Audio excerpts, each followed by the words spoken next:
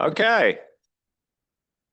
Good morning, and welcome to our June meeting from Germany. I want to thank everyone who's here in person, everyone who's joining us online. Um, Most importantly, I want to thank um, the IDW and WPK for being co-host of this meeting and sponsoring our activities this week. In particular, the IDW's team, Wolf and Ellen and everyone for helping with all the arrangements in this beautiful venue. I think it's an ornate room for those online to see it. It's like chandeliers. I think that it conveys the formality and the gravity of the topics that we're addressing this week as well. I want to also welcome our official public observers from the PIOB, Han Yi. Thank you for joining us, and Professor Sakuma from the JFSA. Great to have you here. Um, I think maybe most importantly, we want to celebrate Jamie Shannon's birthday today. So happy birthday, Jamie. We're going to give you the gift of progress on audit evidence and risk response. Um, so happy birthday, Jamie. It's great to celebrate your 30th birthday with us. Um, uh, Proven that once an IAASB member, always an IAASB member. Josephine, what great to have you back at the table in your project board member capacity as we go through the ED. So it's great to have you back here as well. Uh, just from a formalities perspective, the agenda papers, as you know, are all online. Everything's been provided to the public, and they all will remain online. And with any new papers, we will post online this week. So as you know, we have a busy week ahead of us. We're hoping, or we're thinking that we could have potential approvals on Thursday, first related to the audit evidence and risk response exposure drafts, second related to the ISA for LC maintenance exposure draft. Today is definitely audit evidence and risk response day. You're getting updated full drafts of the proposed revised agendas. Um, and hopefully this will lead us on the path for approval. I think as a board, what we have to determine is really where do we have diminishing returns from continued deliberation and polishing of drafts, and when do we need to think that our substantive decisions have been executed on sufficiently in writing that it merits public consultation. And I say this with the idea that we I've never seen an exposure draft that has become the exact final standard. And particularly on a complex project like this, is that we as a board know that we're always seeking improvement and input based upon public consultation. And so when are we ready for that, knowing that we will benefit from that input and make the exposure draft better, recognizing that there are a wide range of views on what are crucially important topics to the conduct of an audit. So I think that is the major substantive issue on the go decision at this board meeting, and have we been sufficiently responsive to it?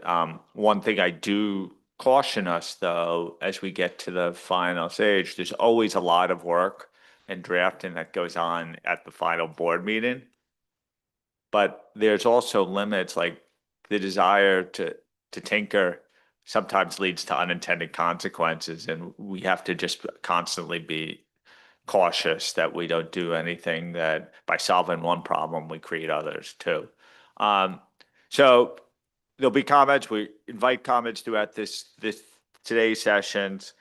They'll be responsive to it. We hope to bring targeted matters back for board consideration on Wednesday morning and provide turnaround EDs by that afternoon. Now on LCE, on Tuesday, the project team will walk through the proposed uh, ISA for LCE revised, seeking comments on the requirements and essential explanatory materials. I know that the team is very appreciative of getting your offline comments in advance. Remember, like with the audit evidence risk response questions, please raise them any significant matters in plenary session. Again, we hope to have a turnaround in terms of targeted issues to the board on Wednesday morning and a revised draft Wednesday afternoon. Well, on Tuesday, we'll also talk about ISA 500 series topics.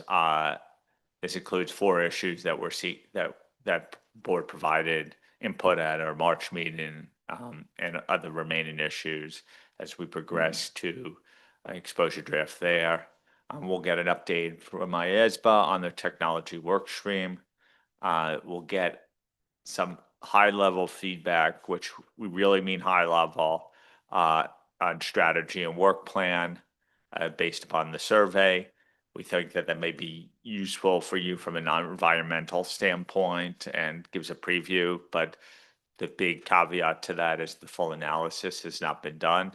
So I also don't prejudge the outcomes too much on that.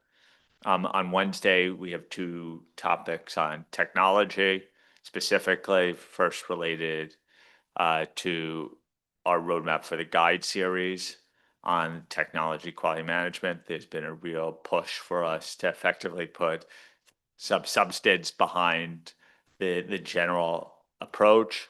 I think you're going to start seeing that be built out now. And then the second is sort of how do we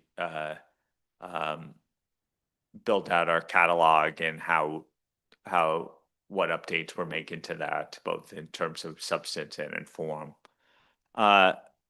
Just a reminder too, to both people in the room and those who are observing, the PIOB's updated its public interest issues. It's under agenda items 1F and 1G for this meeting. Throughout the board sessions this week, we will obviously make reference to all of that and have that in the back of our mind.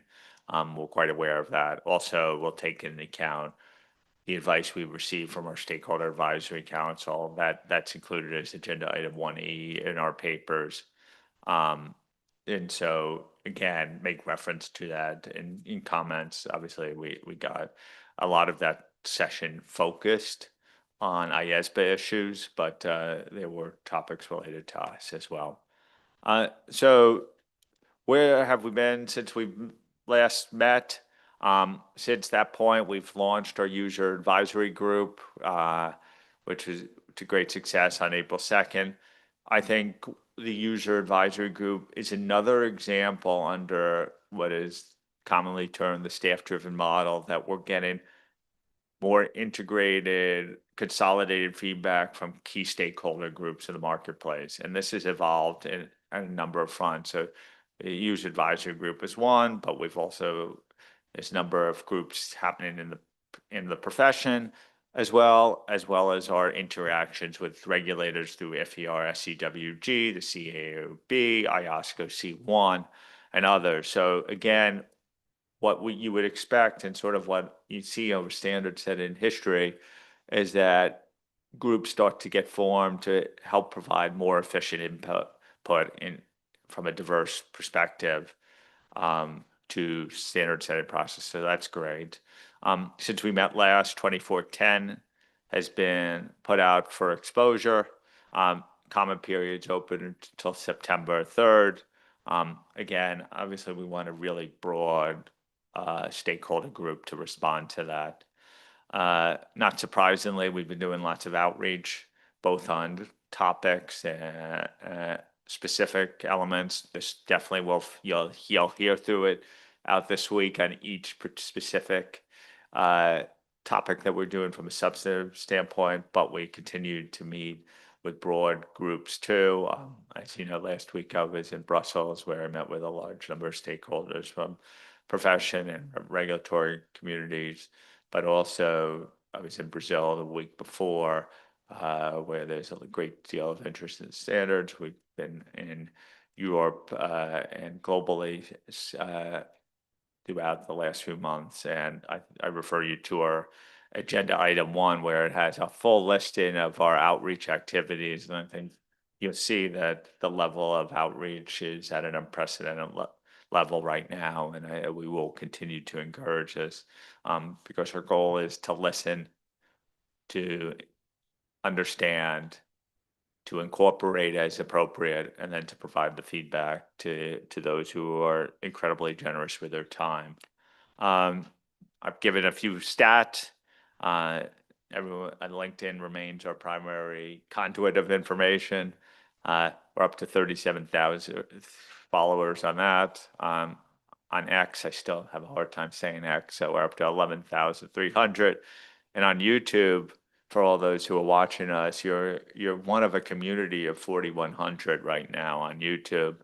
And rumor has it that some of our videos are more popular than some of the World Cup videos that are going up right now. So, which is tremendous. Let's take a moment to do my favorite thing before every board meeting really gets kicked off. We have draft minutes for both the March and the May board meetings that have been posted. Does anyone have any comments that they would like to make on those minutes? They were so well done, no comments. Could we approve them as a batch? No objections? Okay. The March and May 2026 meetings is posted on our website, have been approved. So that brings me to the substance of our work today. And we're going to turn to the audit evidence and risk response team. We're planning to go to 4:45 p.m. today. Anything you want to say, Billy, before we go? No changes in our plans? Okay, I've got to turn it over to Kalina, but I go back to what I said at the beginning. There's this macro question of, based upon everything we're hearing, and based upon this idea that we're going to constantly improve throughout this week,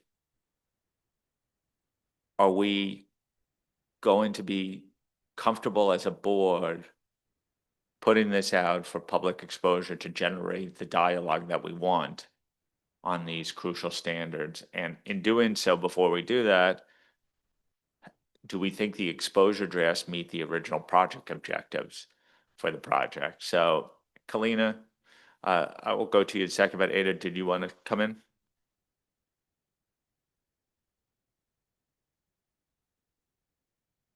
Yes, I would, and that was in response to this specific question. So whilst I have a couple of comments that I will raise during the meeting based on my outreach, my personal sentiment, and of course having worked with the project team quite intimately over the last months, I think this is the right time to go out with an exposure draft. I, at the moment, don't have any fatal flaws. Maybe the discussion will sway me, but I doubt it. I don't think that tinkering in the back room will give us the substance to really then move it to the next level if needed. Thank you. Mara, were you coming in, or just anyone else want to come in? Nancy?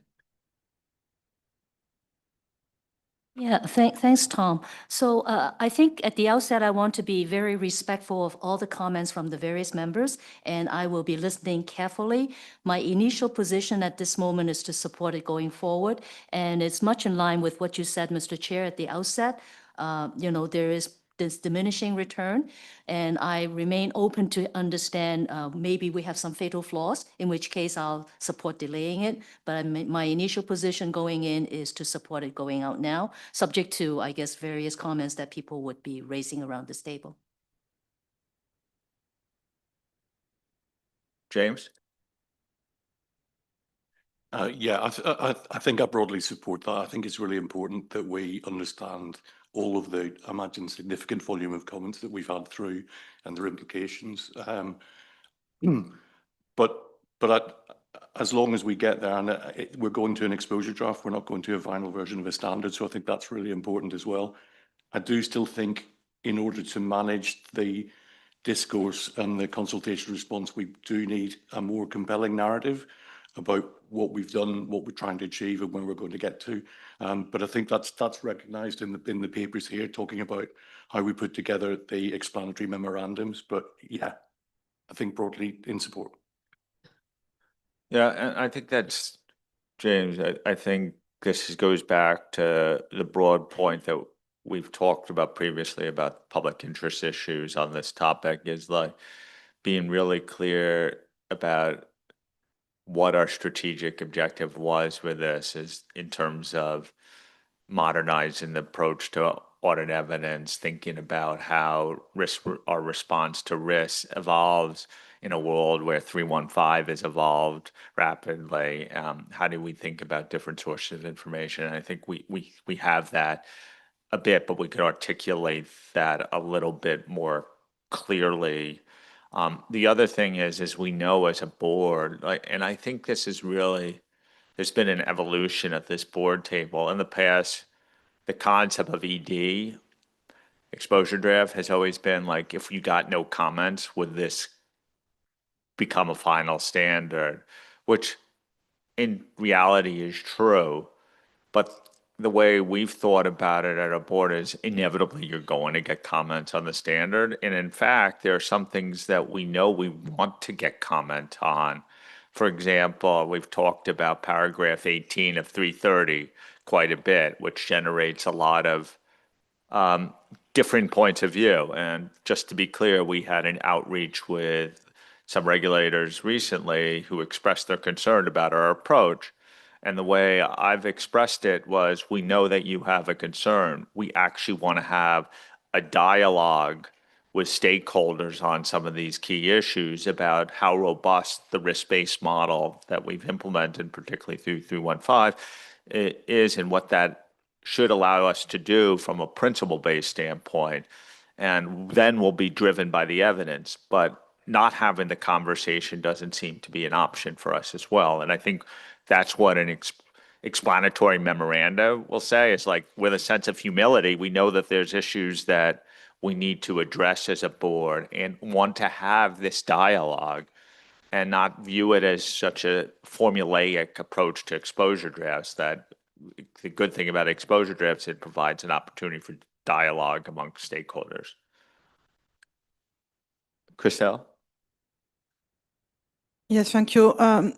I'm completely aligned with your position, Tom, and because through my outreach, I heard the numbers of concerns, including some important ones. However, none of them led me to question whether the package is sufficiently developed for exposure. So overall, I'm comfortable moving to exposure and hearing what stakeholders have to say.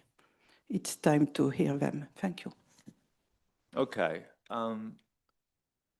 I would invite anyone else, but I think we get a sense, and I hope people who are following get a sense, is that this board will always be open-minded to comments. We know we will 100% not have it right at exposure draft, but it will be the best based upon what we know at a particularly given time. And we have work to do this week to get to exposure draft. And obviously, at the end of the day, we'll all have to stand back and say, are we comfortable that the standards achieve the project objectives based upon the project scoping and plan?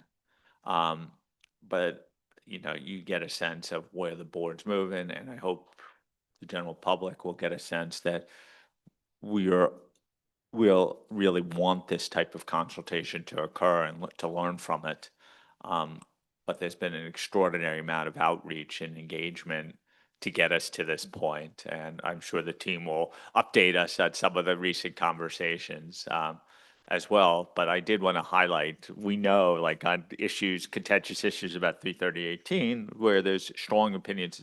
Yes, we're not dismissing those strong opinions, but we view that the exposure draft period is a way to get good evidence in that process. So, Khalida, I think we're ready to go to you. Sorry for the brief detour, but I think it was relevant to this topic. Thank you so much, Tom. And thank you, everybody, especially for sending out all the offline comments that we were able to receive in advance as requested. And I'm just going to use a few introductory slides, as Tom said, to update the board what has been the focus of this team during this quarter. A lot has been going on. But before we go into that, Christy, if we go to the next slide, we just wanted to kind of show a snapshot with some KPIs, what this project has done. We showed a similar slide to the board, I think it was September, but now we've updated because there's ongoing outreach with all stakeholder groups. So a lot has happened. We've spoken to diverse stakeholder groups from 19 jurisdictions covering all global geographical regions. We've had 48 project-specific meetings. Those are in addition to the general outreach meetings, some of which Tom was speaking about previously. We've explored a number of topics and many questions asked. And if you look at the slide, all of our stakeholder groups have been adequately covered in this outreach through individual meetings, deep dive sessions, including roundtables with a diverse representation for stakeholders to explore some of the areas where there is a range of views on some topics. So if we move to the next slide, this is more specific what has happened in this quarter. Here, let me also mention that we've had a number of meetings with benefited from the strategic advice of Josephine and Edo. But even beyond that, Neil has also been a valuable member of our meetings, providing further insight, moving the team forward, participating in outreach with us. So all of that has richened the sources from which we draw board's input. Willy has also been more active, supporting the team this as we move to the finish line, and all of that has been very helpful. And obviously, Susan, Christy, and Anna have been fundamental to getting the standards in the shape that you are seeing today, and will be so in terms of turning the drafts. So we did benefit from the discussion with the board in May and also in March. So all of that has been accumulated, taken into account. We did have an independent CASP review, so the standards have now been updated for that. We've taken a stand back in terms of interoperability of the revisions, and let me mention here that the three standards are a puzzle. They work like this. So one piece that is moved in one standard obviously reflects changes in other places, and this is an important stand back to have as we go into the discussions later on. We need to see how that puzzle maintains its integrity. And then obviously the complexity of the revisions also draw a need for a stand back in terms of the overall picture. And this is where I've been spending a lot of my time, standing back on all of this, making sure it aligns with the objectives and also interoperability. We've coordinated with other projects. We've benefited from inputs of the technology consultation group, including ad hoc requests for certain advice on some matters, and not forgetting our stakeholders who have been instrumental in providing feedback, a lot of discussions there. And last but not least, the public interest issues that feed at the overall level, the PAOB public interest issues. If we move to the next slide, Christy. Okay, so this is an outreach event that took place following the posting of the papers. We did have a discussion with the IOSCO in June.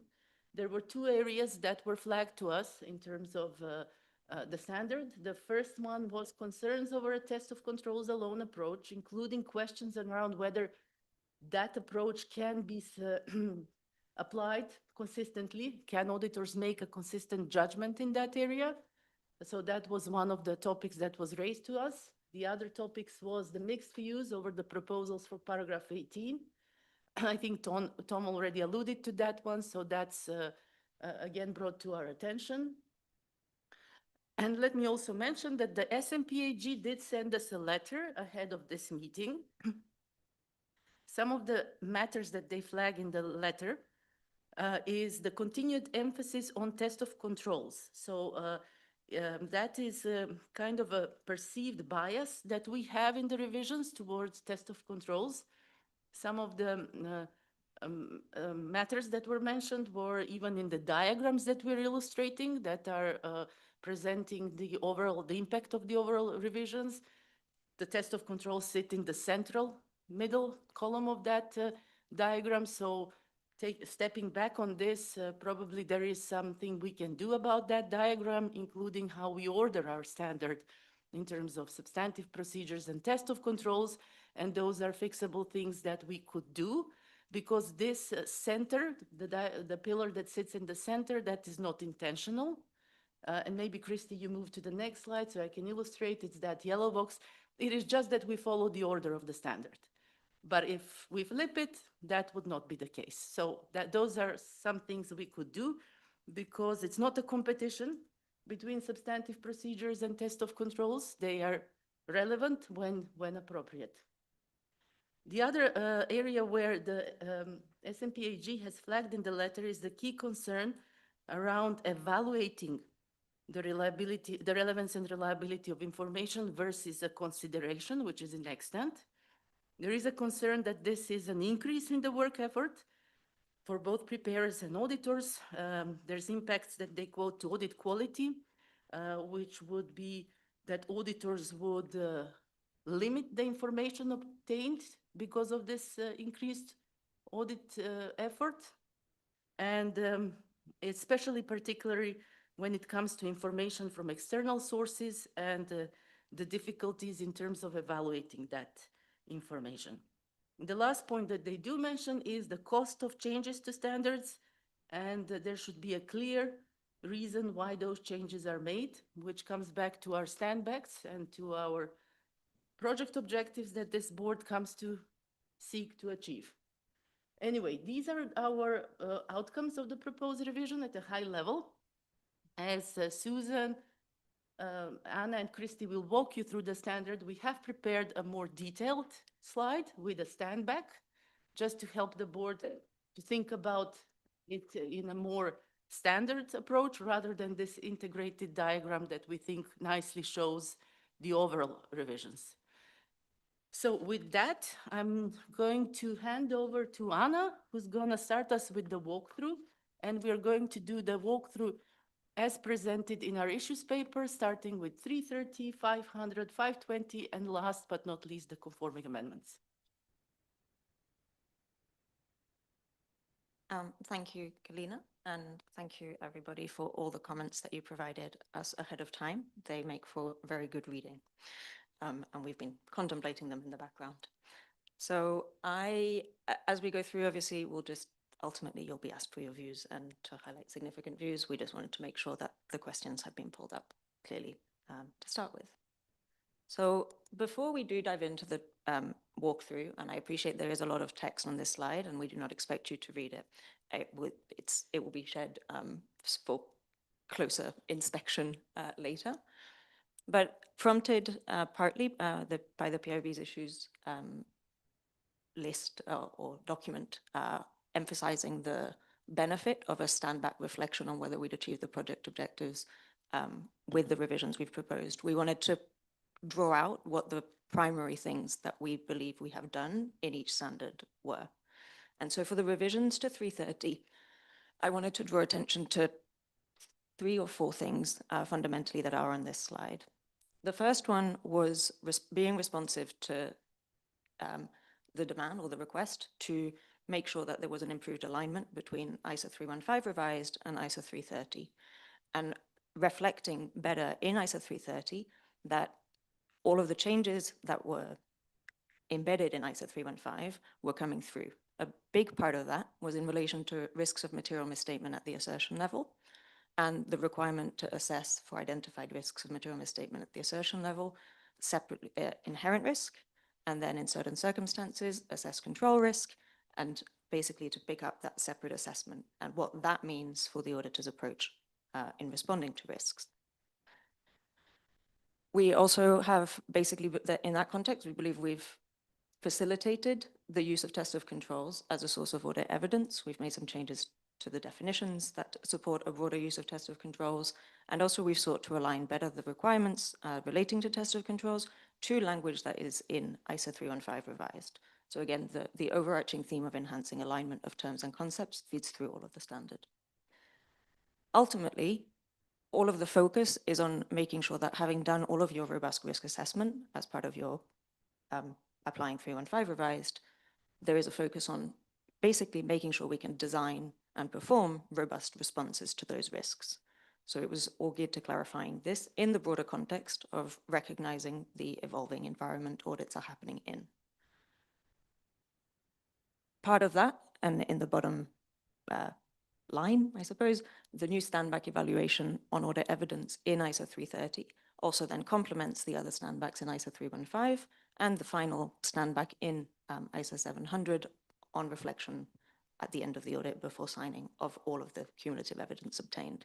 So to really just emphasize the appropriateness of responses to risks.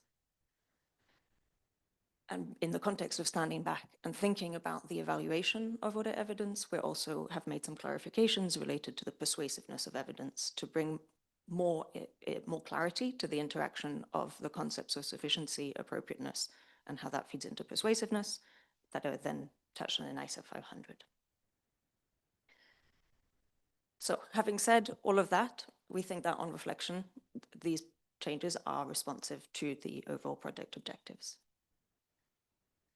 Having said that, jumping into the detailed walkthrough, the first part where we'll pause is paragraphs for the requirements 1 through 5 and the related application material. I wanted to draw attention to the main change that we did process, which was in relation to the definitions in particular. So we had received feedback between March and the May board call that we had around a continued perceived potential inconsistency between some of the application material related to the definition of substantive procedures and the definition, and that perhaps the definition was not only capturing what a definition should be if you think about applying CASP. So we had a proposal to streamline that and then to make effectively concurring revisions to the application material. The other revisions in the application material are also meant to primarily emphasize the connectivity with ISO 315. I will pause here and turn back to you, Tom, maybe to take comments on these first parts. Thank you, Anna. Okay, comments on paragraphs 1 and 5 and related application material. Jaya?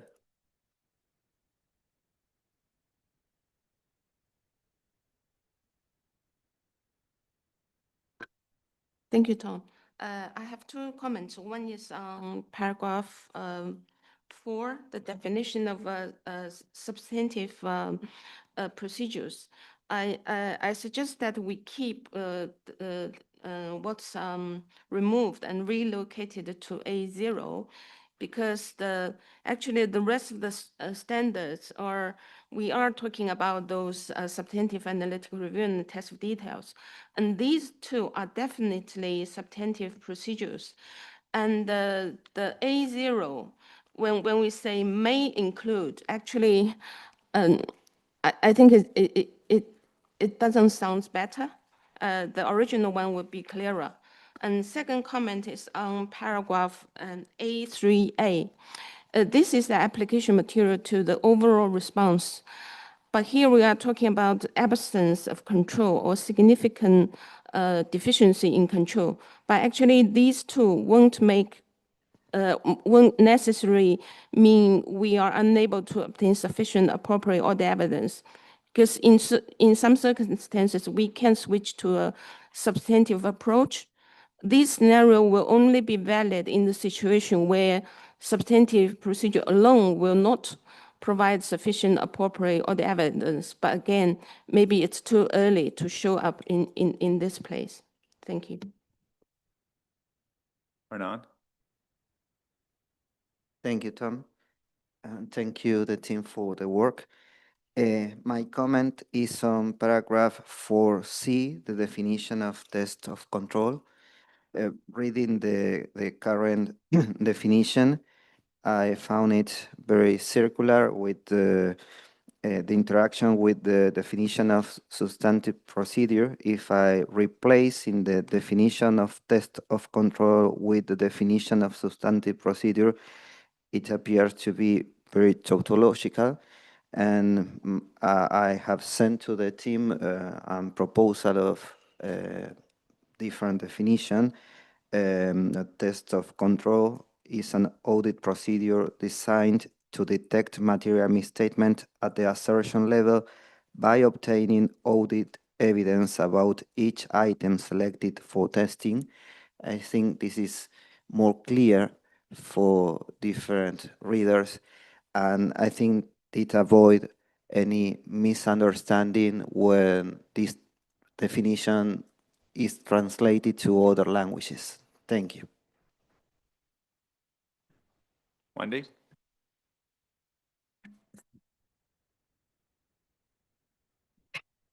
Don't worry about it. Thank you, Tom.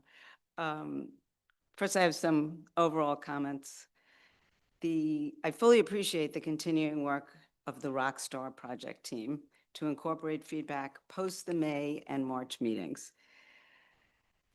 Hopefully, the remarks I make throughout the day should be directed towards the overall strategic goals of this project, which is to promote consistent practice and change auditor behavior in the public interest and to support high-quality audits.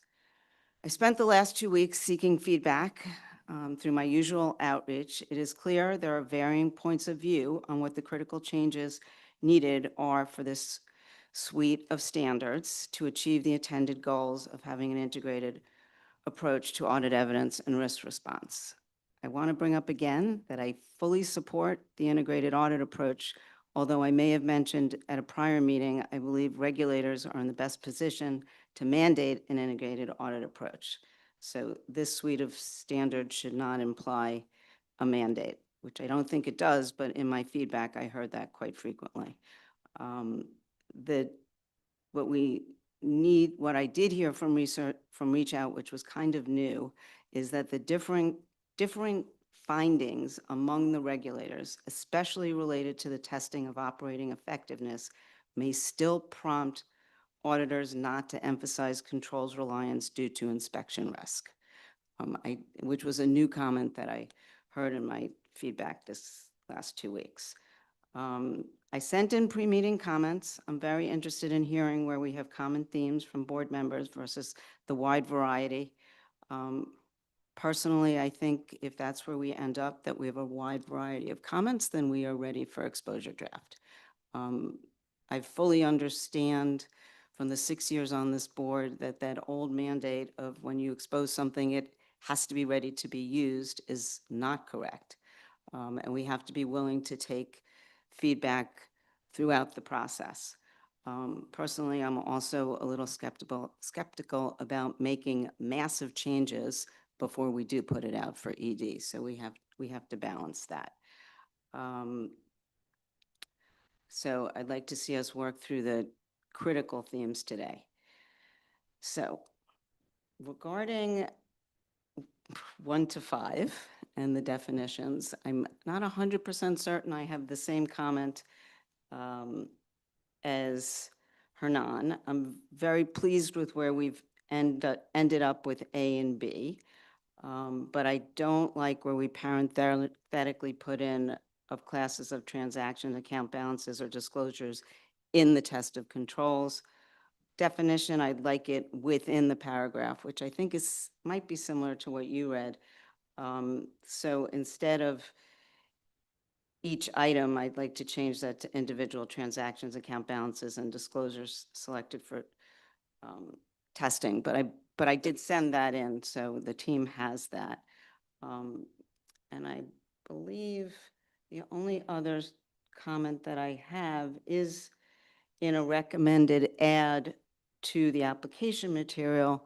My feedback this week also revealed that there's not really any addressing of ADA anywhere, not in the appendix or in the standard, and that data analytics could be a test of details, and it could also be a substantive test. So I also did send in a recommendation on adding the use of ADA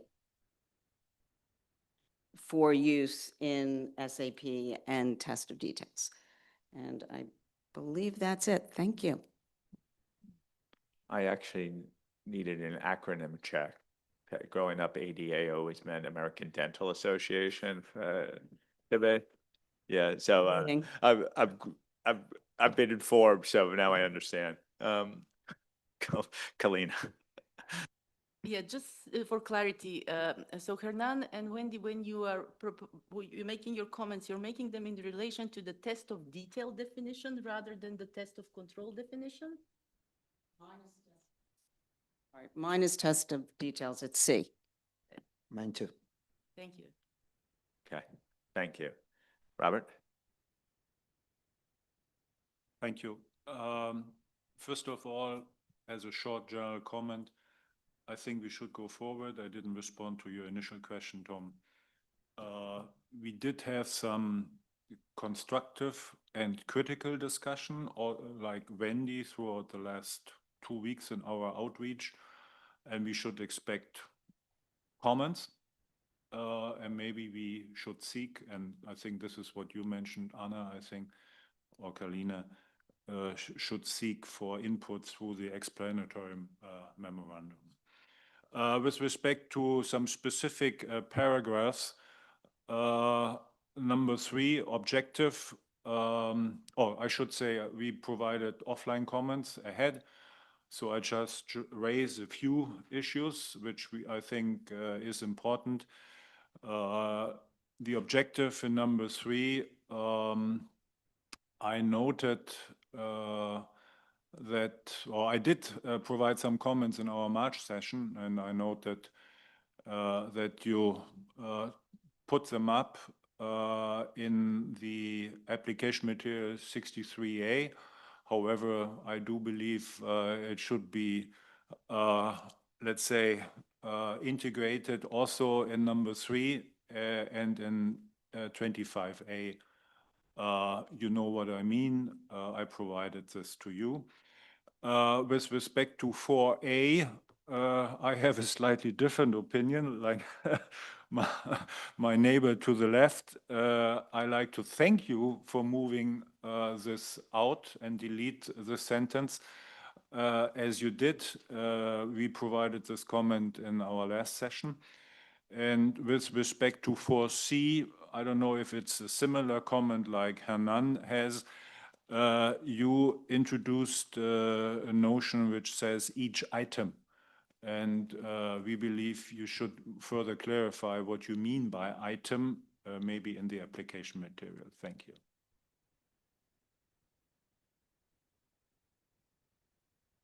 Anyone else?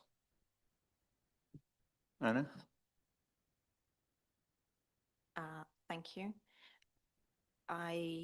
We have received a few of these comments previously, including around substantive procedures. Now, maybe on that, because there have been a couple of opinions shared, part of why we had in 4C added that the definition of test of details in this particular context was test of details of classes of transactions, account balances, or disclosures. Like I think Wendy was suggesting, bringing language to that effect within the definition, that those tests of details are substantive procedures, but we weren't intending to restrict a test of detail in general as an audit procedure that you can do on each, at a granular level, on each item, which could mean a wide range of things, to your point, Robert. For example, like when you're evaluating reliability of information intended to be used as evidence. And so we felt like the combination of the actions was responsive to the feedback that we previously had. So I just wanted to put that there if anybody had any other strong view. So yeah, just to acknowledge the comments from the board, we've spent the time reflecting on them, and there may be something that we have done by inserting that of classes of transactions account balances, because the same corresponding change goes into the requirement for determining a means of sampling. So there is an unintended consequence there. We are taking that back, looking at it, and also it has an impact to the conforming because of test of details is used. Actually, Anna has pulled them out, maybe, I don't know how many references there are. So we've looked at all of those. Yes, the context is not always in terms of a COTAB. So we'll pull that one back and come back with something in addition to that. And all your offline comments are well received. Thank you. And in terms of your outreach, nothing from the proposed changes, other things have come up in your outreach that we should be aware of on this? So all of the outreach comments that have come, let me step back. So the topics that we've explored in the outreach may not necessarily address all of the things in the standard, but what has come forward to our attention in this or previous quarters in the outreach has been taken into account. And obviously we have been receiving comments from our board and their outreaches on this topic. So on that basis, we are going to take this away and do some further thinking till we provide a turn. Okay. Should we move forward? Anyone else on this? Okay.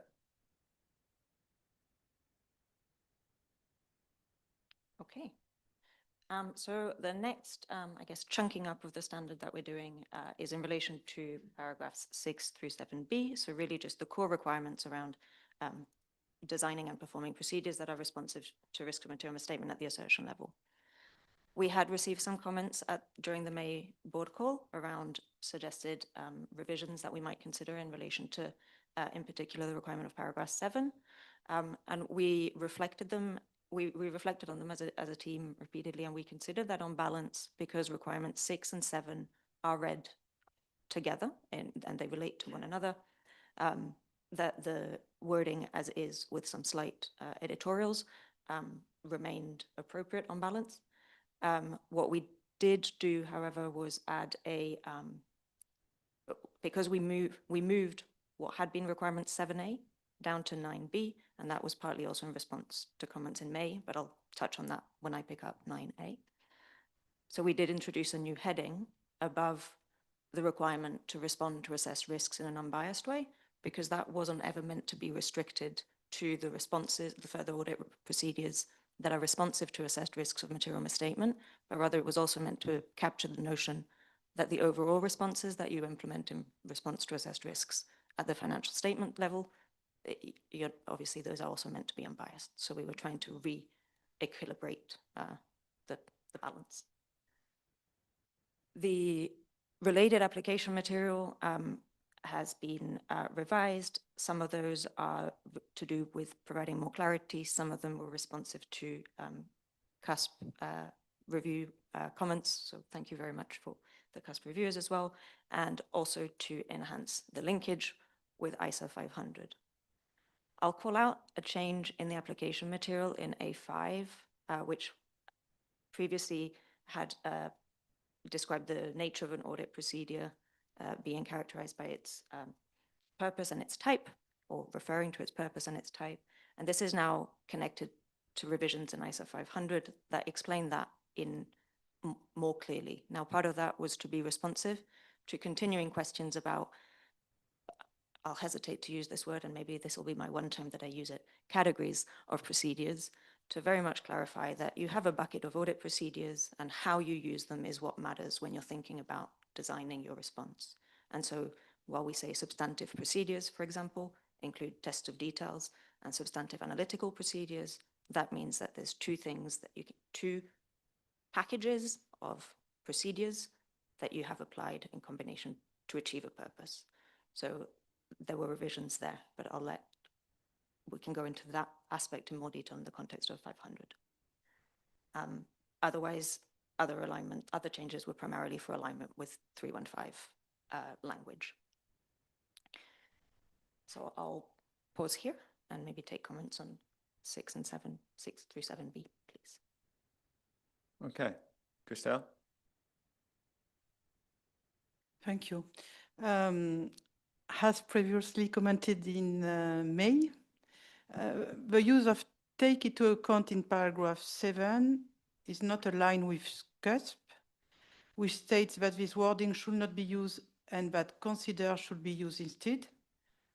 I understand the intent of a project team, but the standards need to remain consistent, and this is particularly important for translation purposes.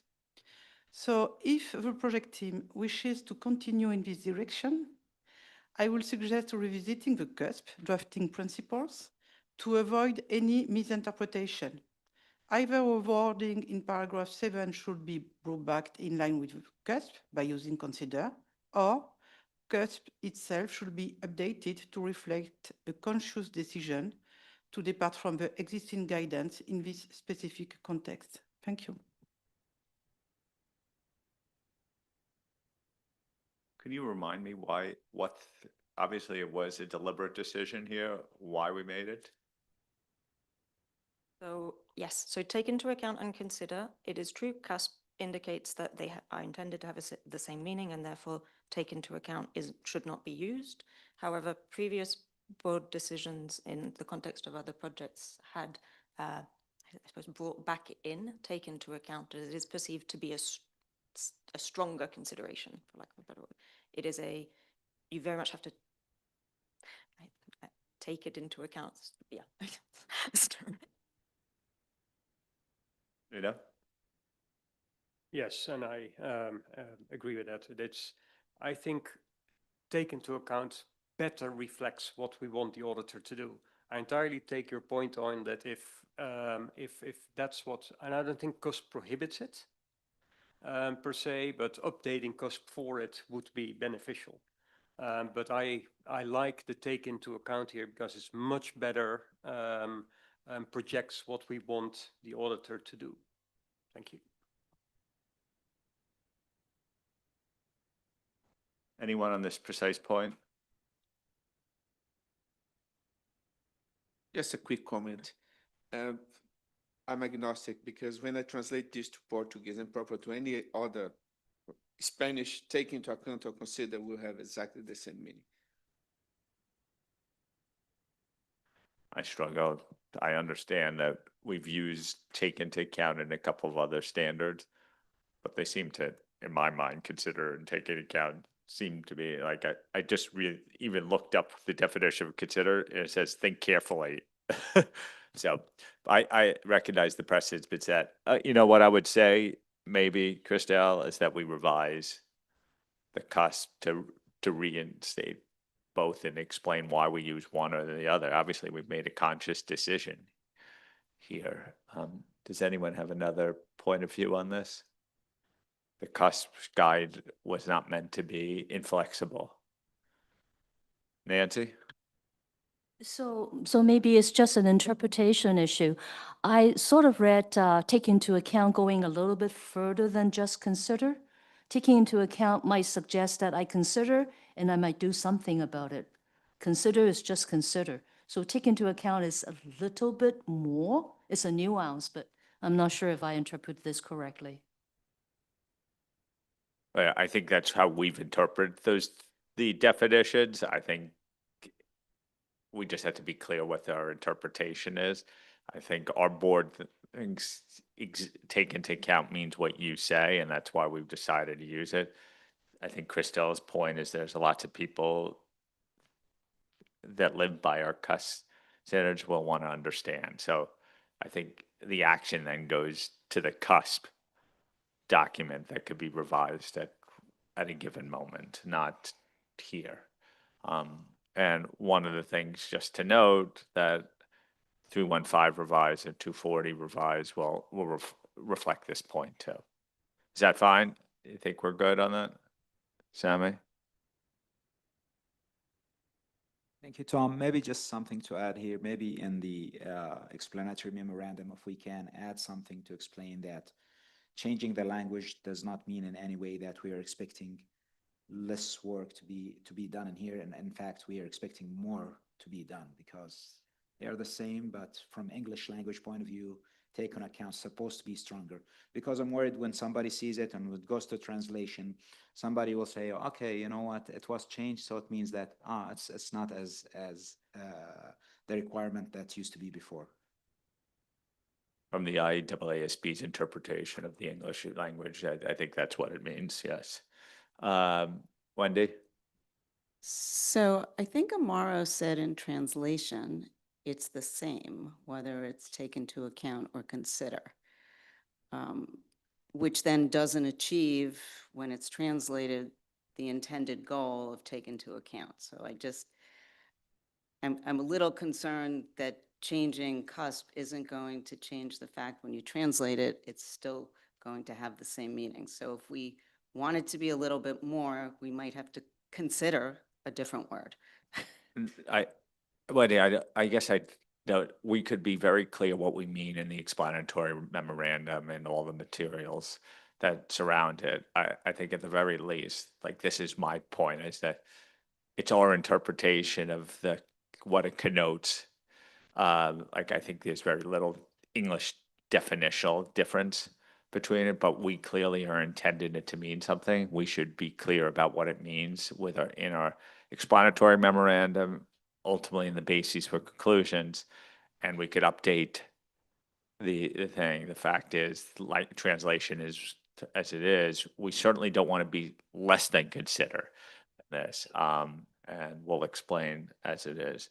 Anyone else on the IAASB's dictionary of the English language?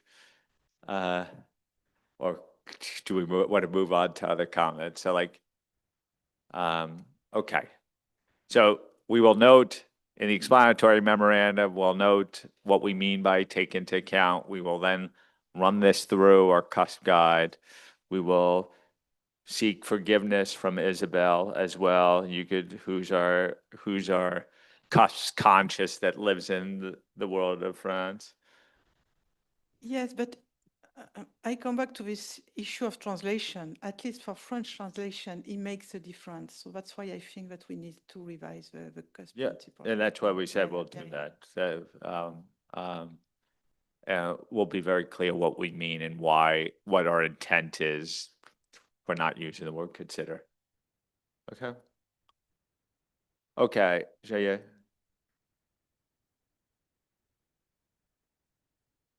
Thank you. Two comments. One comment is also on 7A, but the second part of that paragraph. I wonder if we could delete for each significant class of transaction account balance and disclosure, because we've already come to the very detailed level of each relevant assertion. So that second part seems redundant. And second comment is on A4. It's not in the I don't know why it's not, but I do have a comment on the third bullet point, which talks about even if substantive alone could provide sufficient proper evidence. I suggest that we change the word is into maybe, because the combination of test control and the substantive procedures is not always an effective approach. So if we could change that to maybe. Thank you. Wendy? Thank you, Tom. My comments may be similar. I am in favor of moving for each significant class of transactions, account balances, and disclosures, striking it from 7A and moving it into the introduction, and then it covers all of them. I was not initially a fan of putting inherent risk and control risk in the same paragraph with the take into account, but I think how to solve that is to take into account the reasons for the assessment of inherent risk at the assertion level, and if applicable, the assessment of control risk, and then it should all come together. And I sent in those comments. Thank you. Nancy? Yeah, thank you, Tom. So I recall our conversation about this back in March, and the concern was by adding that control risk, the formulation didn't work. So the team went forward and made the revision. However, in making the revision, the focus is now tilted totally on the reason for the assessment, and it doesn't really refer to the assessed level itself. And I think it is an important part to be raised. It's two parts, right? We want them to look at the actual assessed level as well as the reason behind that assessment. So I would suggest that we add that notion in. I provided some text, but quickly take into account the assessment of inherent risk and control risk at the assertion level and the reason for the assessments. So that would then encompass both elements. Thank you. Billy? Tom, maybe just on those 2 points. Let me maybe start with Nancy to see if this helps, because remember, 7 builds off 6, and 6 already says based on your assessed risks. So it's never the implication you will not consider the actual level at which you've assessed it. And then 7 builds on to say, and then if you continue then to design those procedures that are responsive, make sure you take the reasons into account, etc. On the point about control risk, the only hesitation I will have to say, including control risk, it sort of sounds that you may not have an assessment of control risk, and that can never be the point. You will always have an assessment of control risk. So that's my only hesitation there.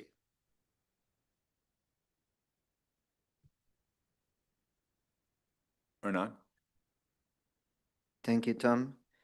My comment is on paragraph A6 in the application material.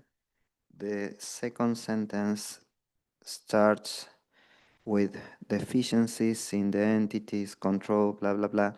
But I think that this wording could create the perception that the threshold for this requirement is so low, because we are not talking about significant deficiencies, but just deficiencies.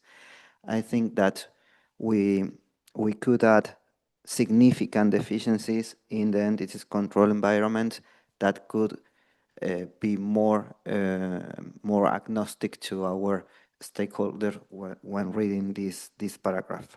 Thank you. Anna, you had raised your hand. Do you want to come back? In fact, I think that's Semi. Well, I'll move to comments on the application material, maybe more. With regard to A4, the last sentence there in A4 says, the auditor need not design and perform further audit procedures when the assessment of inherent risk is such that the risk of material misstatements is an acceptably low level. I wonder if we can provide some examples in there, or if there are examples that have been mentioned there throughout the standard, if we can refer to them. Second thing is in A9, we strike the word "the" in there. So it says IAASB 315 requires the auditor assessments of risks, and we reinstated the word "the" and the standard, so I'm not sure if we struck it here out for a reason.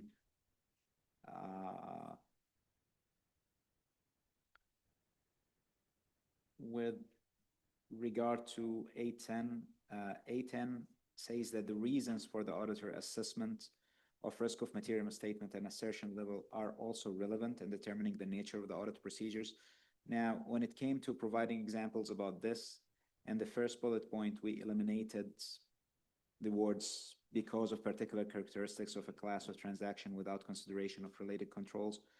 And I think here we eliminated the reason, so the example maybe not really explaining the paragraph that comes before it. So I wonder if we can reinstate that.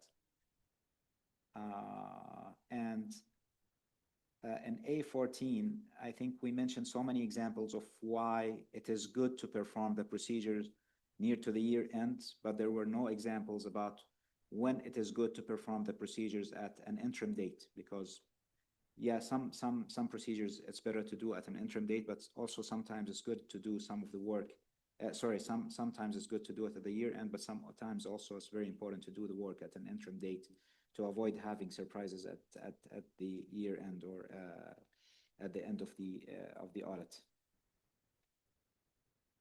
So that's basically it. Thank you.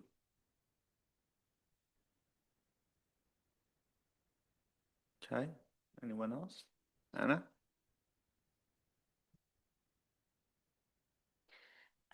Apologies. Thank you.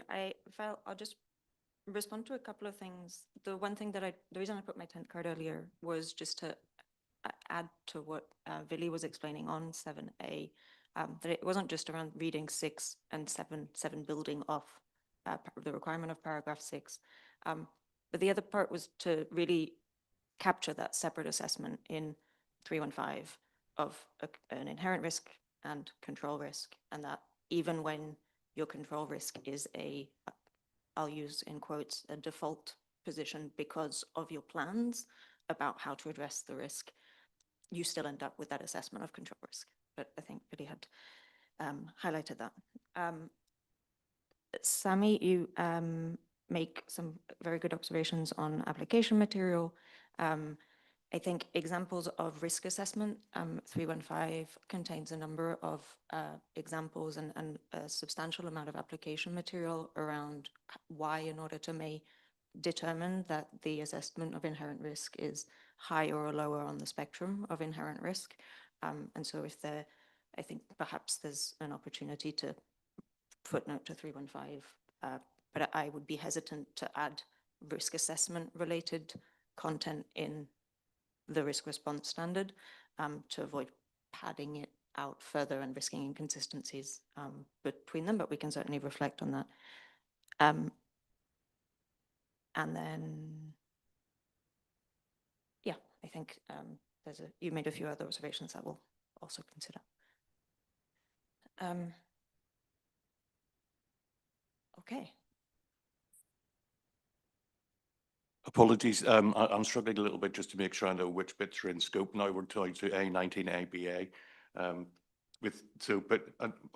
My comment was around A10, the example, which I did feed in. So I'm not going to comment on everything that I've already said, but my observation is that the first example doesn't really feel like an example anymore.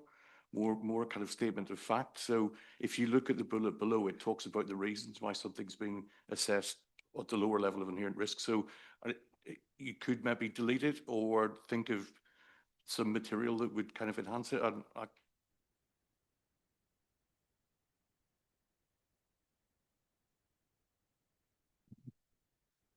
Okay. Okay. Thank you, James. Okay.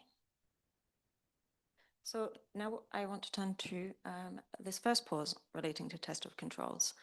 And just in the interest of clarity, that all of these paragraph references, the paragraph numbering is from the marked version. So just in case that helped orient where we were up to. Okay, the primary two observations that I wanted to make before I turned it over in relation to 8 and 9A in particular. So paragraph 8 in the extant 330 is phrased, I'll be paraphrasing, and so apologies, Vili, but it basically says if you, the auditor shall test controls if little a and little b, and so has two parts, and we've been trying to address the clarity of this requirement based on recurring challenges with identifying when controls do need to be tested. And then also to better link paragraph 8 to the revisions in 315, where you ended up with a separate assessment of inherent risk and of control risk. And so we've, over the course of this project, done what I think many might feel as tweaks to this requirement, because we also wanted to maintain the underlying structure of we need to draw attention to two items. In the May board call, we received some comments that I think Greg in particular, for example, highlighted that little b is in effect a subset of A once you get to ISO 330. And that basically, once you have determined how you plan to respond to a risk, what this paragraph is meant to be telling you is when that response needs to include test of controls. And the underlying principle of the requirement, if we connect it very much to the risk assessment, is that when you're responding to a risk of material misstatement where you have an assessment of control risk that would result in a combined risk assessment based on inherent and control risk that is less than the inherent risk, then you have to obtain evidence to support that judgment. And so wording this in a way that is simultaneously simple, accurate, not circular, I'm trying to remember all of the various words we've had on various iterations of this, has proved quite challenging. So we are aware we've had obviously a number of further comments in the ones that have come through before the meeting. And so we're still, I'll say, noodling on potentially if we can enhance the clarity of 8, but that was, I suppose the attempt there is to just maintain it principles-based and clear that it's in assessing, responding to risks. The other item I wanted to just draw attention to was 9A, or 9 big A, where we had received feedback in the May board call around the placement of the requirement that is basically I'll say a preventative requirement, the guardrails around designing and performing only test of controls in responding to a risk. Having it higher up above the test of control section may have seemed to give it undue prominence, so placing it within the test of control space was found to make sense. The other feedback that we were responding to was that the determination wasn't an appropriate way of framing this because the auditor has made this determination when doing their risk assessment. And so we didn't want to be duplicating a requirement. And so the phrasing that we landed on was to say, you shall do this only in these circumstances because of conventions in CASP to shall not requirements, and except for in very, very narrow range of circumstances. And so that's where we landed on that requirement. We had also received feedback to revise the application material that accompanies the requirement. And so we have tried to do that by highlighting that really this decision, the auditor in making this decision would have considered two things. And on the one hand, it is everything to do with features of the control. How precise is it at addressing the reasons that you identified a risk in the first place? What are features of it that, how reliable do you expect it to be? How consistently applied do you expect it to be? So there's a whole bucket of things to think about that are to do with control. And the other part is how persuasive do you expect the evidence that you get from your test of controls to be? And so that's why we split out what had previously been a bullet point in one paragraph and blended it with the other one. And on that note, I'll turn it back to Tom and open for comment. Bill? Yeah, look, I should have mentioned this earlier. I was a little bit confused when you were asking questions about whether we'll proceed with an ED or not. And a couple of board members said, we see no reason why we won't, except we'll have today's commentary. I should have spoken up then. It said the same thing. I think we will get the ED will go out, and I can see it, no problems today, other than the two that you mentioned, Kalina, which was the test of controls and extant para 18 and extant 330 being removed. They're two issues that I've spoken on before and we keep getting back in Australia, but I think it's appropriate we've discussed those. I have sent some comments forward to you, and I'll just mention one or two of those now with that backdrop. The first one's para 9A, where we've deleted the words where and no such risks were determined to be significant risks. We know that test of controls can't be used only if there are significant risks. I don't know why that was removed. I know it's in para 18A, but I just think that those words should go back in. And if I can mention a second point quickly is para 23 of the issues paper has got some language about the rarity of designing controls where I'm trying to get the words now. The rarity of designing controls which where the risk may have a low chance of occurring. I think that those words are good, and if they could be included in the application para A25, that would be useful as well. So for the rest of the day, I'll make a few more individual comments like that, but that's where I'm at as regard the ED. Yoshihiro? Thank you, Chair. I would like to comment on paragraph 9A, test of controls alone. I have concerns regarding the criteria for determining when controls are considered sufficiently precise to support such an approach. In the absence of objectives and concrete indicators, the assessment may rely on professional judgment, which could result in inconsistent application across engagements. In particular, I believe that there is a risk that auditors may reach different conclusions regarding the extent to which substantive procedures can be reduced or omitted. To promote consistent application and safeguard audit quality, I suggest clarifying the objective conditions and indicators in the application material to assist auditors determine when this approach is appropriate. Thank you. Thank you. Krista? Thank you. I have two comments, one on paragraph 9A and another one on application material 824. On paragraph 9A, I'm concerned that the current drafting could be misread as creating an obligation to respond to assessed risk of material misstatement at the assertion level through tests of control alone, provided that conditions small a and small b are met. That is not the intention of ISA 330, which is to permit but not to require a test of control-only response in appropriate circumstances. I would recommend reverting to the previous wording of 9A, which more clearly frames this as a conditional requirement only if the auditor has already planned to respond through test of controls alone. On application material 824, I'm concerned that the inventory example used to illustrate circumstances where substantive procedures alone may be unable to provide sufficient appropriate audit evidence may be misleading. The example suggests that when inventory quantities and cost of goods sold depend on cycle counts in multiple locations, the auditor cannot obtain sufficient evidence through substantive procedures alone. In practice, even if cycle count controls are deficient, the auditor can perform independent inventory counts and other substantive procedures to obtain sufficient appropriate evidence in most cases. I suggest removing this example. Thank you. James?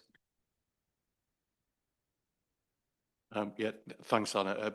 It's paragraph 8, which I did send an offline comment. So I'm completely sympathetic to the attempt to have a principles-based drafting here, but as it on a cold read, it just says that the auditors shall design and perform tests of controls if they plan to do so. So that I don't think is as strong as the extant version, which talks about operating effectiveness. But very happy to discuss offline a solution to that, but I think that needs to be strengthened. To preempt some of the comments on, I think the team knows that they have to do some drafting on 8. Do you guys want to allude to it, and maybe that'll preempt some of the comments that we got? Yes, we've received a lot of comments on 8. This was also raised, I think, by Greg, some others last time. Difficult requirement to craft. We are taking that away. We already have some options and some suggestions we're considering. So probably that will be an area where we'll come back. Okay, thank you. Wendy?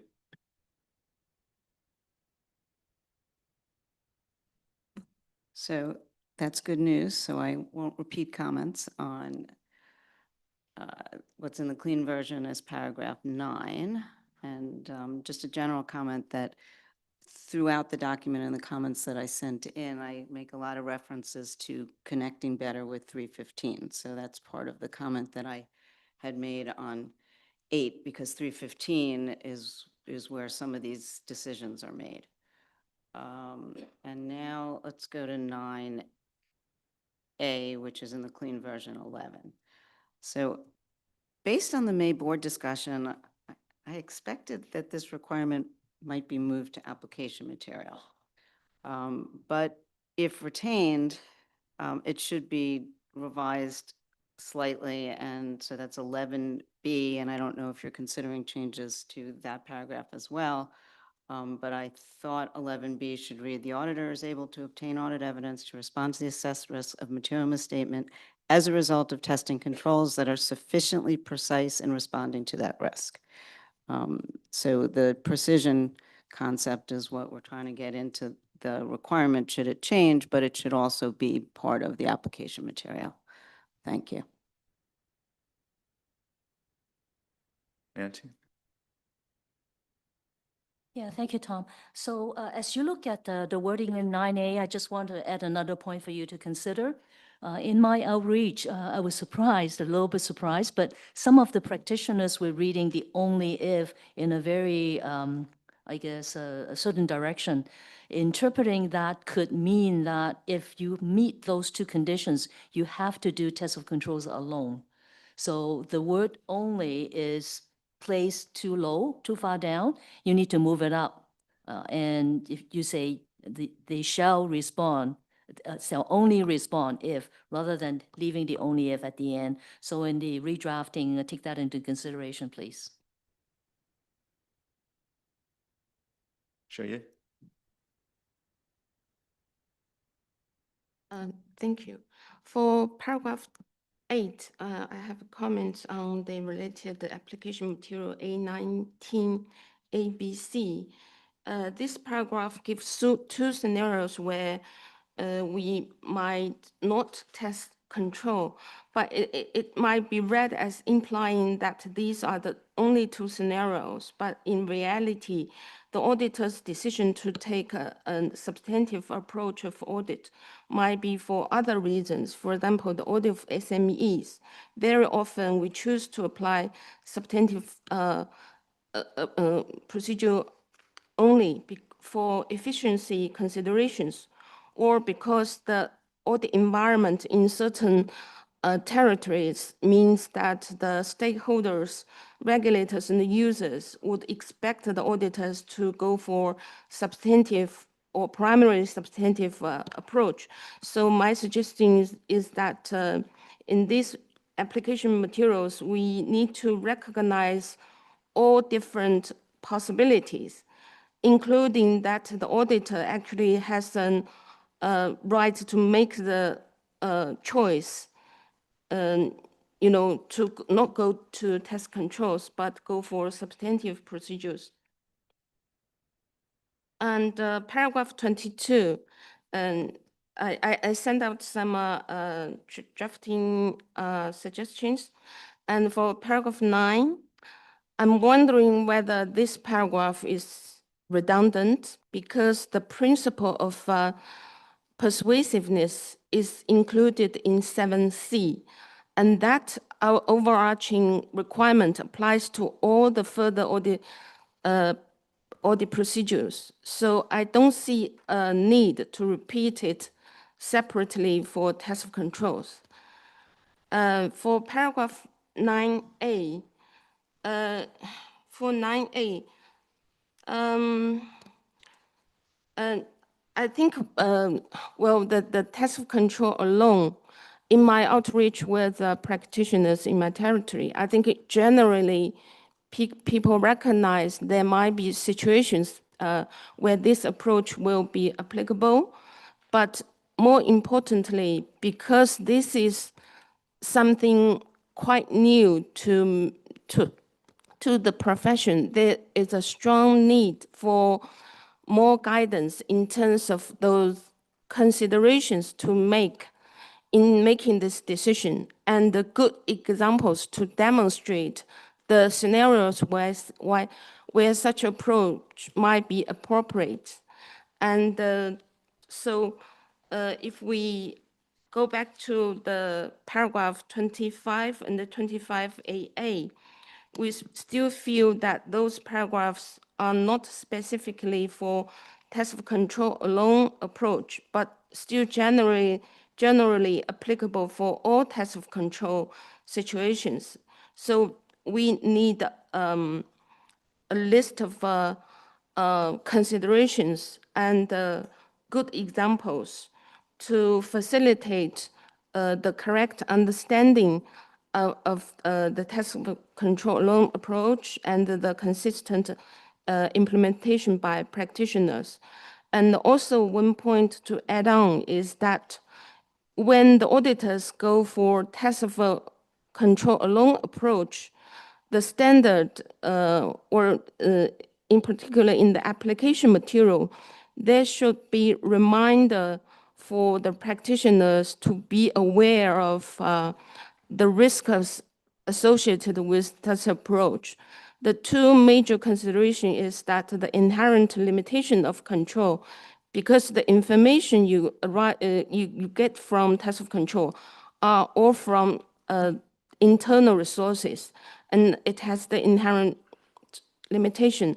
And second is, how do we consider the presumed fraud risk of management override of controls when we go for test of control alone approach? I think these are the two things which should show up somewhere in the application material to really remind the people of the potential risks. Thank you. Did you want to respond to that? Yes, so I'm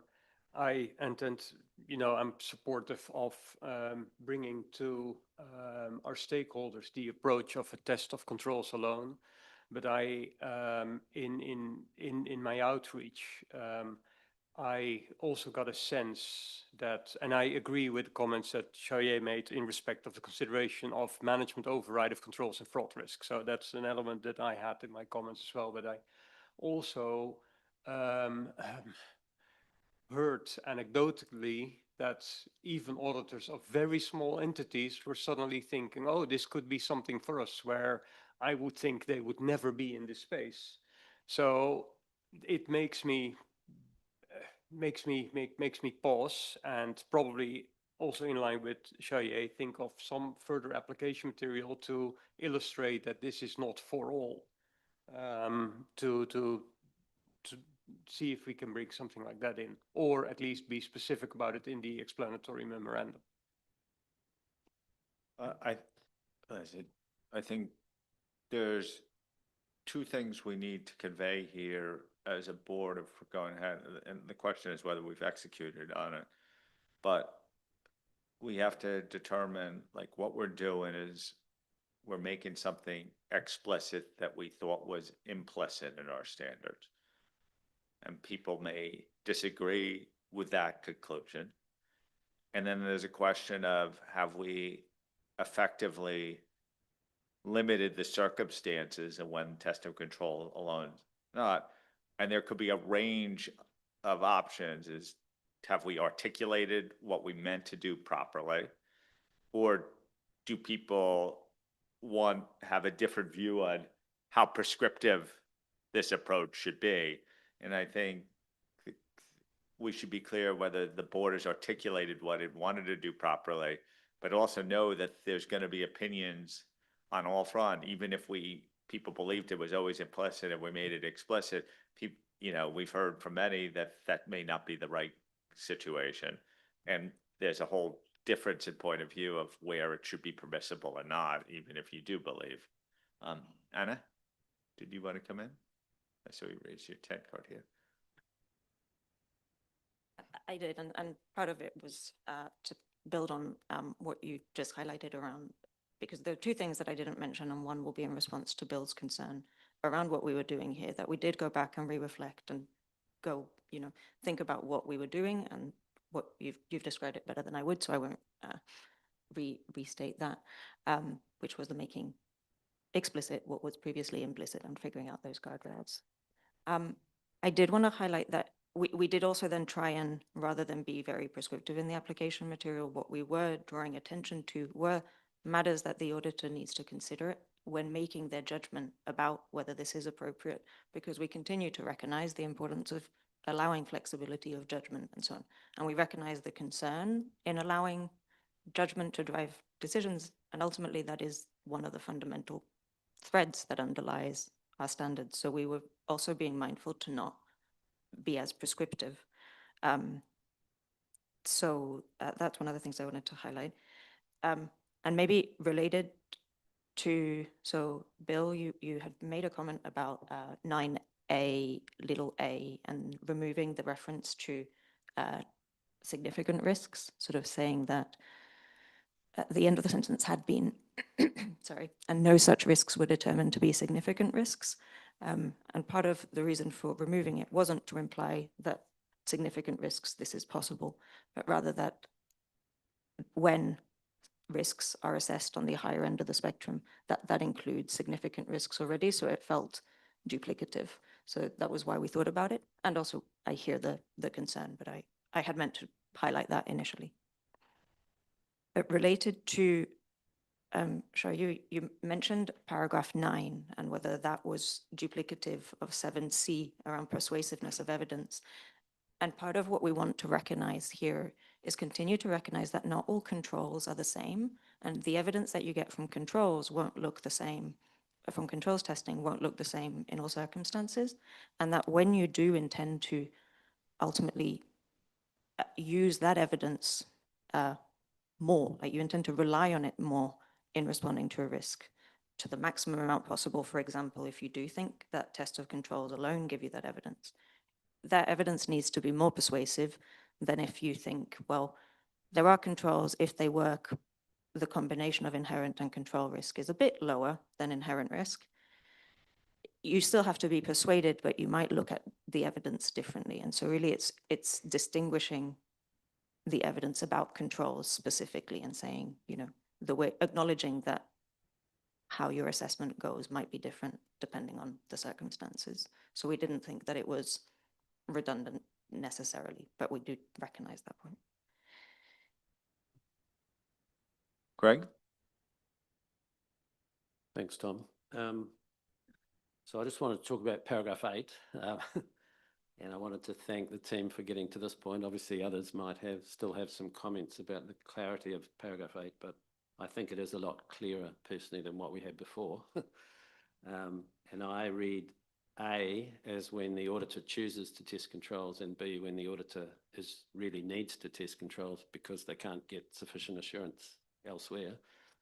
So I think we've enhanced where we were. Maybe we need to continue to look at it, but I feel we've moved it forward from previously, so I want to thank the team for that. I did, though, have a comment on the application material that supports paragraph 8, and that's A19A little b, quite a mouthful. And it's just the first sentence that we've added in, seems to just narrow it down to 8B, which is when it may be necessary to test controls, so it could be to do with my interpretation of 8, but to me, 8A is when you choose to test controls, and 8B is when it's necessary to test controls. And the sentence we've added to start this application material para seems to just narrow it down to 8B, which is when it's necessary. So I wasn't sure we needed that sentence at all, but if we need it, can we expand it so it covers 8A and 8B? Because I think there's some really useful stuff about the effectiveness of controls, which I think applies to 8A equally as 8B. So I think it's just, I'm not sure we need it though. We've added the sentence since last time, and I think it happily would live without that sentence, but just think about it. If you keep it, can we just expand it? But I guess my preference is we take the first sentence out. And then I just had a wee one on A25AA, I think it is. And this, I read this as controls alone, although I could understand that a lot of this material could apply more broadly when you're testing controls. But I just had a specific point on the bullet point about the characteristics of controls. And we say, and include a combination of preventative and detective controls, which sort of suggests that you need both preventative and detective, whereas I don't think we need to be that specific. I think we're looking for the auditor to think about the characteristics of whether it's preventative or detective, but I don't think we should infer that it needs to be both.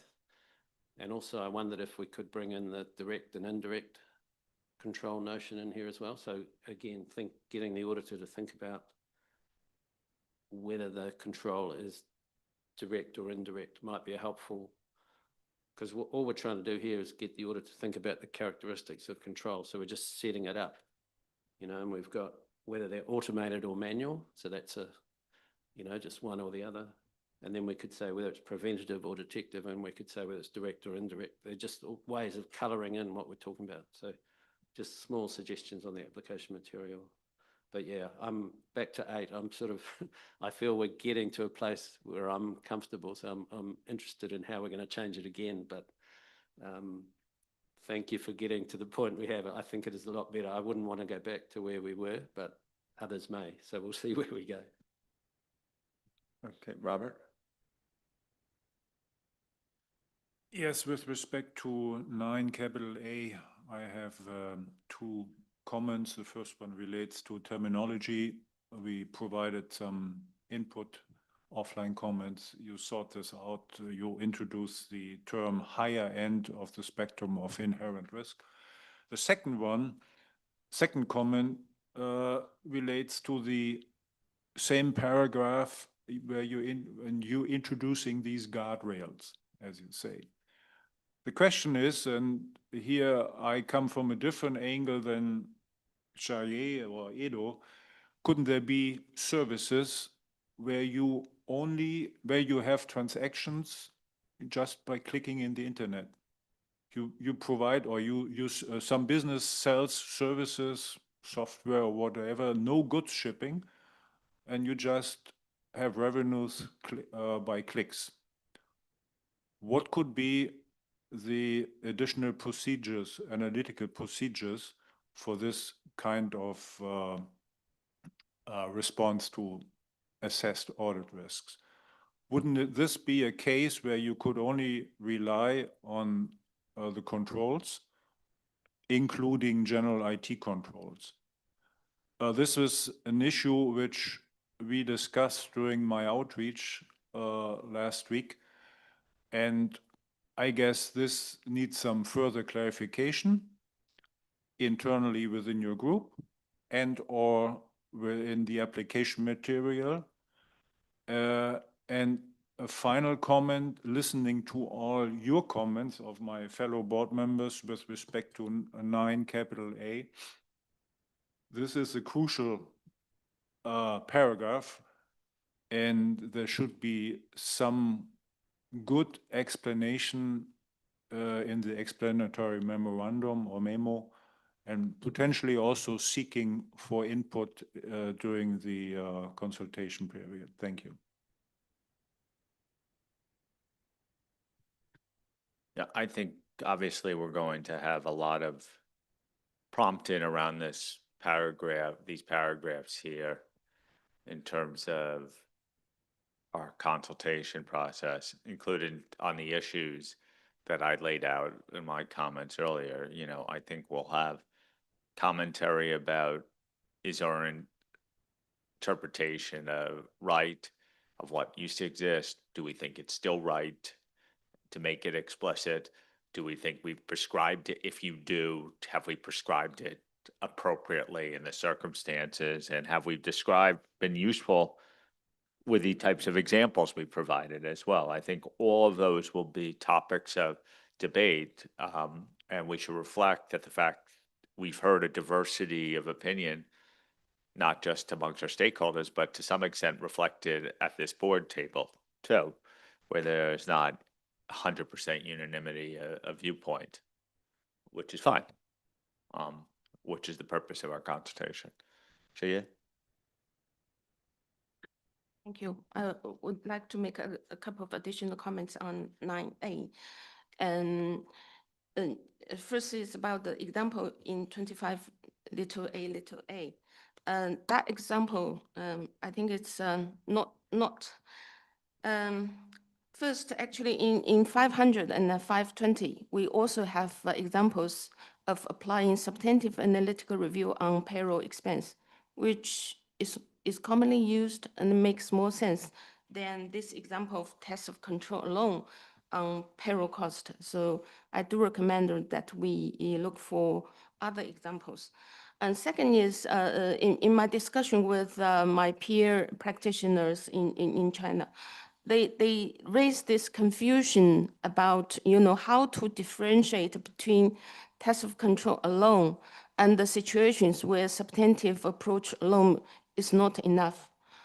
Because some people interpret in the way that the traditional requirement of substantive procedure alone doesn't provide the sufficient appropriate evidence, will go to the other end, which means you only do test of controls. It's good enough.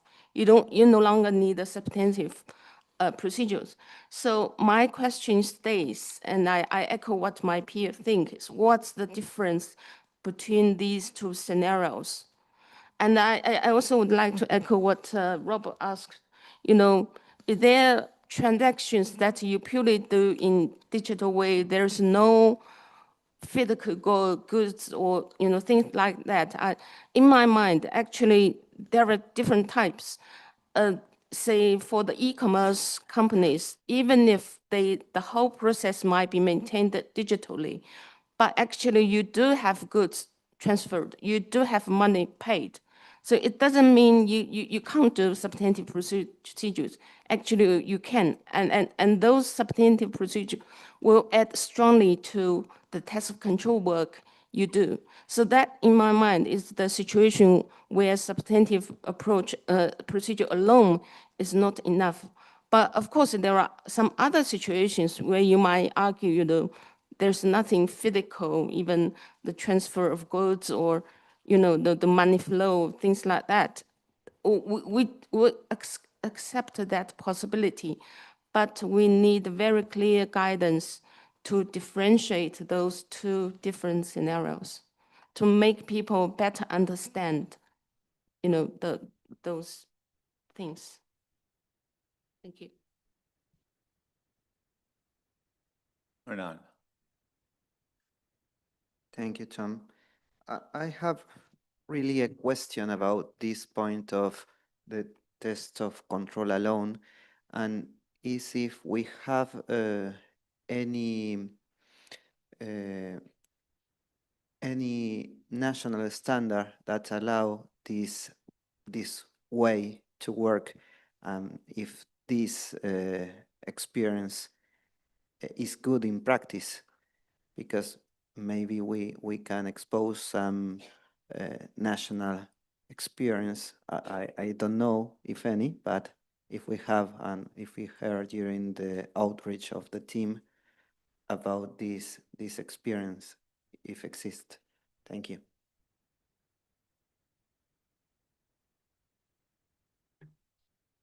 Well, I guess, Hernan, the one thing that's may be challenging on that point is that the great majority of jurisdictions in this world use ISAs. And the bigger question will be, is in practice, to what extent have people used what we think is true about our existing standard, that test of controls alone is permitted under certain examples. And remember, when we go back to what we were trying to accomplish here was to make something explicit and much clearer the circumstances and when it was permitted as it relates to it. I don't know, go to Jaye's point, I guess if I understand the construct of the standard, and get me wrong, is the standard talks about when you use test of controls, right? 8. And then it goes more narrowly about, in those circumstances, when is it alone permissible to use? And, if we're not clear about it, I guess obviously we'll get comments about whether we're not clear about it, but that's how I understand the construct of why one comes before the other. Ada? Yes, and another comment I heard, so it's a novel concept, and how far can you take this? And I had a number of people asking whether you could apply this to the entire, or to all relevant assertions, or so that's now implicit in here, I would say, and we're trying to achieve or to make explicit what was implicit. So can we make this one explicit as well? Yeah, I think one potential area is like, we had this discussion, I think, let me look at, if I remember last time, if you're talking about paragraph 9AA of, we may have some debate about whether we've defined that properly on the higher end of the spectrum of inherent risk, but I think we have to get comfortable as board, whatever we've done, and there's going to be drafting on 8 and probably 9A a little bit, that we're ready to expose it, knowing that we're going to get comment on it, and that clearly one element of it is that some people may say, well, maybe not assessed on the higher end, but it may be on the lower, like, and that was a debate we had, and I think that's a legitimate discussion to be had. And but I think we just need to get to a point of whatever we're ready to do, we think we've accomplished our goals, and that it's going to be subject to debate. Kalina? So thank you, Tom, for that summary. This is where the team is with this one, and there will be views on this one. We know that, but it will be a missed opportunity not to get those views through this consultation, including that some of the consultation will involve asking some field testing for those who would be doing it. So that would be an opportunity for the board to get more information on the topic. In terms of next steps with 8 and 9A, we are going to take away the offline comments, which are suggesting revisions to the requirements and application material, and try to come up with something else. Having said that, we are going to try to refine what we have rather than go back in terms of relegating to application material. Importantly, if we do so, we fear we won't get the feedback from this consultation as we should. So I just wanted to say that here. Thank you. And would this probably be a topic that we bring back on Wednesday? Okay. So we'll get another chance to look at it. James? Yeah, just one observation, and apologies if I've misunderstood, but I thought that part of what we were trying to do here was to future-proof the standard. So when if you look at the example, it's all about automation, digitization, kind of new technology. So it's not necessarily therefore relevant to all areas of current practice, but we're anticipating what might become and what might become possible. So I think that's why it's quite an important inclusion. Yeah, and I think that's a good reminder to sort of, since that we'll have to add that context in the explanatory memorandum. Okay, this is a good discussion here. And thank you for that reminder, James. My sense right now is we're time to break. Ada, would you like to come in?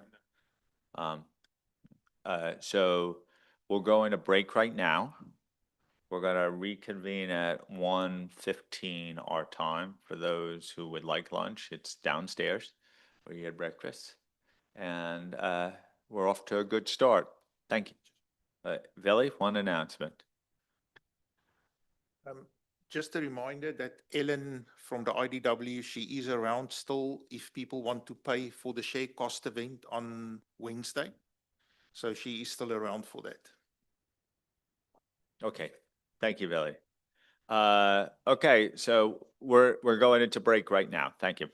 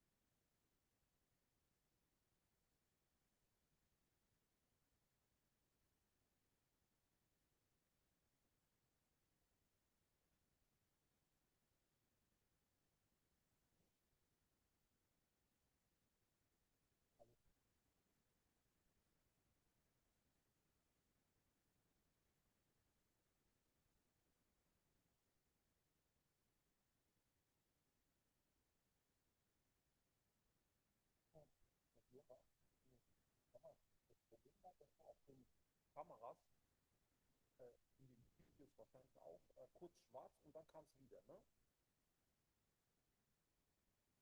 Hm? Hm, hm. Und deine Kameras auf die Eingänge, auf den Vorschauer, der ja gerade vor mir ist, sind schwarz geworden und sind wiedergekommen, ne? Ganz kurz, nur eine Sekunde, ne? Und das war auch echt ein Bild. Das war auch, jetzt hab ich es, ja. Weil ich versuche gerade, dass es auftritt, irgendwas, seit 10 Minuten passiert nichts, weißt du?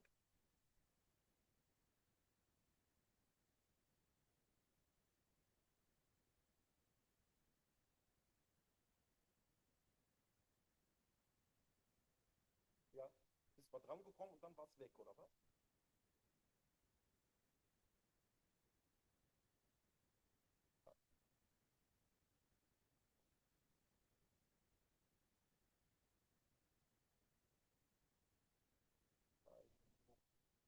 Weg, das ist sehr schlecht.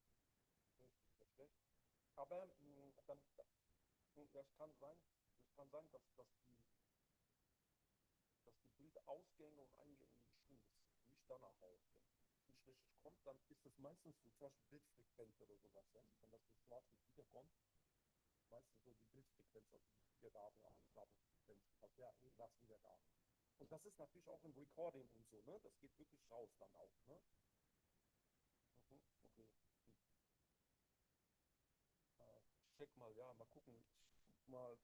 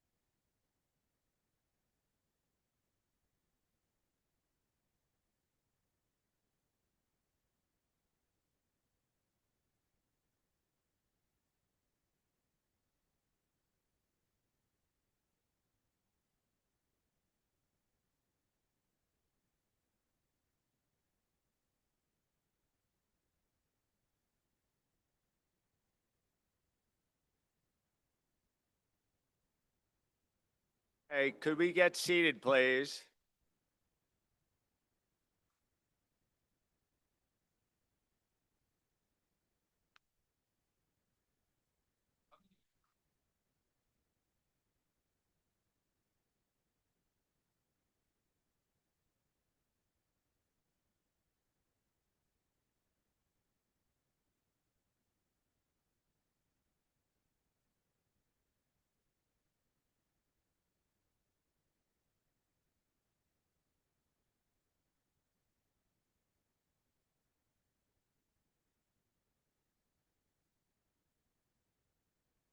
It's a little problematic that not all the project team is here yet, but it's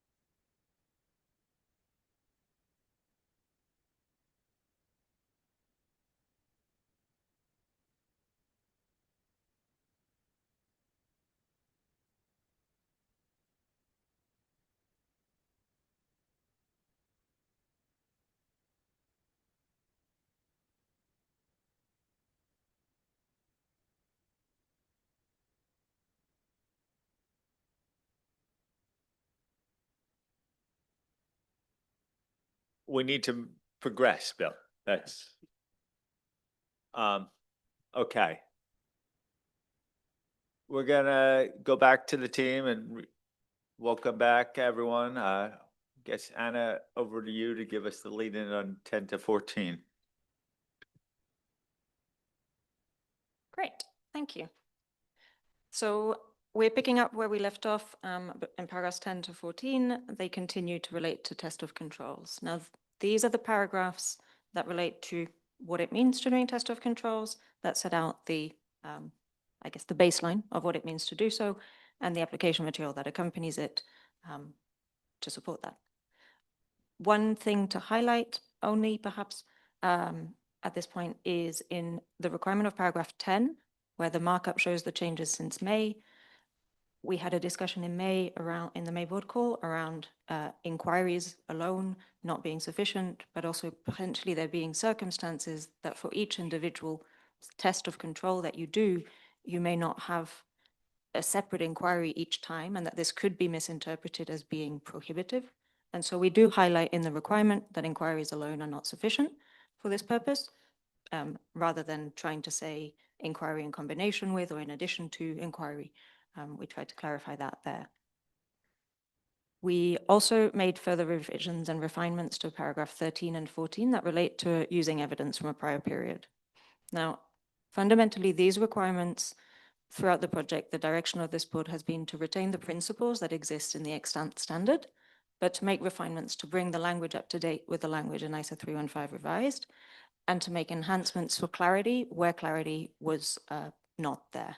And so areas where questions had been coming up related to the role of general IT controls, and that may have been performed in a previous period, and also to the extent of reliance on the evidence from a prior period that is that can be used, and also some further revisions followed based on the CUSP review that was done. So to make sure that there was internally consistent requirements. In the application material, I wanted to just draw attention to further streamlining and attempts at clarifying the relationship between testing the operating effectiveness of general IT controls and testing direct controls as part of a response to risk, really trying to capture that when the combination of controls that address assessed risks of material misstatement include direct and indirect controls, and those indirect controls are general IT controls or indirect controls that are not general IT controls, the evidence that the auditor obtains, the starting point is the operating effectiveness of all of these controls, but in certain circumstances, an indirect control may not be quite right, but you may still be able to obtain evidence that means that that hasn't had an effect on the operating effectiveness of the direct control. And so we're really trying to find the right language to describe that, and we understand that we've had certain struggles to get there. So we sort of, that was the basis of a number of those revisions in the AM. I think that's all I wanted to highlight. So I think at this point, I'll turn back to Tom. Thank you. Okay. So comments on 10 to 14 related application material. Christelle. Thank you. My comment is on application material A27. In the examples of how the characteristics of a control may affect the type of audit procedures, I find the reference to using technological tools unclear. ISA 500 defines types of audit procedures such as inspection, observation, inquiry, confirmation, recalculation, reperformance, and analytical procedures. And using technological tools is not a separate procedure, but a way of performing those procedures. I suggest clarifying that audit evidence may be obtained through inquiry together with other audit procedures such as observation, inspection, or reperformance, which may be performed using technological tools to remain consistent with ISA 500 terminology. Thank you.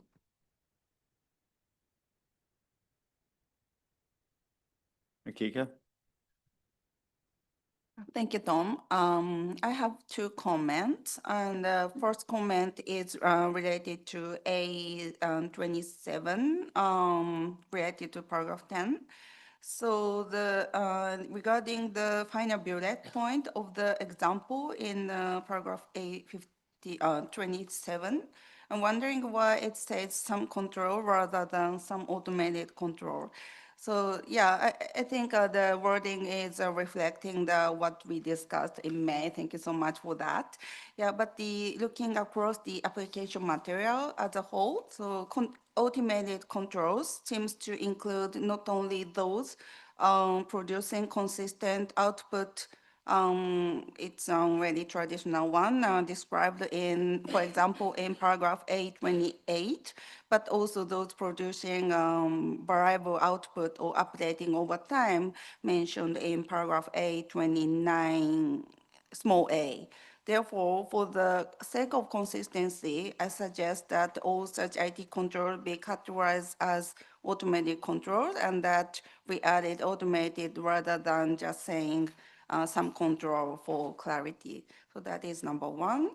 And the second one is the comment on paragraph 14 of the draft. So I believe the wording use audit evidence that was obtained in an audit conducted within the previous 3 years in the first sentence is not consistent with what is stated in paragraph 14, small b, small 2, where the auditor is required to test the control at least once in every 3 years. So as written within the previous 3 years could be interpreted as allowing a 4-year rotation. So I would suggest reconsidering the phrasing to avoid ambiguity. Thank you. Greg? Thanks, Tom. So Anna, it was just the sentence you pointed out in paragraph 10 that you've added and the relationship with the application material A26. So it's it's the new sentence at the bottom of paragraph 10 and the relationship with the first three sentences, I think, in paragraph A26. So I think the A26 reads very much like a requirement. The first three sentences are sort of, they sound factual, but I think they're, in a sense, non-negotiable. But I think I was sort of drawn to this point initially, wondering if it was just repetition unnecessarily between the paragraph we've added and the application material. But there's more in the application material, so I can sort of see what you're doing. But just looking cold at A26, it feels more like requirements, and therefore I was wondering if in fact more should be in 10 rather than taking out what you put in there. Should we add more to paragraph 10 about inquiry alone stuff? But yeah, it's not a massive deal, but just, yeah, can you reflect on the, I guess, the balance between what you put in the requirement and then what's in A26? Thank you. Billy? Maybe just on on Greg's point, to clarify why it looks like that. Well, in the first instance, I think there is the reference to 315, which states it as fact. But the other important thing to remember also is under CUSP, the one instance where we can use present tense in application material is to explain what the auditor is not required to do. So, sorry, yeah, where you make not negative statements about it's not sufficient in those circumstances. But I think the key here is that it refers to 315 where it is stated as fact. Robert? I have three comments. The first one, I guess, is the same like Mikiko already mentioned, the 3-year period. We already gave this comment, I think, last time. The second one maybe relates to the same issue. Mikiko raised the issue about automation in controls or automated controls. In paragraph 13A, you refer to manual and automatic controls, manually, automatically. And I don't know whether you have discussed this with the technology group. What is it if you apply AI, artificial intelligence? Because if you apply AI for the same issue twice or 3 times, you don't always get the same answer. So there are inconsistencies. And the question is, would it be rather manual, treated as a manual one, or an automated control? And thus, I would endorse you to augment the application material and make some guidance with respect to this issue.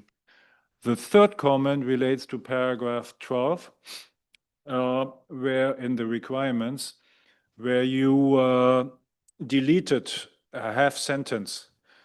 And from my perspective, also after several discussions with my stakeholders, we think the deleted text should be reinstated because A and B relate only to circumstances when the auditor intends to extend the conclusion to those tests to the remaining period. If the deleted text is not reinstated, he would need to do this in any case. So maybe you think about it again. Thank you. Sure. Thank you. Additional comment on paragraph A27. The example about test of automated control.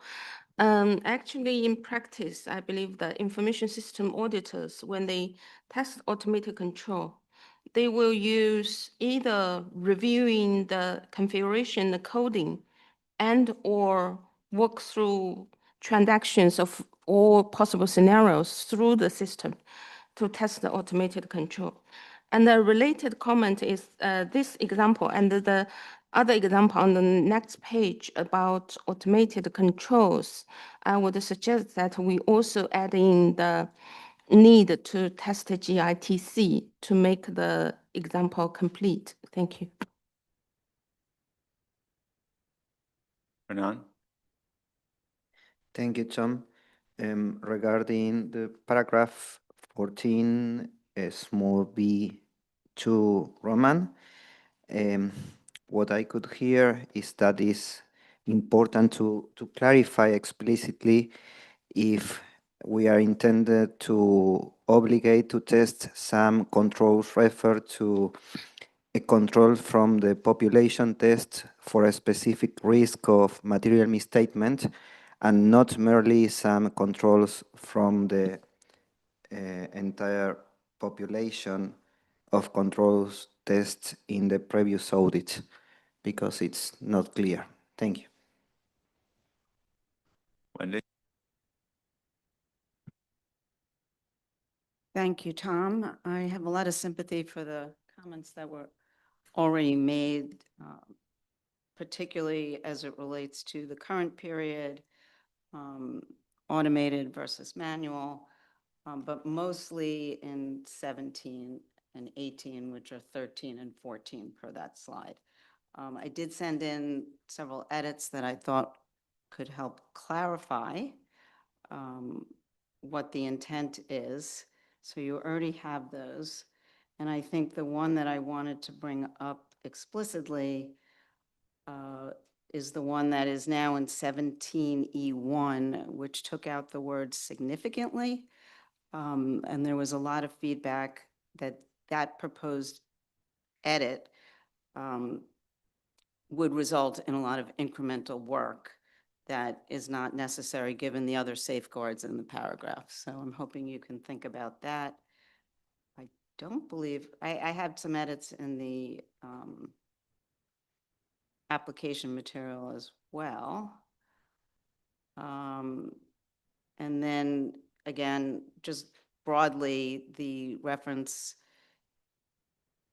and I think you brought this up, Shay, you brought this up. This reverting back to at least once in every third year, and shall test some controls in each audit, was probably better language and less confusing than what we have now. So I think to spare repetition, that's all I have. Thank you. Okay. Just a couple of things. I'm going to hand it back to Anna in a second, but we have to, I'm certainly encouraging everyone to raise substantive remarks, but there's a bit of wordsmithing we're doing here. Some of it's important, but some of it probably I think the team will take up in the drafting from the offline comments. And I just want us to make sure we get the balance right, because we have 3 standards plus conforming consequentials to get through. So you use your own professional judgment, and I'll use my own professional skepticism about whether it's the right balance, but I'm just conscious that we need to get through a lot of material. Anna? Thank you. So with some trepidation, there were 2 comments that sound to me like more substantive that I just want to make sure I understood appropriately or provide some context about. The first is those of you who've commented, I think Robert and Mikiko, you commented on, for example, in the example, we said some controls, and then we've described what we mean. So the controls that may produce variable outputs using technology that may produce variable outputs. And you highlighted that we didn't use the word automated controls. And Robert, you asked a question about whether we've thought about AI and so on. And actually, I forgot to highlight this potentially in the introduction, which was that these examples, we did have a discussion where we engaged with the technology consultation group and the technology team, who did provide sort of input into the crafting of some of this language. And we tried to stay at a higher descriptive level without wanting to anchor ourselves on any one technology.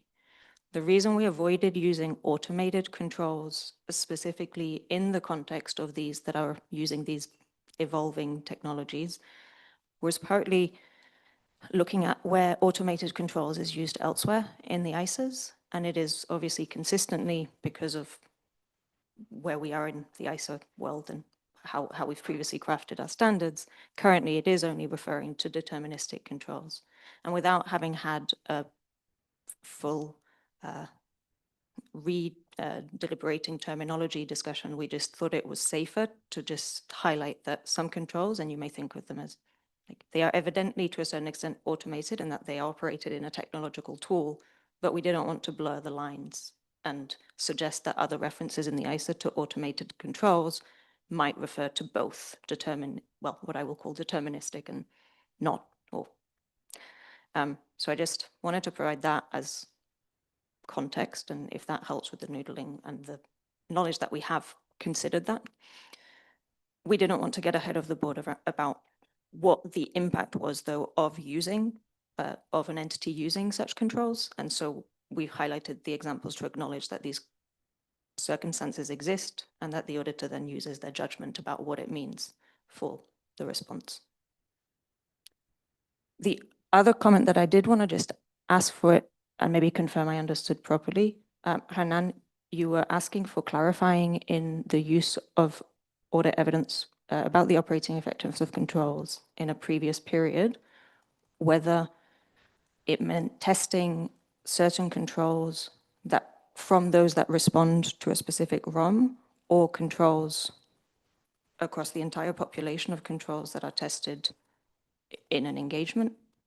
I just want to make sure that that was your question.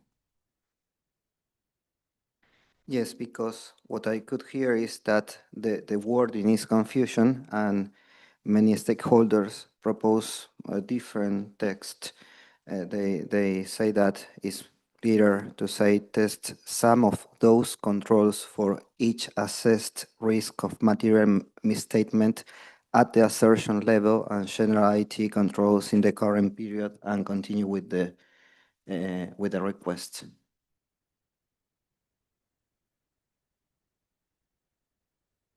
Would anybody object to that clarity? Is it a necessary clarity that would, from a taking it away perspective? We can reflect. I think you should think about it.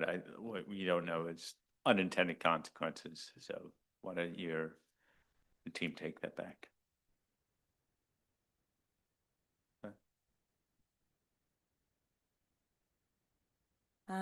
Okay.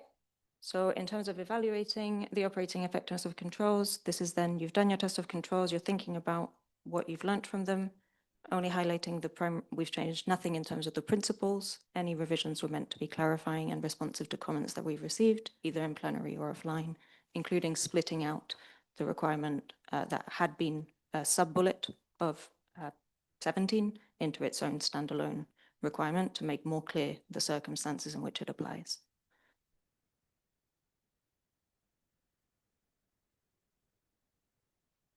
Okay. Any comments on 16 through 17A? Madam. So in respect of 17, when you are evaluating the test of controls, I heard and I agree with a sense that that is also when you determine whether control deficiencies exist. So and that seems to be a logical place for inserting such a requirement that then subsequently gets evaluated along the lines of 265 in reporting it to those charged with governance, etc. But this would be the place for it, I think. Thank you. Shreyas? Thank you. For paragraph 17, A, it says make specific inquiries, but actually if you find the deviation in your test of control, it's just like you found the exception in substantive work. It's a process of investigate rather than inquiries. And this investigate actually involves a considerable level of judgment. For example, whether it's a systematic problem, whether it involves intentional or fraud acts. things like that. So together with the application material, I believe that we need more comprehensive application guidance on how to deal with deviations from test of control. And second comment is the paragraph 16 and 17, 7A. I would like to suggest that we switch the sequence, because after talking about the NTEF test of control, you naturally come to the result of test of control. But because substantive procedures are typically performed after you complete your test of control, it's almost like a side or additional consideration. So why don't we talk about the result first, and then followed by considering the result of substantive procedures? Thank you. Wendy? Thank you, Tom. Just a quick comment on 16, and I actually failed to send this in. But it says basically, if you identify in your substantive tests control deficiencies, but only related to the controls that you tested. And I think that's not true. I think in your substantive testing, if you always in accordance with ISA 450, you have to evaluate whether or not misstatements are control deficiencies, even if you didn't test those controls. So I think it's just not exactly accurate. James? Just trying to, excuse me, just trying to calibrate my comments with your challenge on substantive points, but I'm just in A42B. So it's the guidance when you identify deviations, when you test the operating effectiveness of a control. And the second bullet point talks about testing the design and operating effectiveness of other controls. I think that means trying to find an alternative control, not trying to find evidence to support the operating effectiveness of the original control. So I'm not sure what it adds in context, and maybe delete. Okay. Anna? Thank you. We'll definitely take those. We'll reflect a bit further on those. In the interest of time, I think I'll, unless there was anything. Okay. Nearing the end of 3:30. Substantive procedures and selecting items for testing. In trying to respond to concerns that the project was placing too much emphasis on test of controls as an approach, and that we may have unintentionally undermined how basically substantive procedures are still a fundamental part of any audit. We considered how to frame a baseline requirement around when substantive procedures are necessary. That would be something, the equivalent in relation to substantive procedures as paragraph 8 is for controls. And so ultimately where we landed was the requirement that we've proposed in 18 big A. We have also, since the posted papers, received some views that perhaps changing the geography of the standard and placing this requirement higher up, so shortly beneath the requirements to design 6 and 7, so basically as 8, rather than starting with test of controls and when test of controls apply, starting with substantive procedures to really emphasize that. And so we've been reflecting on that as a team. I just wanted to share that that had been something else that had come through. I think those are fundamentally the things to highlight here. Reflecting as a team, does that mean with judgment or waiting to hear whether we have particular points of view? It's quite a neutral statement. Kelly? So more explicitly, we are proposing to reposition the section on substantive procedures to come before the section on test of controls for some of the observations we received from our stakeholders, and also to Anna's point, there may be a benefit for proximity with 7 if we do so, and maybe the coherence of the standard will appear more appropriate in view that we did receive some offline comments, and the board will obviously comment, is questioning the value of that 18A. We do believe there is a value, especially because it responds to certain stakeholder groups who perceive that we may be ordering these in a different order of importance. Yeah, and Tom, I think now that we've made the implicit explicit, that we are thinking about switching those two things in the standard. Now is the time, because what we don't want is come back on Wednesday and board members say, no, but now you've changed the logical order, because normally test of controls are done before substantive procedures. So if that's going to be your response, then please raise it now, because the team has now indicated for the reasons that Galina has stated, that we will put substantive procedures first in the standard. Okay. Why don't we comment, let's get a sense of the board on that narrow point. I'm one of the people who've raised it. Certainly that you're reflecting, you shouldn't be beholden to my logic here, but you're reflecting my logic a little bit in the discussion. But are there people concerned with that proposal? Think it's a wise proposal? Again, not just because I'm one of the people who said it, but Neil? I mean, probably not going to be that helpful for the conversation, but it was certainly a point that was raised to me. And I contemplated it from the feedback that I received, and I saw the change that everyone was proposing. And I then chose not to provide it to the team as an offline comment. Some of what was going through my mind was, well, you got to test the controls first, then the substantive. I also felt that it was going to be too much, maybe for some around the table, and that's why I didn't raise it. But it doesn't mean that I don't support it. I would be, so I guess just sharing some of what went through my mind and why I didn't end up raising it. Anyone have any? Wendy?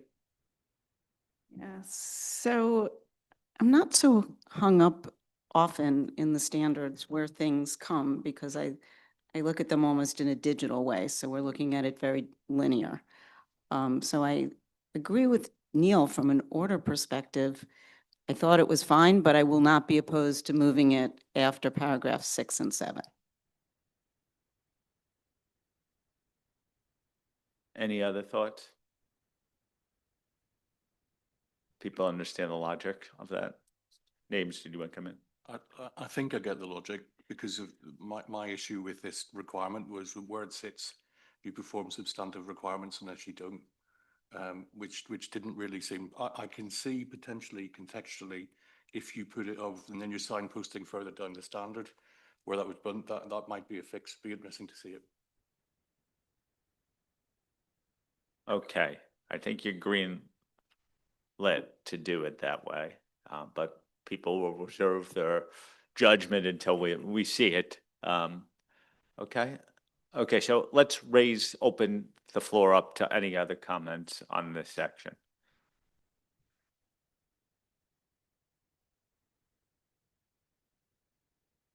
Julia? A comment on the example in A49B.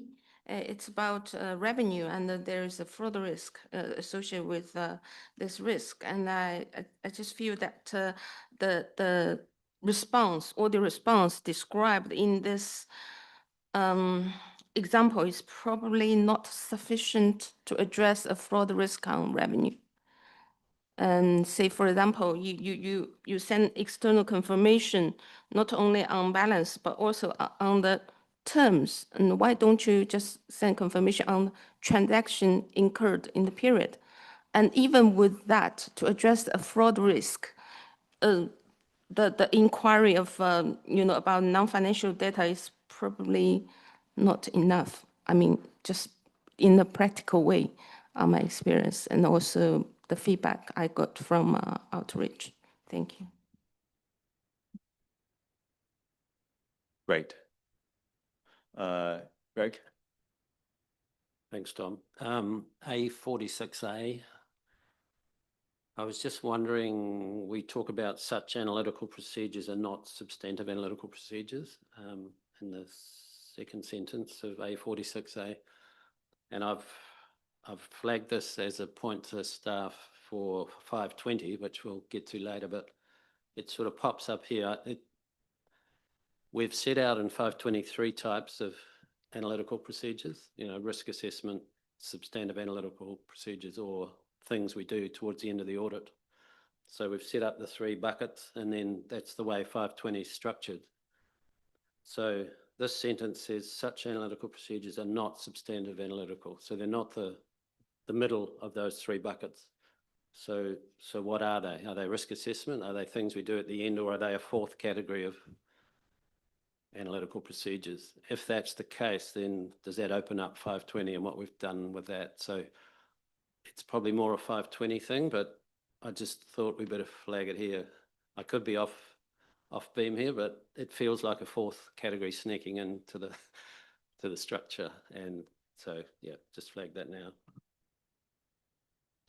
Thank you for raising that, Greg. I will, maybe if we can hold it until the session on 520. We have heard that, and maybe the only thing I want to say is we're not introducing a 4th category, and obviously the fact that that is something that may be read into it was something we took away, and Christy or Susan will come back on that point in the later session, if that's okay.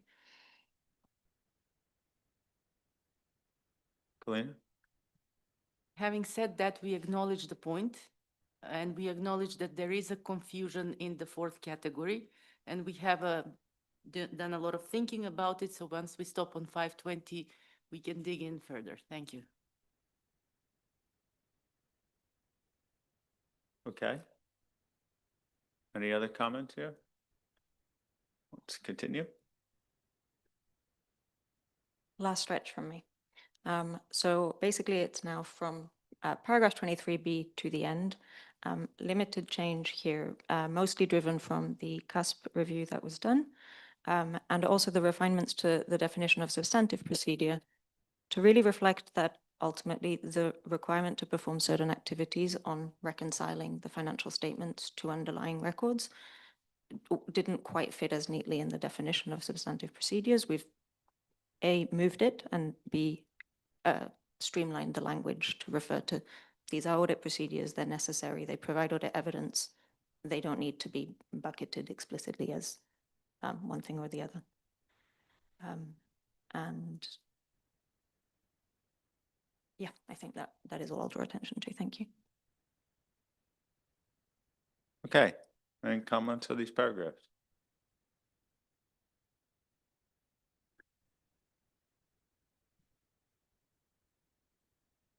Contentment. And on, is that Looking for the paragraph. just making sure I'm scanning the table Yes. fully? Thanks. The paragraph 24 is my comment. There are 2 sentences in the paragraph. The first part is regarding the first requirement to the auditor to revise if the presentation is accordance to the principles in the financial accounting framework. And the second sentence, I think that does not add any value, because if we end the requirements just requesting for revise the presentation of the financial statement in accordance with the applicable framework that the company is requested to use, I think this is all we need to say, not anything. Because even thinking about some new requirements like IFRS 18, where the company need to make more judgment to state that is presenting the information according to the best structure that the sector follow, maybe it could be a little restrictive to let the auditor to revise this new kind of requirements. That's why I prefer to end the requirement in the first sentence of the paragraph A4, sorry, 24. Thank you. Simi?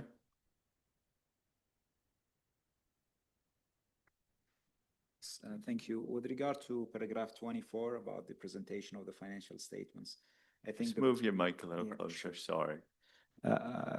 With regard to paragraph 24 about the presentation of the financial statements, I guess it's a very important topic over there because there are so many notes within the financial statement disclosures that are important to the users of the financial statements to know about, and maybe some attention should be some more attention should be given in there. I was wondering if it is good to add something about trying to understand what management had done in order to assure that the financial statement presentation is appropriate, and instead of throwing the responsibility on the auditor to assure the appropriateness of the presentation of the financial statements.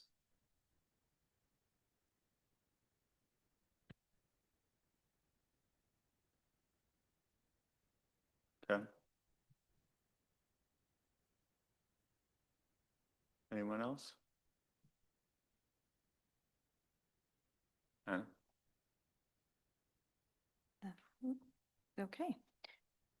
So, I mean, just maybe to reflect that requirement, I admit isn't one that we have touched at all. And it is one that is in the ISAs and has been for a number of years. Sammy, the only thing I maybe just wanted to highlight is the requirement to consider and evaluate and obtain an understanding of how management have achieved that objective, I think is in 315 revised. And so this is, again, it's the equivalent, I suppose, of the auditor's response to that overall process that we're trying to capture here and not get rid of. And I think, yeah, so I think we can think a bit about it offline. Before I turn to Susan, I believe, to walk through 500, I just wanted to highlight that our takeaways are on paragraphs 8 and 9A. And I just, in terms of thinking about turning something for Wednesday, I just wanted to make sure that that was consistent. Okay, I see nods. So on that basis, this completes 3:30. So thank you very much. I will hand over the clicker.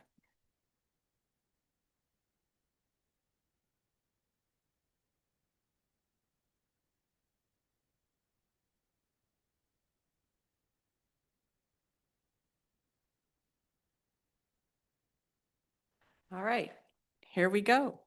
ISA 500. And so first I wanted to thank all of you for your offline comments last week. They were very helpful. We've been going through them. And to the extent that some of those were more editorial, please rest assured that we are going to consider them very thoughtfully as we go through the next turn.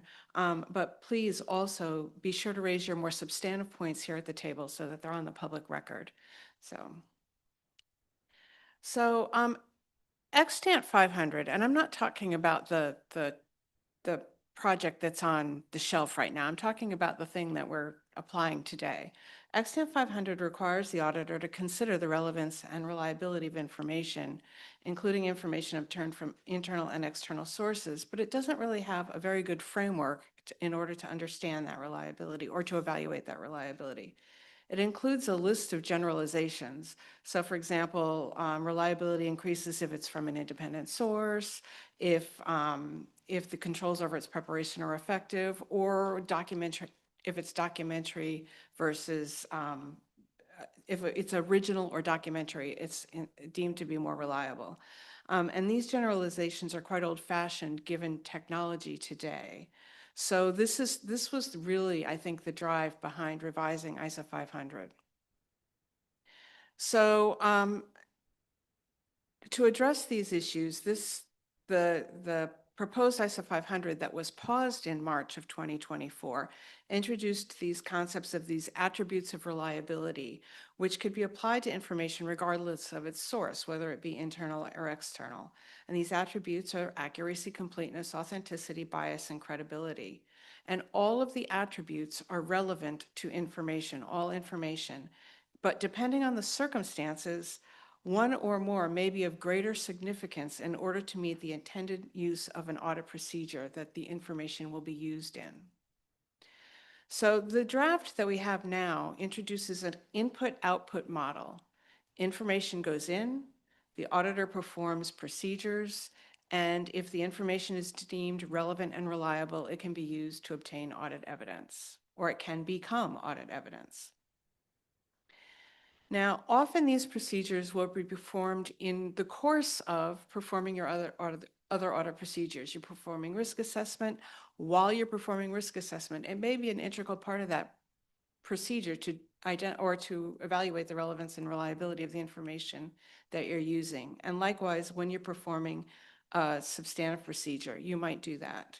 However, if your risk assessment or substantive procedures don't give you what you need to evaluate that relevance and reliability, you need to go back and do that as kind of a separate procedure. And that would be to obtain, you would obtain the evidence about the relevance and reliability by either testing controls or other procedures over that information.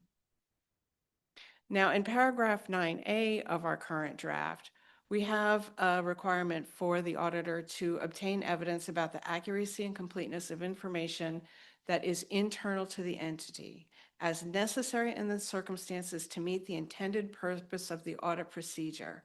Now, that phrase is very specific. It provides the auditor with the ability to use professional judgment regarding the significance of the attributes and the actual work effort required to obtain evidence about them. So the draft also emphasizes the notion that your evidence, it's a cumulative body of evidence that contributes to the overall sufficiency and appropriateness of your evidence. And evidence comprises that which supports management's assertions and that contradicts management's assertions. And the sufficiency and the appropriateness of evidence together drive overall persuasiveness. This draft attempts to, or it does, emphasize professional skepticism. We see this in the requirement to obtain evidence in an unbiased manner and by clarifying the specific work effort related to the attribute of authenticity. And finally, there's some additional guidance on using technological tools, which Christy will speak to later on. And with that, I would like to start our march through ISA 500. And so we'll start with the introductory and scope paragraphs. Paragraph 1 explicitly includes the auditor's responsibility for evaluating the relevance and reliability of information to be used as evidence. Paragraphs 4 and 4A focus on the roles of professional skepticism. And I want to point out that we have moved the descriptions of the attributes of relevance and reliability up to paragraphs 4A or A4AB. These numbers are crazy, and A4AC of the application material and hook them to paragraph 1. And this is in response to the board's observation in March that to understand the standard, you really have to understand these concepts up front. Paragraph 7 and the related application material cover the definitions. And as I touched on before, the application material to the definitions get to the point that audit evidence is cumulative in nature and comprises evidence that both support and contradicts management's assertions. A14A describes the concepts of persuasiveness and evaluating how sufficiency and appropriateness are interrelated. And altogether, the effect of overall persuasiveness of our evidence. Paragraph 8 requires the auditor to design procedures and emphasizes the need for professional skepticism by requiring the auditor to design procedures in a manner that is not biased. And the application material in A19 links this requirement to the need to mitigate cognitive biases. And then paragraph A8 specifically permits the use of a single procedure for multiple purposes.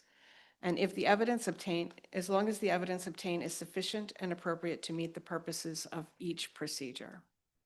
So that's a run through paragraphs 1 through 8 and the application material. And Tom, I'm happy to take observations on these paragraphs now? Okay. 1 through 8A.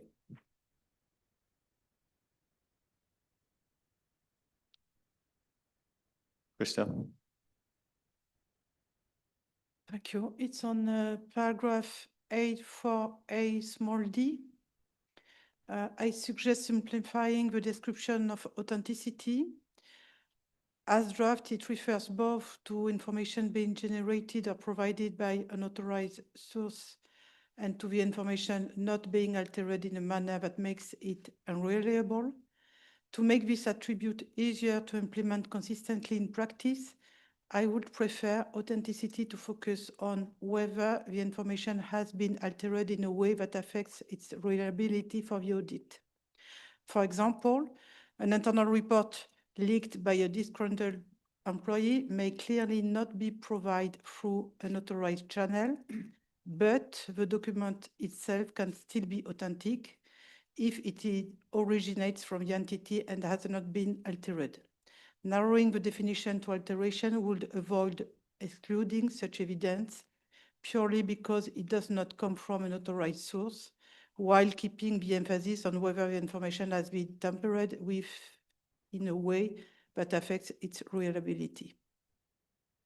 Thank you. Renan? Thank you, Tom.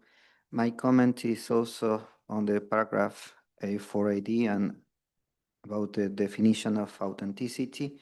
I think that the definition, especially the second part of the definition, introduces a circular reference into the definition because we are explaining that we are trying to prove the reliability of the information that we are intended to use as audit evidence. But when we say that one of the attributes to prove is authenticity, we say that authenticity involves that the information has been generated by or provided by a source authorized to do so, and the information has not been altered in a manner that makes it unreliable. Then we are trying to prove that it is reliable if it is not unreliable. I think that we need to use another word in this definition. Thank you. Thank you, Hernan. Actually, we have heard that comment from a number of people. So I think we can take that back as a group and talk about that. So. Okay. Kalina? Christelle, so when we talk about authorization of a source and the example that you mentioned, so the authorization, the authorized source refers whether you know who provided the information or you don't know. So in the case with the employee, that is not an unauthorized source. So the auditor would be able to use it. It's the origin. So for example, let me give you an example. If you have a cyber attack, which is from an unknown source, that makes it unauthorized from the perspective of the description rather than that particular case that you explained. So that would fall into the scope of what the auditor can use that information. It's not out.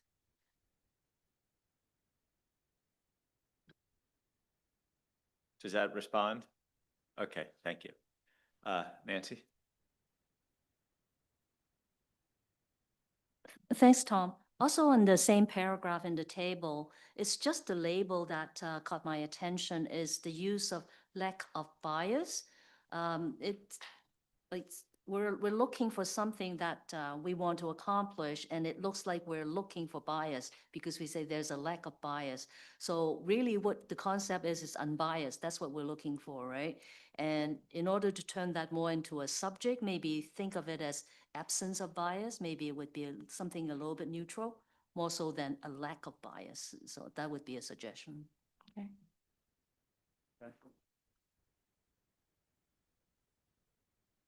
I think Nancy's point, it needs to be a noun, right? And that's why absence is better.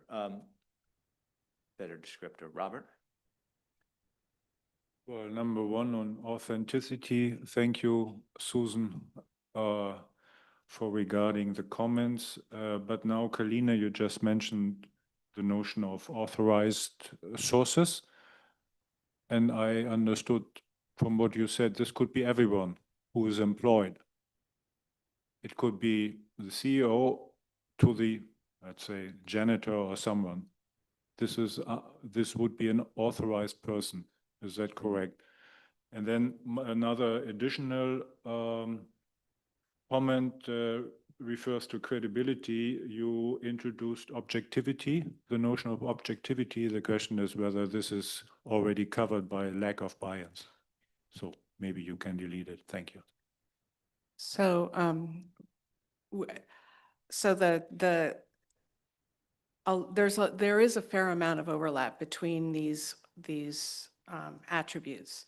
And if something is incomplete, it's also not accurate, correct? And if something is biased, it's probably also not accurate. And if, so there is a fair amount of overlap between these attributes. And so it was one of my colleagues here, and I regret that I don't remember who, suggested that objectivity was in fact an important aspect of credibility. And I believe that's true, but I agree, it's also a lack of bias. Yeah. Or I'm sorry, an absence of bias. Wendy? So now I'm not sure I'm in the right place. 1 to 8A. Yeah, I know, but I'm in the new document. So I just wanted to address generally, and you can tell me if I've jumped the gun here, Susan. This concept of changing the subtitle for the interrelationship among the attributes as opposed to the relationship among the attributes. And from reach out, the concern was now it seems to suggest that at least one attribute must always be of significance. So I don't know if that was the intent by changing that subsection, but I would recommend we look at that and consider reverting back to the relationship among the attributes. Thank you. So I do believe that it is the intent that there will always be at least one attribute that is of significance. And maybe that's something we should talk about.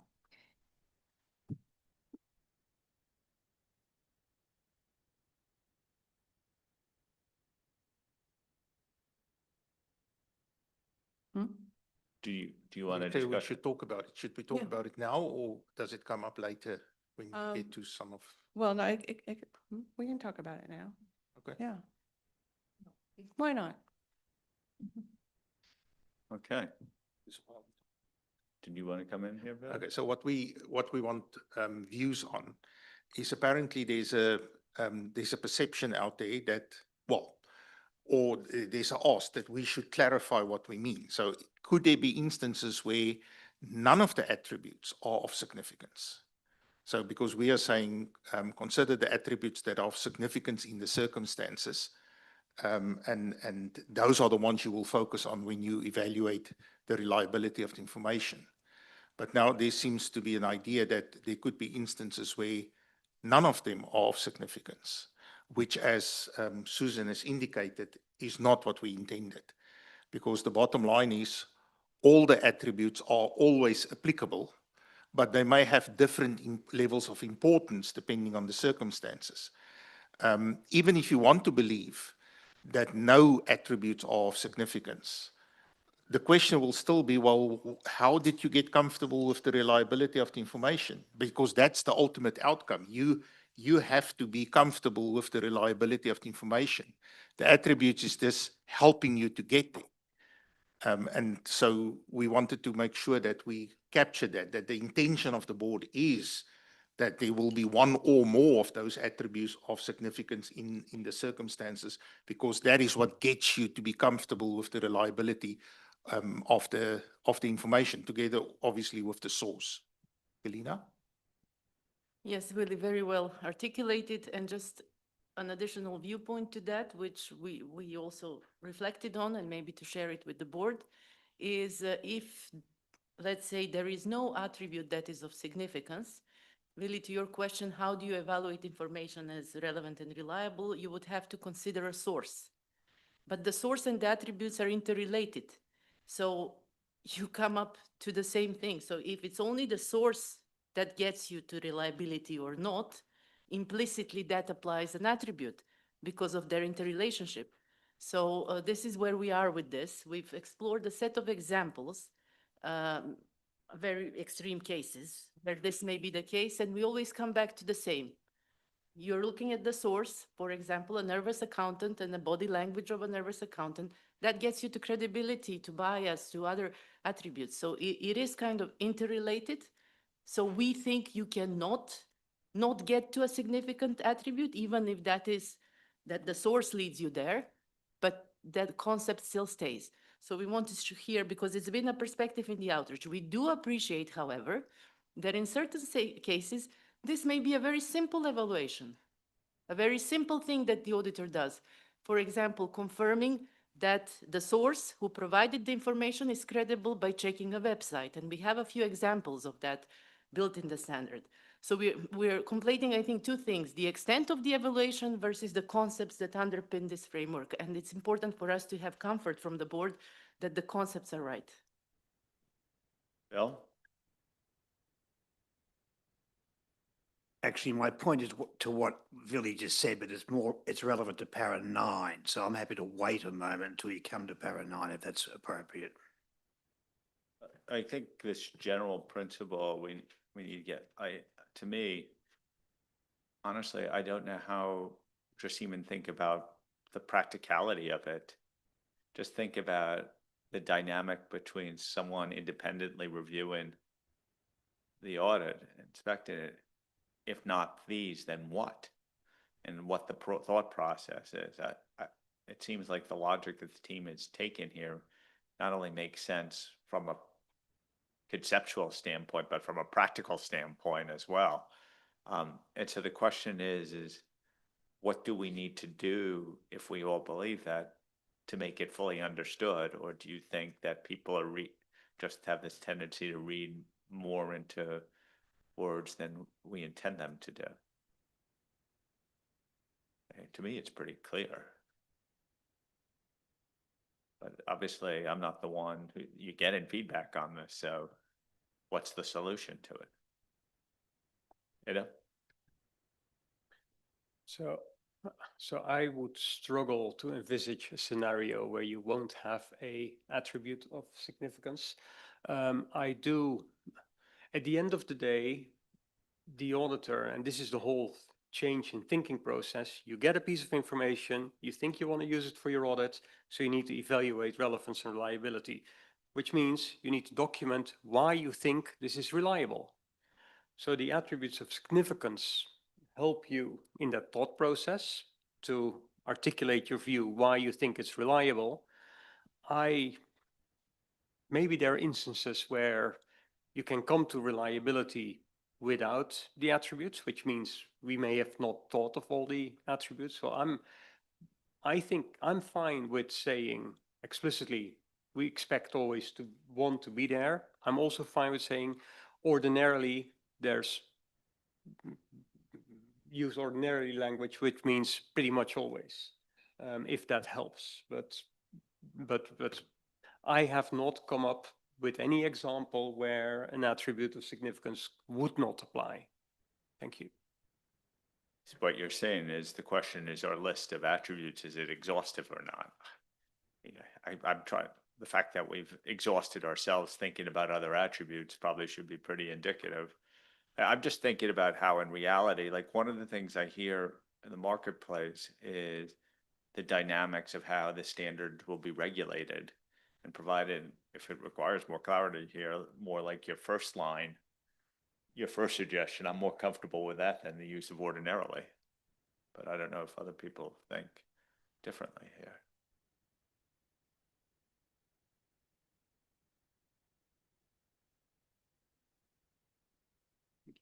Mikika, sorry. Thank you. My comment is on A14E. Could we finish this, this topic, the topic up? Do we feel like Bill? Yeah, I think I will mention it now. It's para 9A I come to. It's where we talk about with respect to sources internal to the entity, then accuracy and completeness become two attributes that we use the word ordinarily, as you just used in previous iterations, but now we've used the words, we obtain audit evidence about the accuracy and completeness as necessary in the circumstances to meet the intended purpose of the audit procedures. I think that qualifier applies to every attribute, not just completeness and accuracy. I mean, that qualifier as necessary in the circumstances to meet the intended purpose of the audit procedures is quite different to ordinarily. And it's going back to what you're saying. Every attribute needs to be considered in the circumstances. So is that making sense what I'm saying there? Yeah. And I pick it up also because in A56C, and no, you don't need to look that up, but you refer to accuracy and completeness, you pull them out, but you don't refer to sources internal to the entity. So I'm just wondering what you're trying to do with completeness and accuracy in those two paragraphs. I can see the importance of completeness and accuracy with respect to internal data, no question. I'm not sure we've captured it. I would use the word ordinarily, but I mean, that was taken out and tried to be replaced with something else. Okay, so I get the relation to this point, and we're going to definitely come back to completeness and accuracy. I'm sure there'll be a lot of comments on it because I know there've been a few that've come on it. But I guess in principle, we go back to where Billy and Kalina started, where they got a point of view, is that most people can't envision a situation where none of these attributes are being considered. And we'll leave it, suggested a possibility, but why don't you think about whether additional language is needed or not, and you come back to us. Is that a fair summation? Okay. Which is, Makiko? Keep on getting blocked. Okay, thank you again. So my comments on the A14A application material for paragraph 8. So in the second sentence, there is a phrase "in some circumstances." So I believe it is natural because the first sentence addresses the general audit procedures performed manually or using technological tools. And then the second sentence focuses specifically on procedures using technological tools. However, in my outreach, I have received comment that it appears to limit the situation where technological tools can be used in procedures and may be inconsistent with our technology position. So just reading this sentence, I believe this is not our intention. And I think it should be rather a matter of professional judgment following the requirement in paragraph 8. But I would like to clarify this point for the public record purpose. Thank you. I'm sorry, I missed which paragraph you're talking about. I'm sorry. Yeah, it's on A14E. A14E, okay. Yes.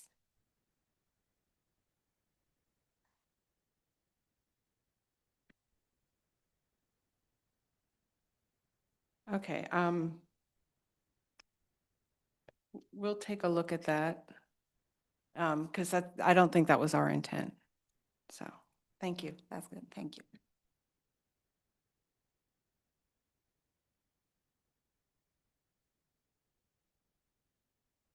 Okay. Should we go to 9 and 9A now? 9 and 9A? Do I'm ready. All right, paragraph 9 requires that when we're designing and performing procedures, and so those procedures are the procedures that are required in paragraph 8, which are basically your ordinary audit procedures, your risk assessment and response to risk procedures. When you're performing those procedures, the auditor has to evaluate the relevance and reliability of the information to be used as evidence. So that's meant to link these two activities together, because we do believe that a lot of times they will be happening together. And you do that by considering the source of the information and the attributes of reliability that are significant in the circumstances.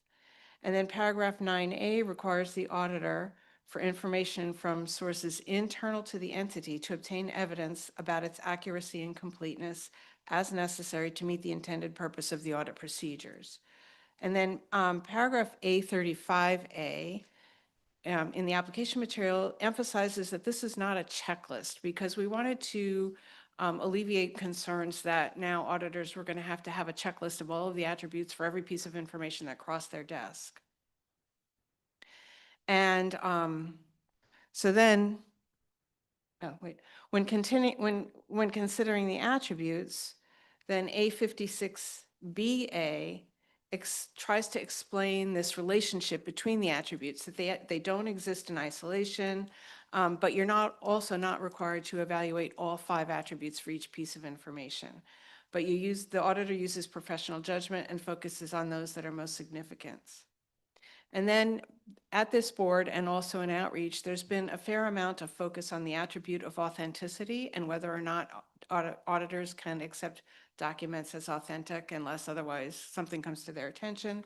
So paragraphs A56FA and A56FAB, which is A56 FAB, provide guidance on when authenticity might be an attribute of significance and provide a list of factors that the auditors might use in making that determination.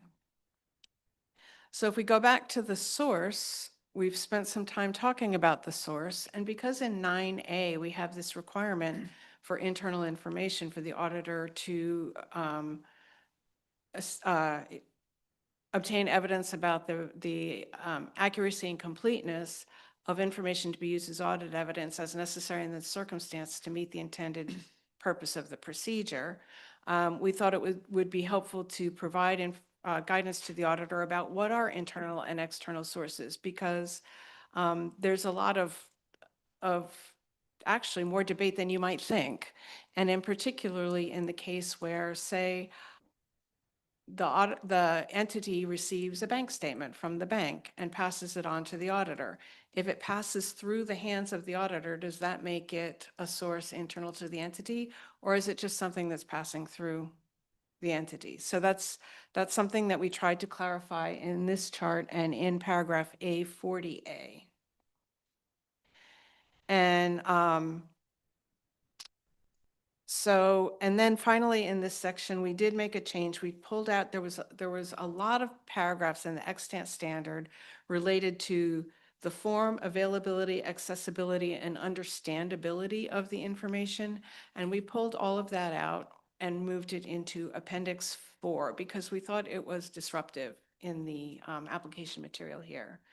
So with that, Tom, I'm happy to take comments on these paragraphs and Appendix 4 of the standard, proposed standard. Thanks. Nancy? Thanks, Tom. So, Susan, this is the part that I found a little bit confusing. I go back to 9, so the reference would be 9A and application material A56 big C. So 9A talks about accuracy and completeness in the context of sources internal to the entity. So that's how we set it out.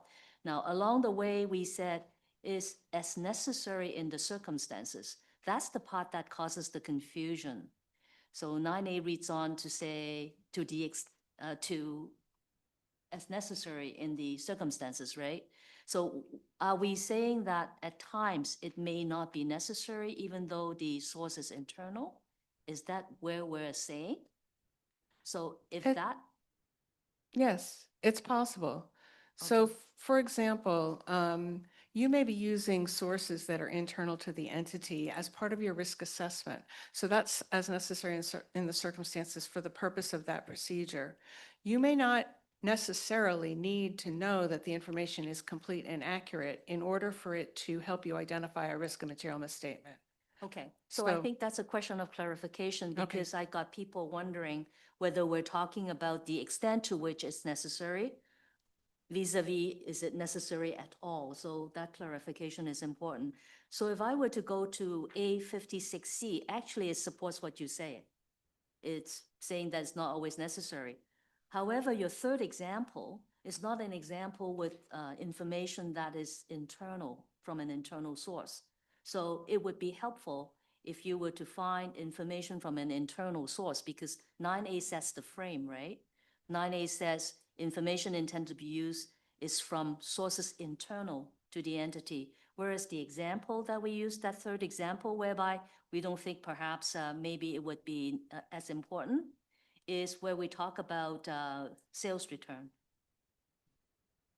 So people filing return. So So I'm when I- reading that. Yeah, when I drafted that example, so I'll take full blame for it, I was imagining that my entity gives me a list of sales returns. So it's an internal source. So I get the information that the entity gives me. Oh, here are all the returns we So received after you ran. maybe describe it, like this is the internal, from the internal source. Okay, but that's clear. So we're referring to this not always necessary. Like, not to say that is irrelevant, just that it's not as important to get to the details of the accuracy and you still care that these things are reliable to some extent, right? Yeah. Yeah, And- but you don't need to verify that it's exactly complete and the values of the claim and so on. Yeah, Right, okay. because in that particular situation, Yeah. if I have a large number of returns, whether I have all of the returns, I already got have enough that You got enough to triggers- say that Yeah. that provision's not good enough. Yeah, Right. gotcha. Yeah, okay. Okay, maybe too, right now, it's a useful reminder of why 9A came back into the standard and whether we're achieving what we want to achieve here. Kalina, do you want to come in? Yes, thank you, Tom. And I think it's important to talk about this because this has a history and being part of the audit evidence original task force and the exposure and now coming back. I just want to give a little bit of background to the board why we are where we are. So once we exposed the ED 500, which was under the audit evidence task force, there was a conditional requirement in relation to accuracy and completeness that was inserted prior to exposure. On exposure, that requirement was found not useful for various reasons from various groups. Some groups wanted a stronger requirement. Some groups thought that it is unnecessary in the context of the framework that was built. So following exposure, the task force looked at this, had deliberations, presented to the board, and where the task force ended up is adding essential material to paragraph 9B, 9B as of in the drafts that are unnumbered, which was saying something like ordinarily when information is from internal sources, the auditor shall consider accuracy and completeness of significance. Following the exposure and under this project, we have had conversations with audit regulators and monitoring group members from one end, and then with the profession and members of the GPPC on the other end. The feedback that was given from both groups, again, the views are, we don't like it, but for different reasons, is from the regulatory community, we are hearing ordinarily is not giving the work effort that is in extent in relation to accuracy and completeness. There are many findings relating to the appropriateness of IP and evaluating relevance and reliability, and you are taking a step back from extent, which talks about evaluate as necessary. So this is the feedback on that end. When we did talk to the profession, the feedback we received is ordinarily is not appropriate, as necessary is more appropriate. And the nuance there is that we did get feedback that it should be limited to further procedures only, not to risk assessment. Again, the regulatory feedback on exposure of ED 500 strongly cautioned the board not to send a message that accuracy and completeness may not be of significance for risk assessment, appreciating that there is as necessary in certain circumstances, but that was not the message that was felt that we should be sending. So just as answering why we have now inserted 9A. 9A is actually, it doesn't talk about significance in the circumstances. It talks about audit evidence. And it's specific to accuracy and completeness. And it's specific to accuracy and completeness for information from internal sources. So Tom, this is the background. And I do appreciate that we received different views. I just wanted to clarify why, because there was a little bit, why are we restating this? So context. James? Yeah, I had a very specific question and then a more general observation. So the specific question was on exactly the same example that Nancy talked about. And I think what I saw when you set a revised definition of what's internal and what's external, one of the external characteristics was that it was information from customers. So would that not be returns information? So my point is not to pick on that example. It's just that this is very confusing, the distinction between internal and external, but also the more general point is that having been an auditor, most auditors default to accuracy and completeness as being important in all circumstances.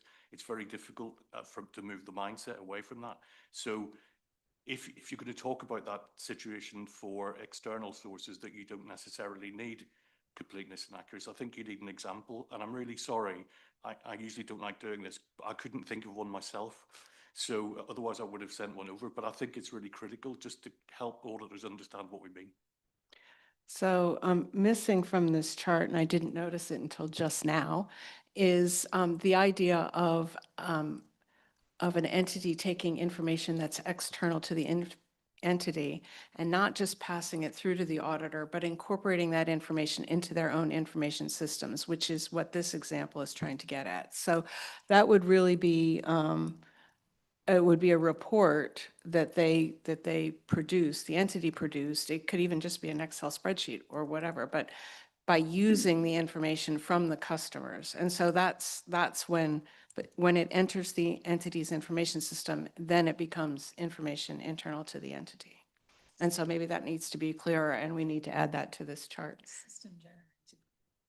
Yeah, but that's not clear that it could be using external information to, I agree, that's not particularly clear. I just want to make sure that we reset here, because 9 and 9A obviously work together because 9A refers to 9. So 9 sets the base requirement. Always, irrespective of the source of the information, you have to get comfortable with the relevance and reliability of the information.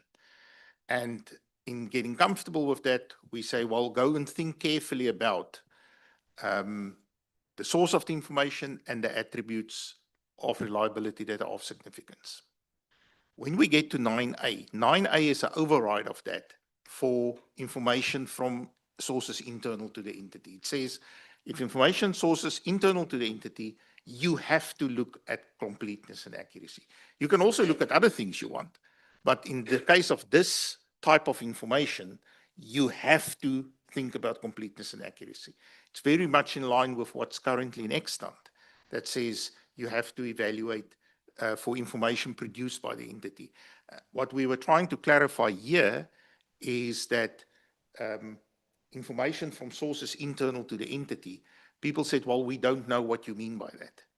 And what we said is and the columns there says current scope. So what you have in the first column is what we have in the standards that were posted. What you have in the second column is what we're proposing. And to say, okay, let's clarify what we mean by information from sources internal to the entity. And that would then just be the 5 that we ticked on the right-hand side. So there is clarity about what do we want to capture under 9A. And that's what we need to just make sure that we have a common understanding of. What is it that we want to capture under 9A? So this chart is flawed as I'm looking at it. I can see I can see now that the bottom talks about incorporated into the entity's information system. And I think we intend that to be internal to the entity. I think we intend the information from the entity's customers, suppliers, banks, and consultants that just passes through the entity. I'm not really sure we mean that to be, well, consultants, I don't know, we can talk about, but the customer, suppliers, and banks that passes through, I think we mean to be external information.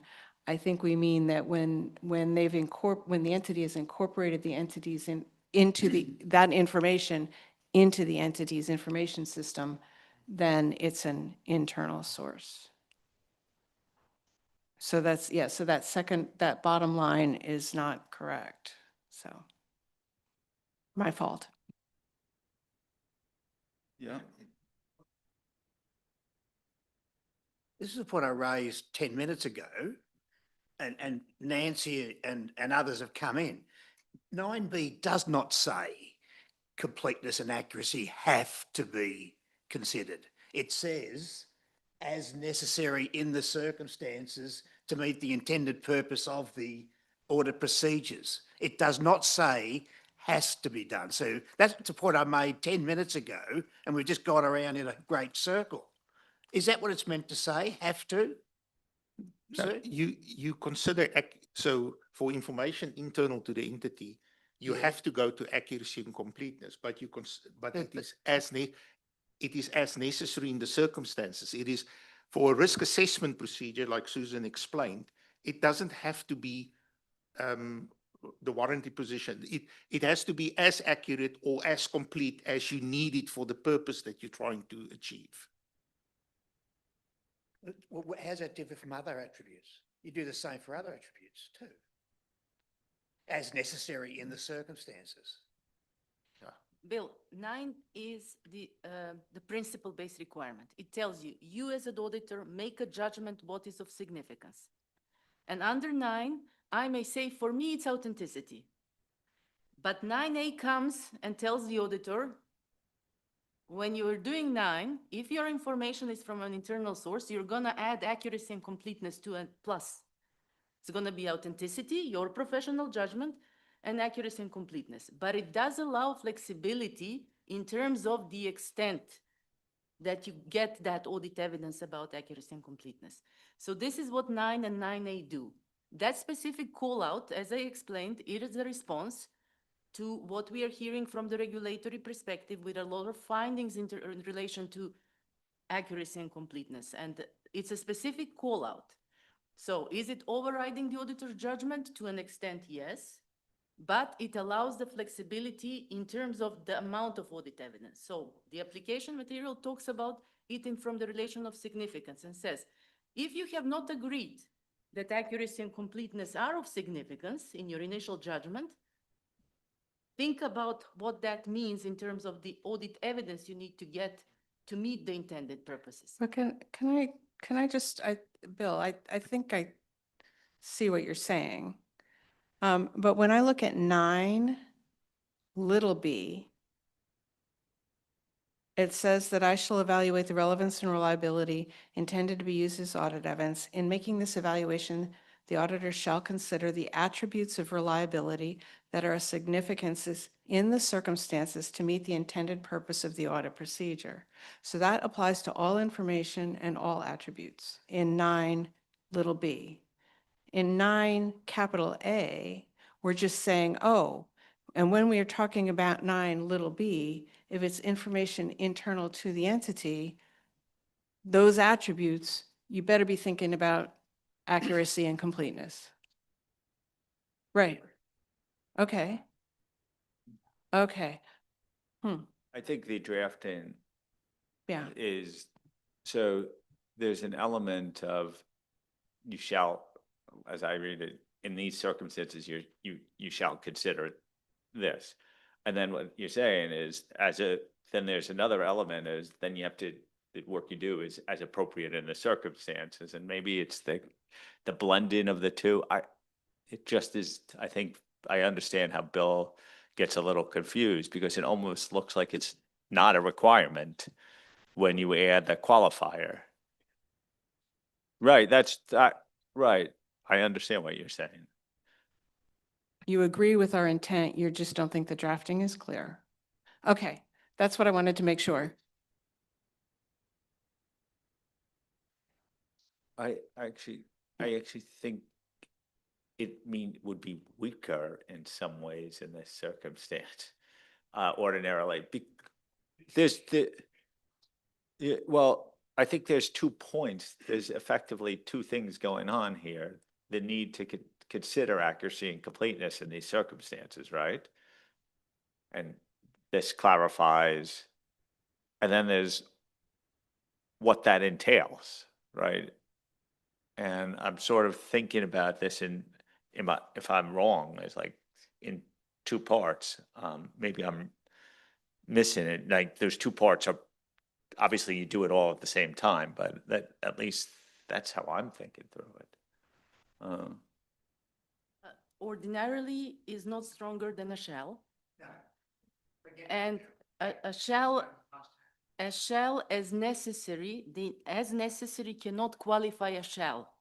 It can qualify the other pieces in the requirement. For example, Nancy, the extent of the audit evidence. So that shall cannot be qualified because our drafting is, a shall is an obligation, but it can talk about the extent how you apply it. Okay, like, I think maybe we could do some better drafting here, I but think- probably run this table is not gonna. Yeah, I think your two-pronged approach just is giving me some ideas as well. Right, So it doesn't necessarily need to be too strong, but at least I'm trying to conceptualize what's tripping you up. There's no circumstances when it meets your chart on the right-hand side where you can't consider the accuracy and completeness attributes, right? Right, there you go. But then what you do with it, or how the level of consideration is, depends on the circumstances. That's it.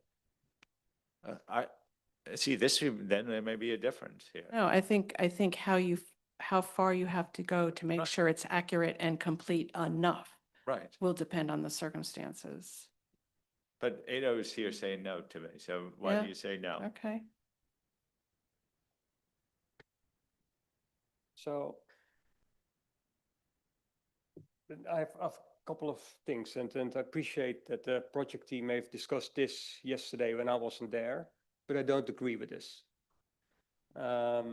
Because I think even bank statements that are passed through by the entity, you've obtained from a source internal to the entity, which means you need to do something extra because you're getting it from the entity. And then authenticity may become an attribute. And that also clarifies why as necessary in the circumstances is in there, because accuracy and completeness then isn't applicable. So that's how I think of it. And I struggle to go back to anything else, because I do think if you get it from the entity, there's a level of professional skepticism that needs to be applied. And the attributes work in fine with as necessary in the circumstances. So I do think that's something that we need to talk about as a board, about where the line is between internal and external. I don't know if, Tom, you want to see if everybody else is on this point, but I do want to come back to it.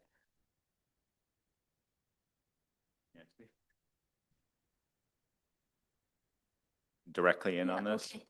Thank you, Tom. Yeah, so I thought I was clear about my question. I'm getting a little bit more confused now.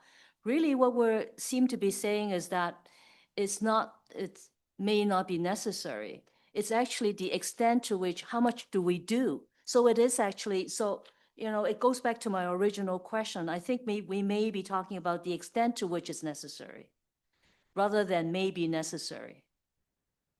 Think about that. I think there are circumstances where it is not necessary to look at accuracy and completeness. When it's internal? Even internal? when it's, for some circumstances, then when we it's need to- internal. So then yes. we need to set out those examples. So that's the two-part thing that maybe, I'm not sure if I'm reading Tom's question right. The two-part, like one part is clarify that, you know, there are circumstances whereby it would render A and C not necessary. And if that's the case, give an example, all right? And then the other thing is clarify what we mean by internal source, which was the point that I guess I was trying to raise in the application material, and James raised the same point. So I think those are the two parts that if you can clarify for me, and that'd be great. Well, I guess the confusion is that there's a fundamental difference in what we're trying to scope into this requirement. Ado actually is suggesting it should include more than what the team is suggesting here.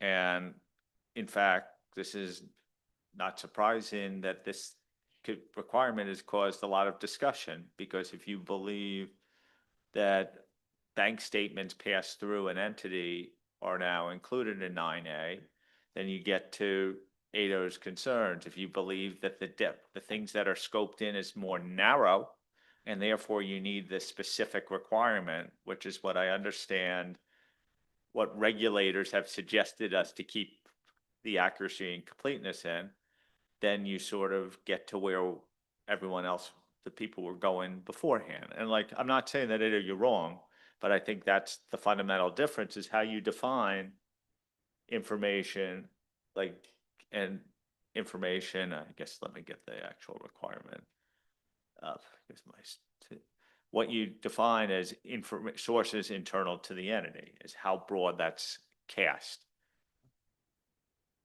And this is where I think a lot of the confusion that stakeholders have been having with this paragraph has come from. Exactly right. And we have to effectively resolve it.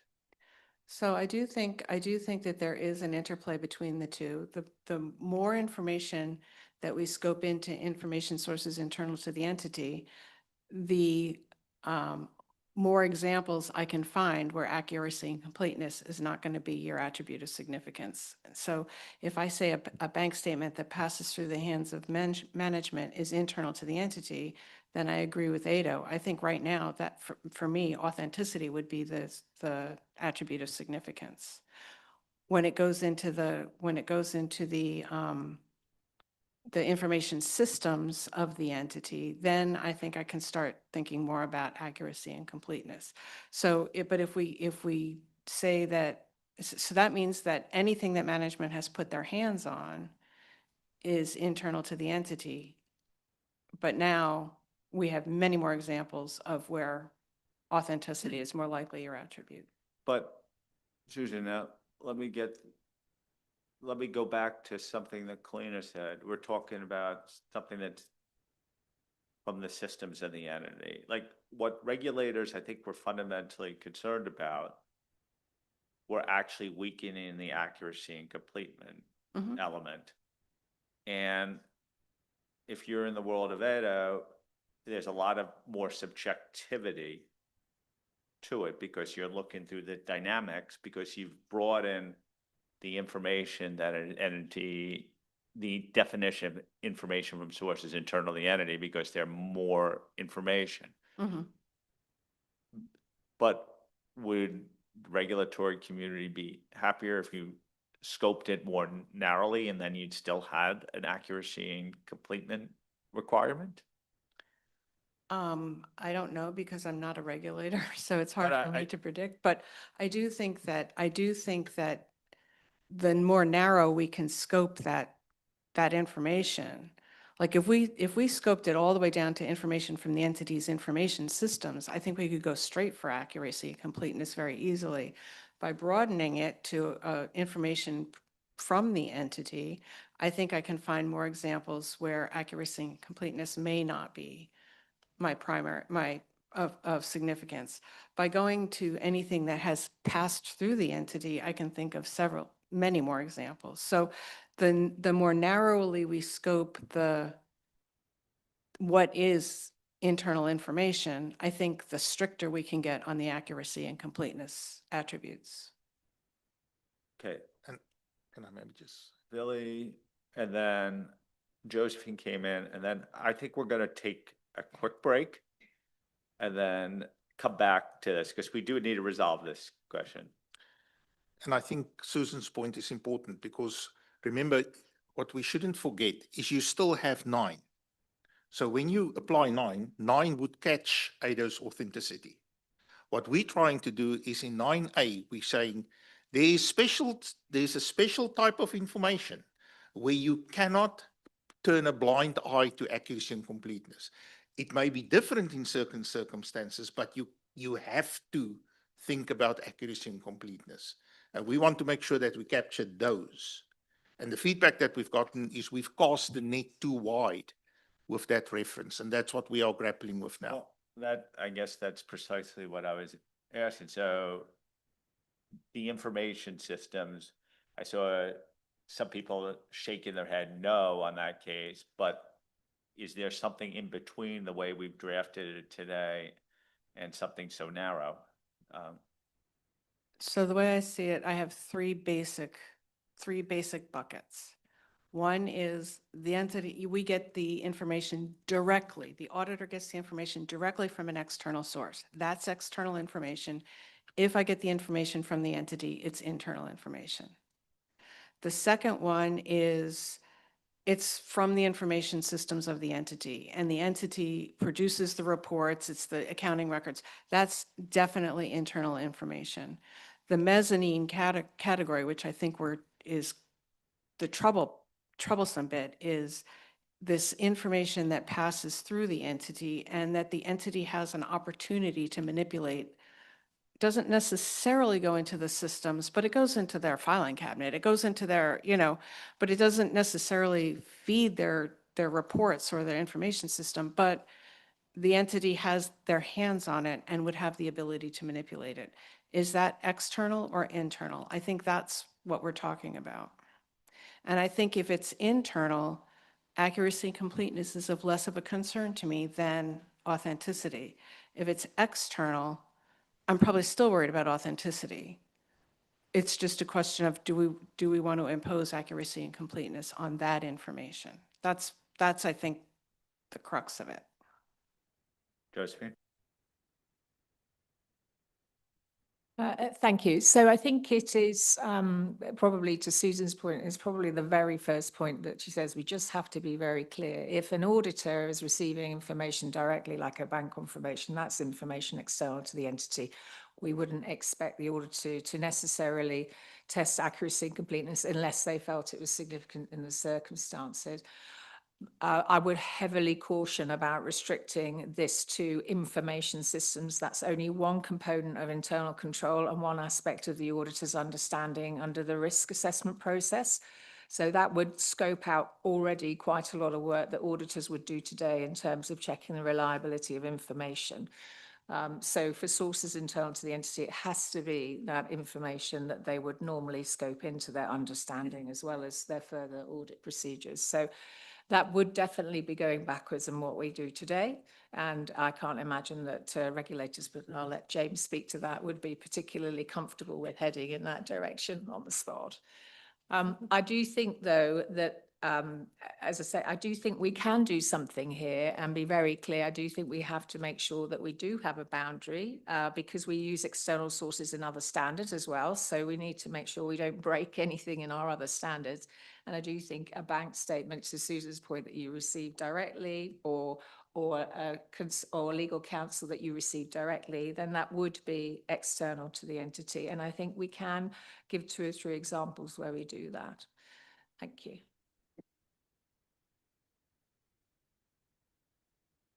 Okay. I think let's take a break, slightly shorter break than a 30-minute break because we have a lot more to get through. Could we limit our break to 20 minutes rather than 30 minutes and reconvene at 20 minutes past the hour? We also may have to extend 15 minutes at the end of the meeting or so, but we'll see how we go. What I know there are other things in the section, but we want to get comments. Leave your 10 cards up if you want to come in based upon what you've heard, particularly with a solution would be a good idea. The team will think about maybe a solution during the break, and we'll reconvene in. Yes, Billy? Yeah. Yeah. So, as Thomas now said, we may extend it a little bit, but we just need to keep in mind, Wolf has reminded me earlier, the bus for this evening's dinner, the bus leaves at 6. That doesn't mean show up at the bus at 6. It means sit in the bus by 6 because the bus will be leaving at 6. With or without. And it is at, and I think somewhere in an email we talked about the Hyatt. It's not the Hyatt, it's the Hilton. It's the Hilton here. So we'll meet in the lobby of the hotel, this hotel where you're staying, and everybody needs to be in the bus by 6. If you're not in the bus by 6, they're not going to do a roll call. Then you'll need to take an Uber or a taxi or something. But the bus leaves at 6. Okay. We're going to break 10 minutes before. We're going to break right now, convene 20 minutes after the hour.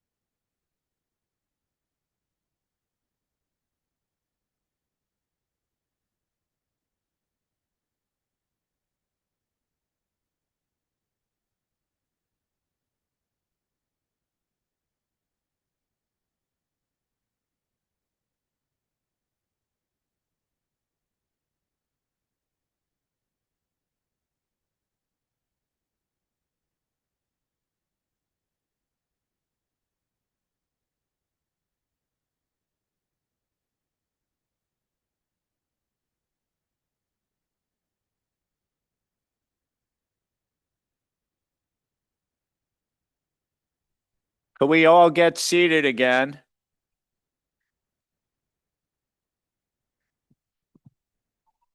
Yes.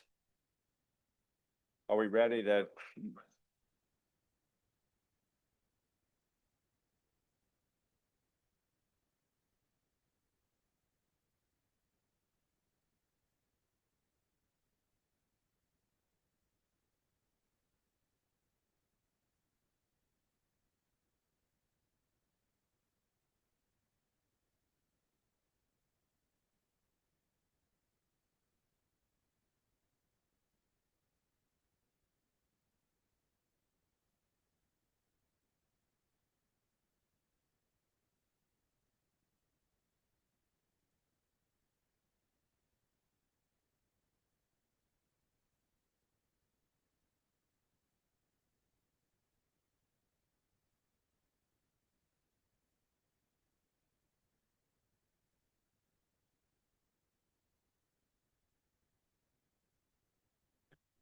Okay, could we get back to the table? Hey, Billy, I'm gonna hand you the floor. Thank you, Tom. I think what we've accepted is, I don't think we're going to solve the problem around the table this afternoon. I do want to make sure that everybody is happy with what the team is now going to do. So what the team will do, and you will see it again on Wednesday morning, is, and this is what we need to check. So are we all happy that paragraph 9 is the base requirement? It covers all information, right? So for all information, you have to get comfortable. All information you intend to use as audit evidence, you have to get comfortable with the relevance and reliability of that information. And you do so by following A and B, which includes considering the significance of the attributes that are of significance in the circumstances.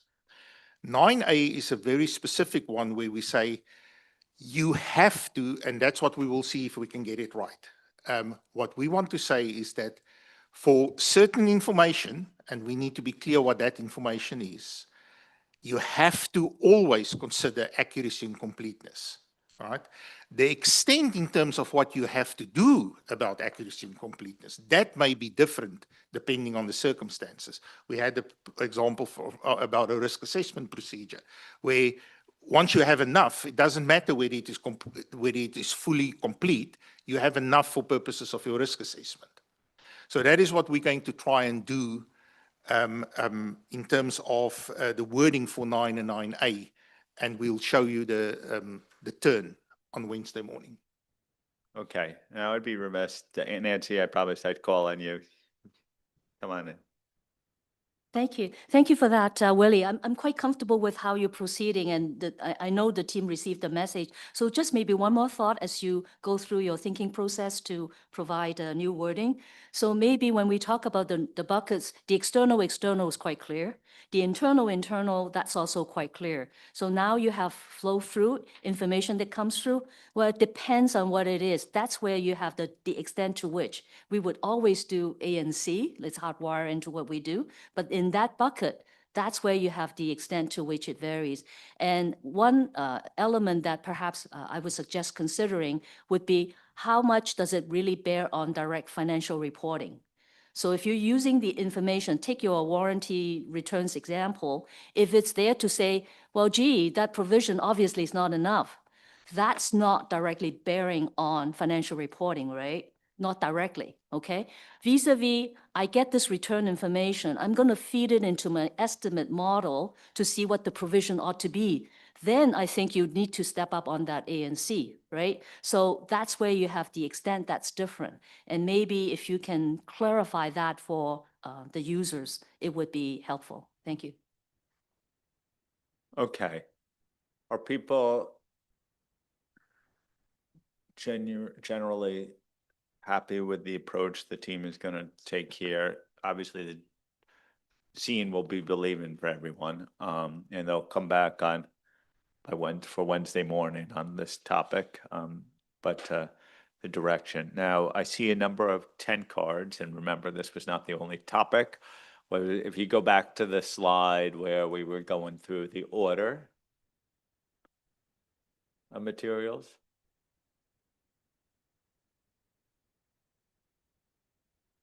It's given up to? I think we're talking, I think it was 9 to 9A and 10B. But I don't think we're up to 10. I want to make sure that we were only talking about 9A at the moment. And so if there are other comments on 9 and 9A, okay, now we have 10 cards on that, right? Other elements of it. Okay, why don't we start with you, Wendy? Just very quickly, might I suggest we get 9 and 9A back sooner than Wednesday morning? Because there do seem to be quite a, sorry, Susan, but based on the discussion, I think people might need more time. Just an observation. And then, of course, I would be remiss if I didn't say, I think 9A belongs to be part of 9C.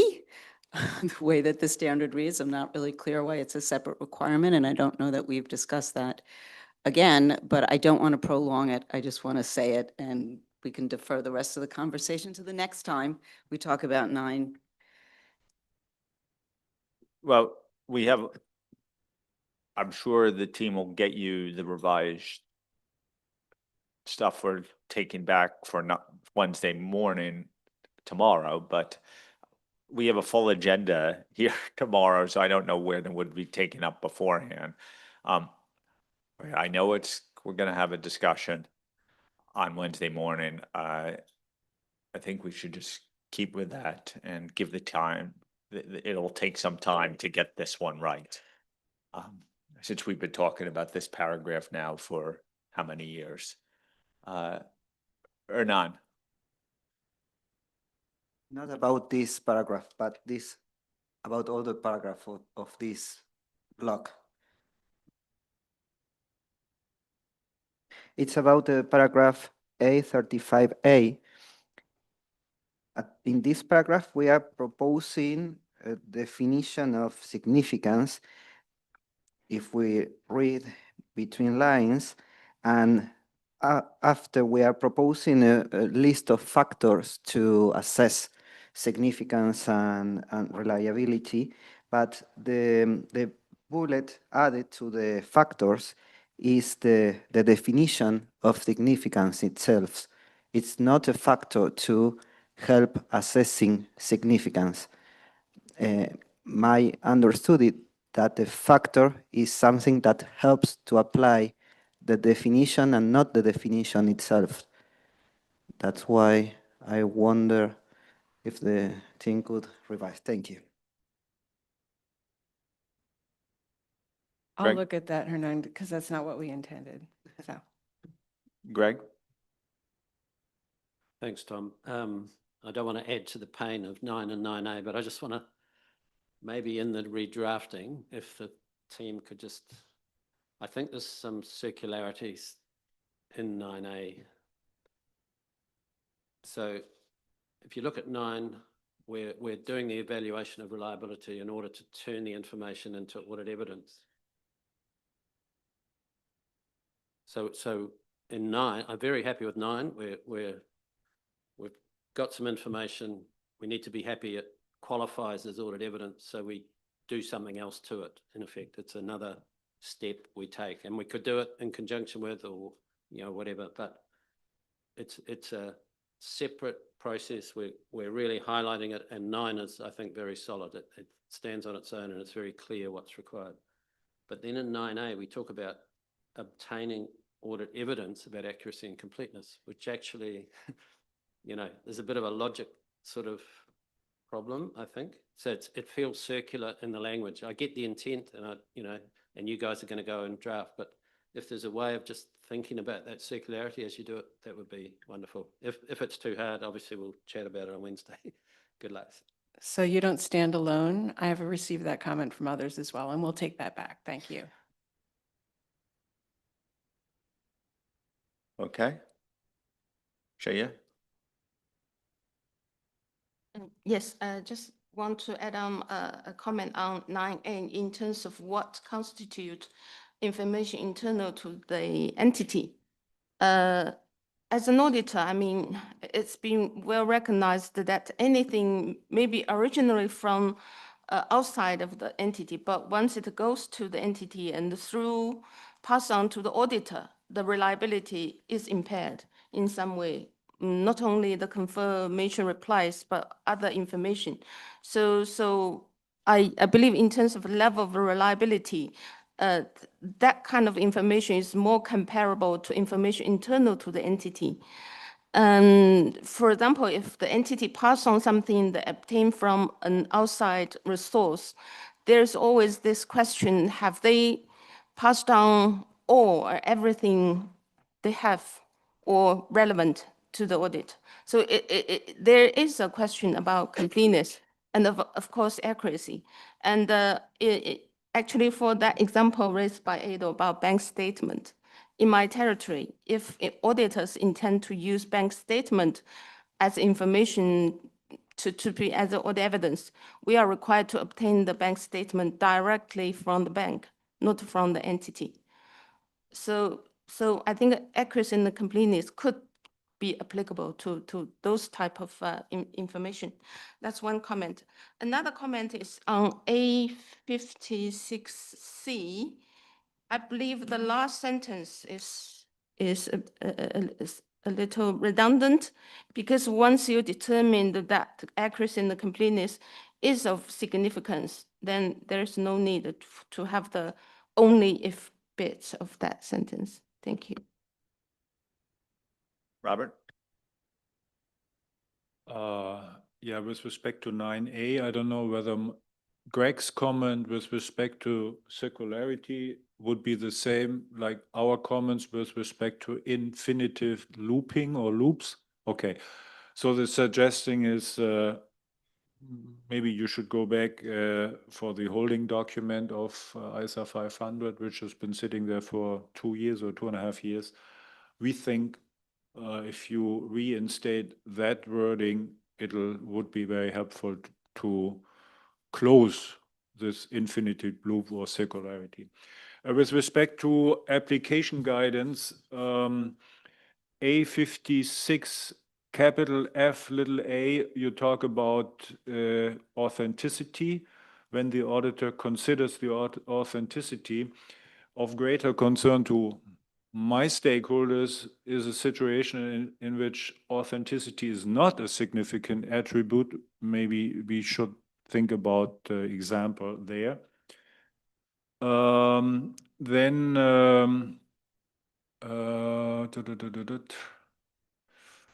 Sorry, I'm just looking up. Yeah, this was it. Thank you. Semi? Thank you. Now, with regard to 9A, I guess we all agree that if it is internal to the entity, if the information is coming from an internal source of the entity, if it's coming from the entity information system, then accuracy and completeness is relevant. Now, if we are talking of examples about information like a bank statement that's coming from a source out of the entity, but it goes through the entity, then as we agree also, the risk here will be heightened. And then accuracy and completeness will also be relevant. So if it is relevant in both cases, why we need the words necessary in the circumstances? Now, maybe there's an explanation. There has been so many ideas that have been discussed. I guess if we get an updated draft, it might be good not to have only the draft of the standard, but also the draft like of the explanatory memorandum or any document that explains what we are trying exactly to achieve and what we are trying to say, and then compare that to the eventual paragraphs that we're going to have there in the standards. Thank you. I just want to temper expectations on that. I think we should have, we probably will have a clear articulation of what we're trying to say, but drafting the EM may be difficult right now because there's a lot of different things. But I think, Sammy, the points you're making are spot on. Like, that we should be clear what we're trying to write, and then see the language and make sure. Now, the application material may have to adapt, and I think that's what Billy was suggesting, that let's see what the language is on Wednesday, see whether our spoken intent is matched by the written language of the requirements. But yes, I think, and then we'll have another go at the explanatory memorandum. I just want to, there's a lot that the staff team needs to do between now and Wednesday and Thursday. And we're not even in our offices, so like, I think we should just be conscious, but I get your point. Let's articulate what we're trying to get at, and then let's make sure we have it right. Okay? Thank you, Tom. Okay. Are we ready to move on to evaluating the reliability of information? Yes, we are. 10B. And the related application material. So the auditor has to evaluate the reliability of information. And as mentioned in paragraph 9, and which ties back to paragraph 8, that often happens concurrently or as part of your risk assessment procedures or your further audit procedures or other procedures to obtain sufficient appropriate audit evidence throughout the audit. But if those procedures do not give you the information you need or to evaluate the information to be used as evidence, then what 10B says is, all right, now you need to go and do that as a separate exercise. This isn't intended to mean that it's always done as a separate exercise, only if you haven't been able to get there through your other procedures. And 10B says that you can do this one of two ways. You can either, or a combination, you can do it one of two ways. You can either test the controls over the information, or you can perform other procedures over the information, or you can do a combination of those two approaches to get to the relevance and reliability of the reliability of the information to be used as evidence. Paragraph A65P talks a little bit about the auditor's judgment on when it's appropriate to test controls over the information. But A65PAA warns the auditor that if the reliability of the information depends on controls, you may not be able to get evidence if if you cannot get evidence that the controls are effective, you may not be able to use that information as evidence. And then under 10 capital B little b, to perform other audit procedures to evaluate the information's reliability. What I have in my mind is something akin to substantive procedures, but we can't use that word because of the way we define it, substantive procedures. But anyway, paragraph A65Q kind of warns the auditor that as IT environments and technology become more complex, it may be less and less likely that you'll be able to evaluate reliability without testing controls. And then finally, A65QB talks about documentation. There's no documentation requirements in this standard, but this does link back to the requirements, the basic documentation requirements. And it clarifies that while auditors must document their evaluation of relevance and reliability, it does not require auditors to document each individual attribute of reliability. So this links back to the application material that specifies that you don't need to do a checklist approach. So Tom, I'm happy to take any observations on those paragraphs now. Okay. 10B and related application material. Bill. Just on that last point you mentioned, Susan, para A65QB, which is documentation. You said quite rightly, it's not a checklist approach. And the last sentence is this ISA does not require the auditor to document the consideration of each attribute of reliability of the information. I just think that's the last sentence of a very long paragraph. So it's a little bit more important than that. Maybe bring it up further or give it greater prominence if that's possible. Okay.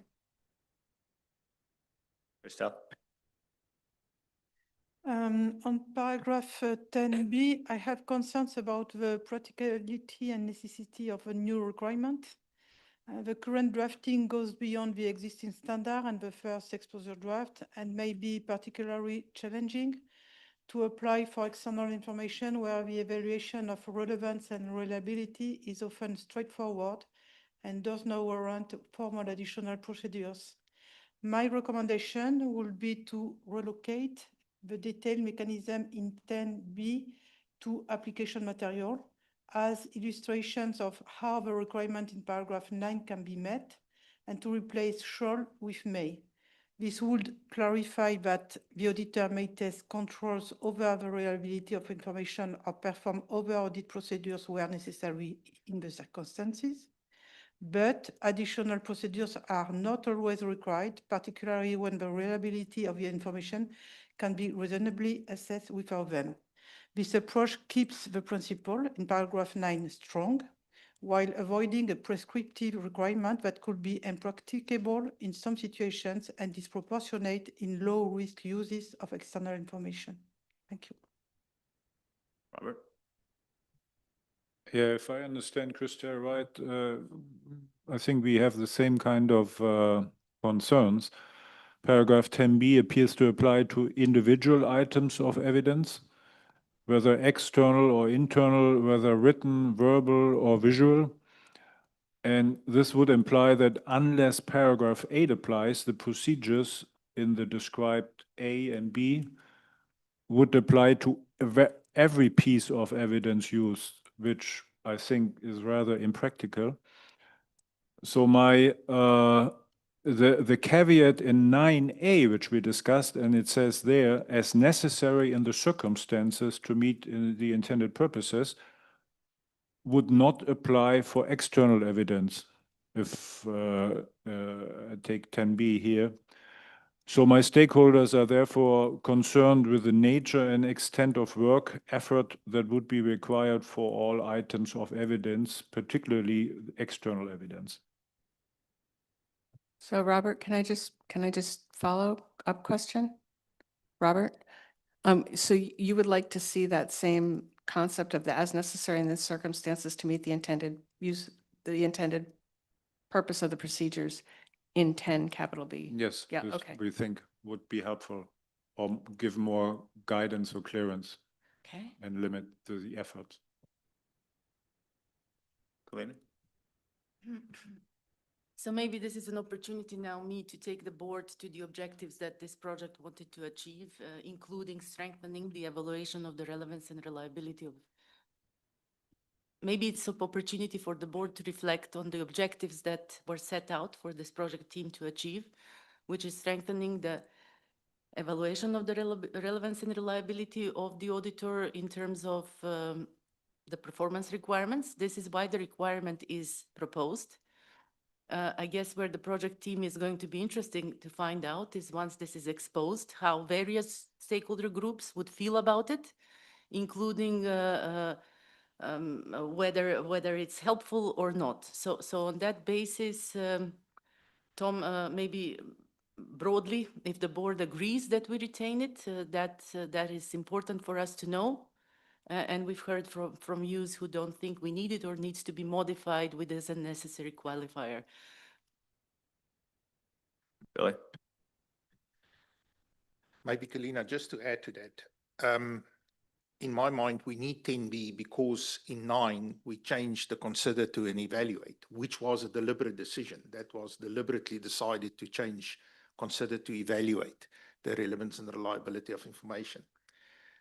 All we're trying to say in 10B, and this was brought to the board at the call on May 6, is we had a different first sentence there that was confusing. So we took it back to what we had in the March meeting, because what we are trying to say there is you have to evaluate the relevance and reliability of information. Susan has did indicate that in most instances, you're going to do that as an integral part of the procedures you perform. 10B is just telling you, if you didn't get comfortable with the relevance and and then specifically in this case, the reliability of the information as an integral part of the procedures that you did on whatever financial statement item you're busy auditing, well, then you need to do something else. And it tells you, well, there's only one of two things you can do. You then either have to test controls or you need to do other procedures. That is what 10B is telling you to do.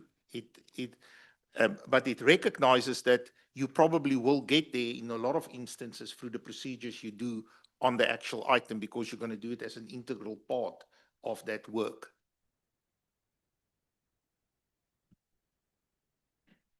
Renan? Thank you, Tom. My comment is on the paragraph A65Q and the interaction with the paragraph 10b small b. The subparagraph 10b small b allows the auditor to perform other auditor procedures as an alternative for testing controls, but the standard does not establish when those procedures are sufficient to conclude that the information is reliable. Paragraph A65QA small a implicitly provides guidance by indicating that the greater the complexity of the IT environment, the less likely it is that other procedure will be sufficient without testing controls. But that guidance is implicit and does not constitute a clear standard. Without that clarity, an auditor could systematically opt for 10b small b with minimal procedures to avoid the more extensive work of the 10ba small a, precisely in those cases where the work would be most necessary. My suggestion is that more specific criteria be established regarding when procedures under 10b small b are sufficient and when testing controls under 10b small a is necessary. Thank you. Nancy? Thank you, Tom. So my comment is about documentation. Recognizing that we don't actually have requirement for documentation, I like to suggest that we include them. And the way to do that, we don't have to go heavy duty because A65QB basically lay out the foundational, the 230 and other guidance. And I suggest that we can mirror off the 330 paragraph 28.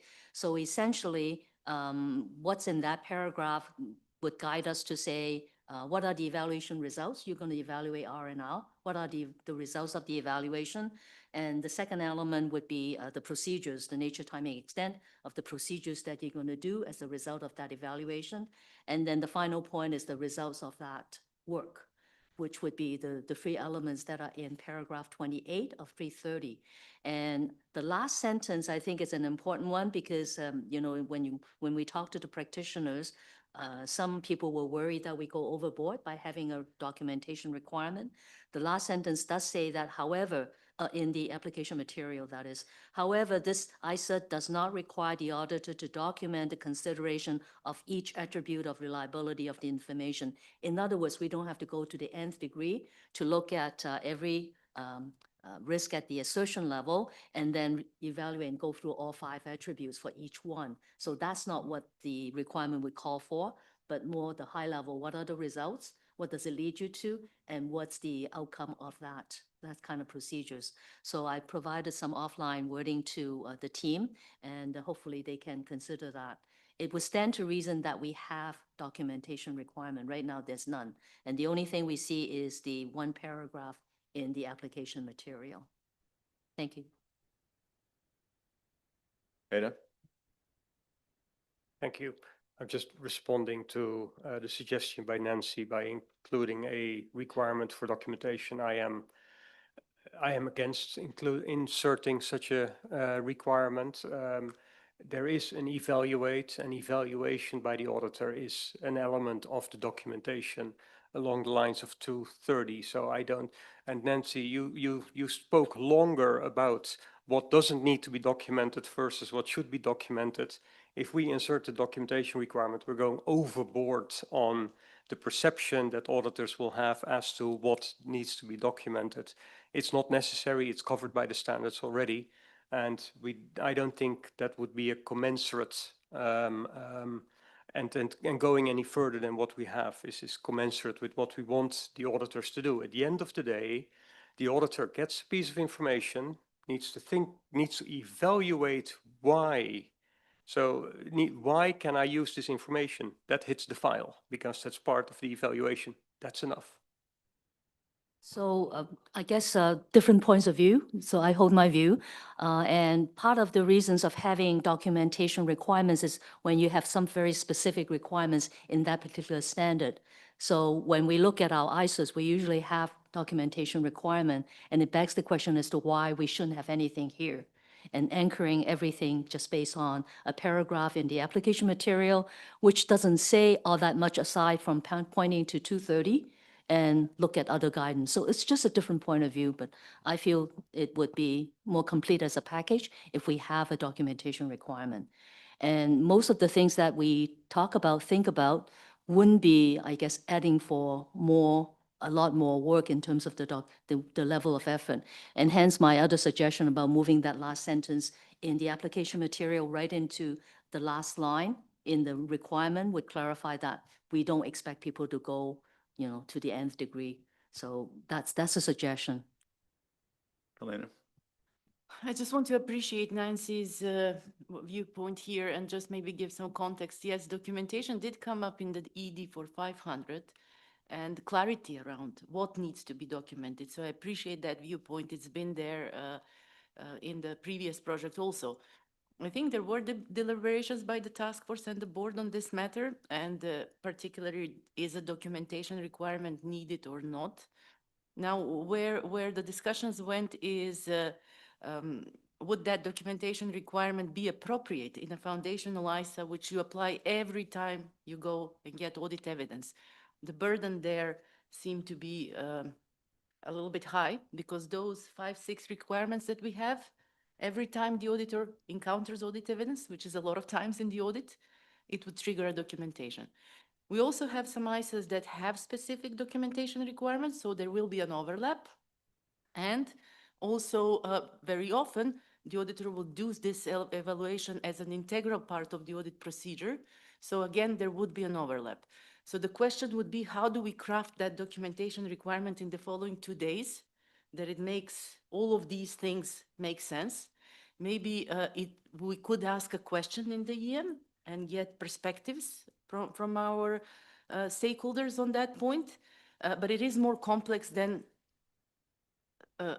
let's put something in. It is a broader thing that we haven't thought through in terms of, we parked it, that application material solves it because it's a performance requirement, 230 covers it. We have other standards that have specific documentation, so we felt that guidance packages it nicely. I appreciate we may want to elevate some of that in the standard to make it more clear, but we really don't want to make a burden there and duplicate things for auditors. So recognizing that, I think the fact that the issue got brought up, if it can be explained a bit in the EM, I think that would be helpful. And that might invite people to have further views on it. So thank you. Okay. Should we proceed?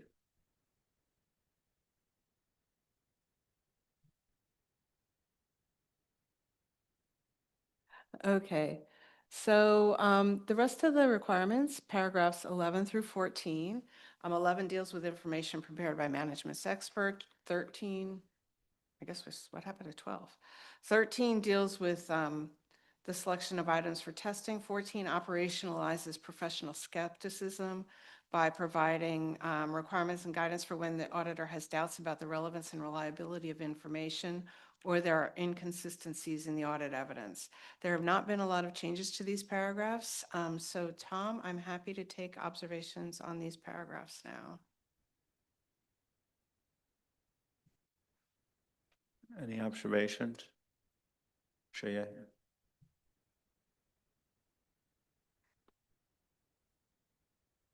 Thank you. I have one comment on management's expert. I just feel that maybe there's a need for us to add in a connection between management's expert and auditor's expert. In definition, management's experts are people with expertise in fields other than accounting and auditing. And the examples given in the application material, talking about actuarial valuation, sustainability, I think in those cases, the auditors probably will also need to involve their own expert to actually perform some of the works required in paragraph 11. So my suggestion is adding this consideration in application material. Thank you. So we do have an entire standard on experts, which I think would probably cover that, but I'll take a look. So. We do have specific application material paragraph talking about exactly the need in certain cases. I'm just trying to locate it, but I can send you. We do have a specific reference that in certain circumstances, it may be necessary for the auditor to engage an auditor's expert, and there is a specific paragraph talking of it. I will send you the paragraph number within that section. Sorry, may I clarify? That's in 620? No, that is in In 500. So if you look at, yeah, I'm forgetting which number that paragraph was, but it's in there. I will send it to you separately. Thank you. If that is what you're looking at, specific reference to the auditor's expert. Thank you, Colleen. I had forgotten about that. Okay.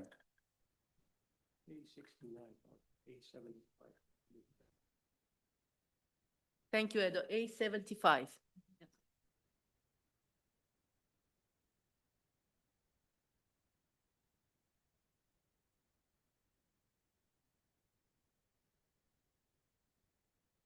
All right, now finally, appendices 1 and 2. We covered Appendix 4 earlier when we talked about how we had moved that back into the appendices from the application material. I'll cover appendices 1 and 2, and then I will gratefully hand this off to Christy, who will pick up appendix number 3 and carry on with the rest of the day. So anything on Appendix 1 and 2. Appendix 1 describes the classic types of audit procedures, inspection, observation, confirmation, recalculation and reperformance, and analytical procedures and inquiry. And Appendix 2 focuses on selecting items for testing. So Tom, I am happy to take your any observations on Appendix 1 or 2.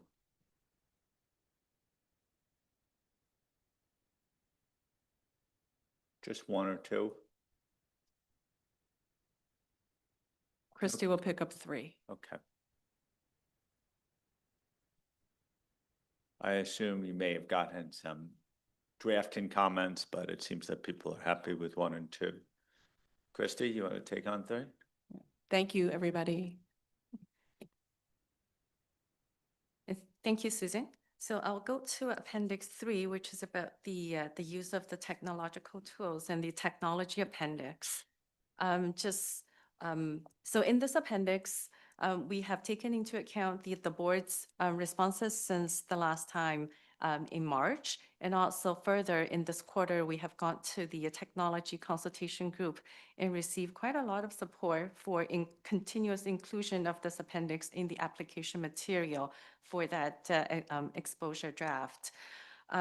We are conscious that, just wanted to remind the board that we keep the materials quite high level in this application material because that we wanted to give the flexibility to the board to be informed further about the technology QM project, which specifically deals with the emergent technologies. So this appendix does not necessarily differentiate between the traditional technology and the emergent technologies or delve into a lot of the complications, too much of the complications about the emergent technology. So but this is because we want the board to be further informed by the technology project, and therefore may consider in the future inclusion of the development of the non-authoritative material separately. So that's just wanted to remind everyone about why this appendix is written at the high level as it is because it stays at the principal level. But with that, I would like to take the comments from Tom. So as I remember when we talked about this appendix last time, there was a sense that it's useful, but the question is where where it belongs and how useful it is. And I thought we as a board basically were supportive, but thought that asking a question about its value in the explanatory memorandum made sense. And, you know, does anyone feel any differently now than in the past? James? Yeah, we've had quite a lot of stakeholder outreach and engagement within the team on this. Some of the feedback we've had is that the usual comments that we sometimes get, that we often get, that the standards are too long already and it's too much material. So this adds length to what's already a kind of complex and challenging standard. There was also, I think, some commentary that this is actually covering ground from several standards, and I think we understand why it's sitting in 500, because where else would it naturally go? But because it does cover so many standards, including some stuff from 330, for example, there's a little bit of concern around that. I absolutely take the point about kind of high level kind of guidance, but some people felt that some of the guidance was so high level that it possibly wasn't useful. One of the examples which I sent to the team was around compatibility, which is one of the things that you consider when you think about using a technological tool, is whether the information that you would use is compatible with the tool that you would have. Not many people found that particularly helpful. It seemed like too obvious. And again, I think people know what we're doing around technology more generally, and there's a bit of a concern that actually this will overlap with some of the stuff that we're putting out in other areas, and it might preempt some of that. So again, lots of the stuff that's in there, people said was accurate. There was nothing that they objected to. It's just that it was a level of high level that they weren't sure how useful it would be, particularly compared to the other guidance that we're going to be issuing.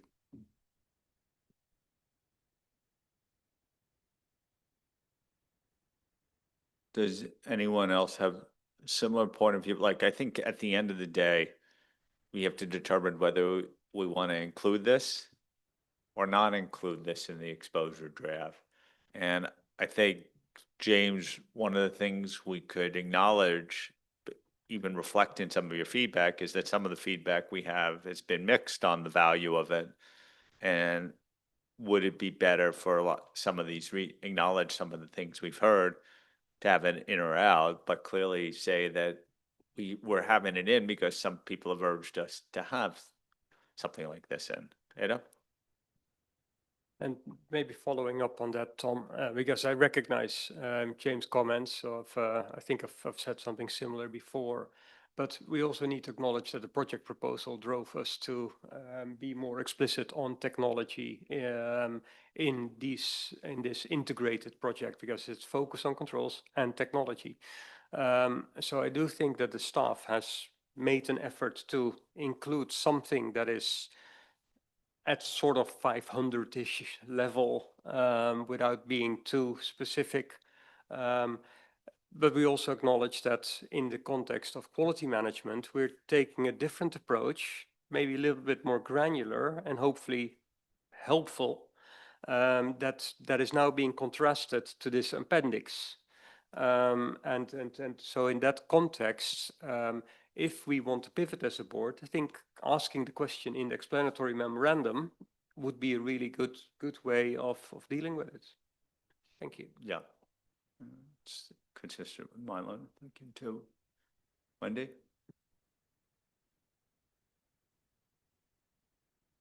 It's okay. We'll let you leave it there for this point. You're not going to vote me off the island just yet. I do recall this conversation from the last couple times we spoke about it. I believe we should leave it in so we can get the comments on it, ask the question, and get the comments back. At the same time, I mentioned earlier this morning about data analytics, and I sent in a recommendation to put something in Appendix 1 related to data analytics, so it's not completely missing from the suite of standards. We can always consider non-authoritative guidance as it relates to Appendix 3 after we get the comments back. Thank you. Nancy? Yeah, thank you, Tom. So I'd like to support what James said, in terms of questioning whether the standard would be a little too long with this and what value it adds. And I think that's a valid question. From my perspective, it doesn't hurt. It's a good, concise summary of some of the things that one needs to consider as you think about using technology. So it doesn't hurt, other than the fact that it's making the standard a little bit long. Now, how much value it adds is a separate question. So I guess that might be a bit of a driver.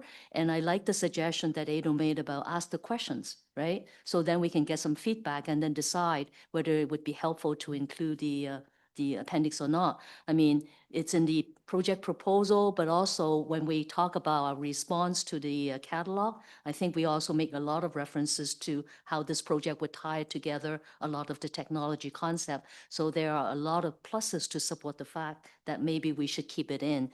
But let's wait and see what the feedback we get would be. Okay, great. Should we move on to 520 now? Is that where we are? Nancy? So I do have comment on the appendix itself. I thought you just want to ask the broad question about value. So I have 3 points that I like to make on the Okay. appendix. Well, you've got to hear me out because I gave up the soccer game for this last night. Yeah. Yeah. So the first point is about paragraph 2 in the first table. When we talk about one of the label is compatibility, I need to suggest that we extend that to broaden it to talk about operability, interoperability. So that is the concept. It's not enough just to talk about whether the data, the information itself can be made compatible. It's also important to include system connectivity and also the protocol you might follow and the ability to do interface and to interpret the data in the fashion that was designed in the first place. All those concepts embodied in interoperability is broader than compatibility, and I provided some text to the team to deal with that. So that's point number 1. Point number 2, just wondering the standing of using may in example in an appendix heading. So this is the second table in paragraph 3, whereby we talk about examples of how the auditor may use tech tool. So whether the may lead us to think that we have to, if those scenarios were to come about, when the intention, if I read it, were to suggest examples of use cases. So again, make some suggestion to the team to maybe soften the language there. The final point is on, I guess, the third table, paragraph 6.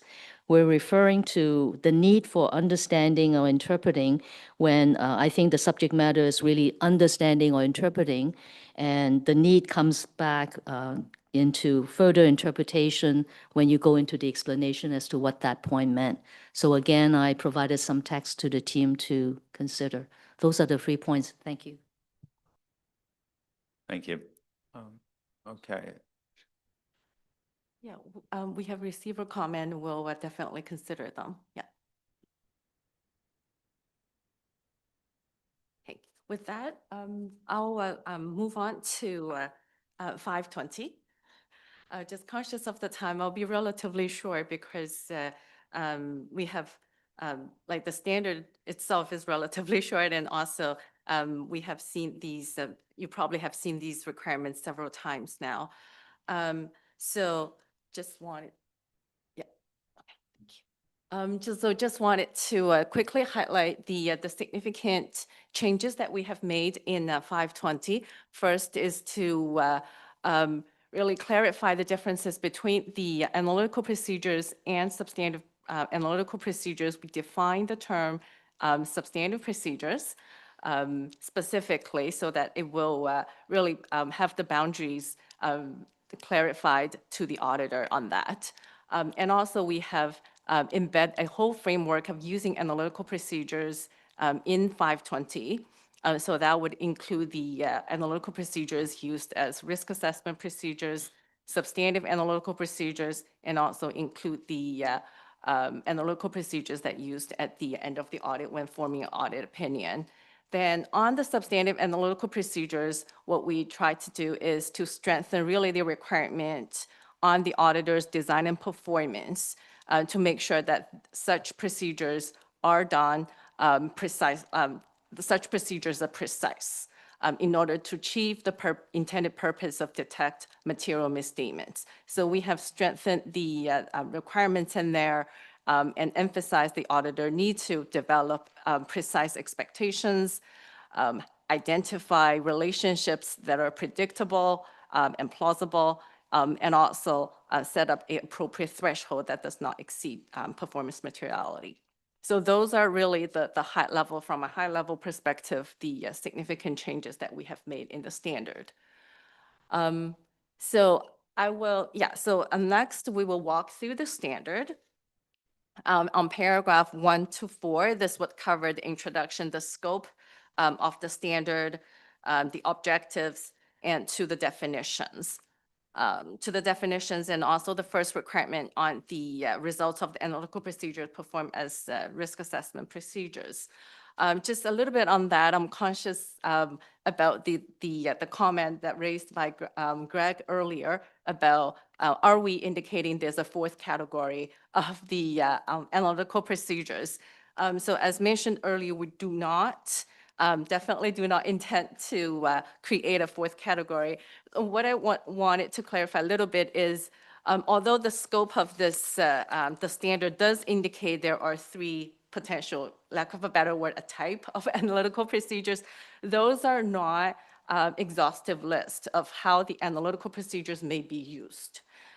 So really what we look at the analytical procedures is a type of procedure. It can be used to achieve the various intended purposes. So it can be used to achieve the intended purposes of risk assessment. So that's achieving the purpose. And also the second purpose that's possible, we have called it out here, is achieve the purpose of responding to the risk of material misstatement at the assertion level. So those are the 2 purposes, intended purposes that the analytical procedures can achieve. But aside from that, analytical procedure is a type of procedure. So you can use it to do other things, such as at the end of the audit, you can use it to assist you with forming opinion. So those are separate. We wanted to make sure that we're very clear analytical procedures can be used to achieve purposes, and when it can achieve purpose of detecting material misstatement is called substantive analytical procedures. We just give it a name. But the others, like at the end of the audit, we did not give it a name because also it did not achieve a purpose. For the other one that we talked about, analytical procedures performed in addition to in combination with test of details and test of controls. Those are procedures that on its own does not meet the intended purposes.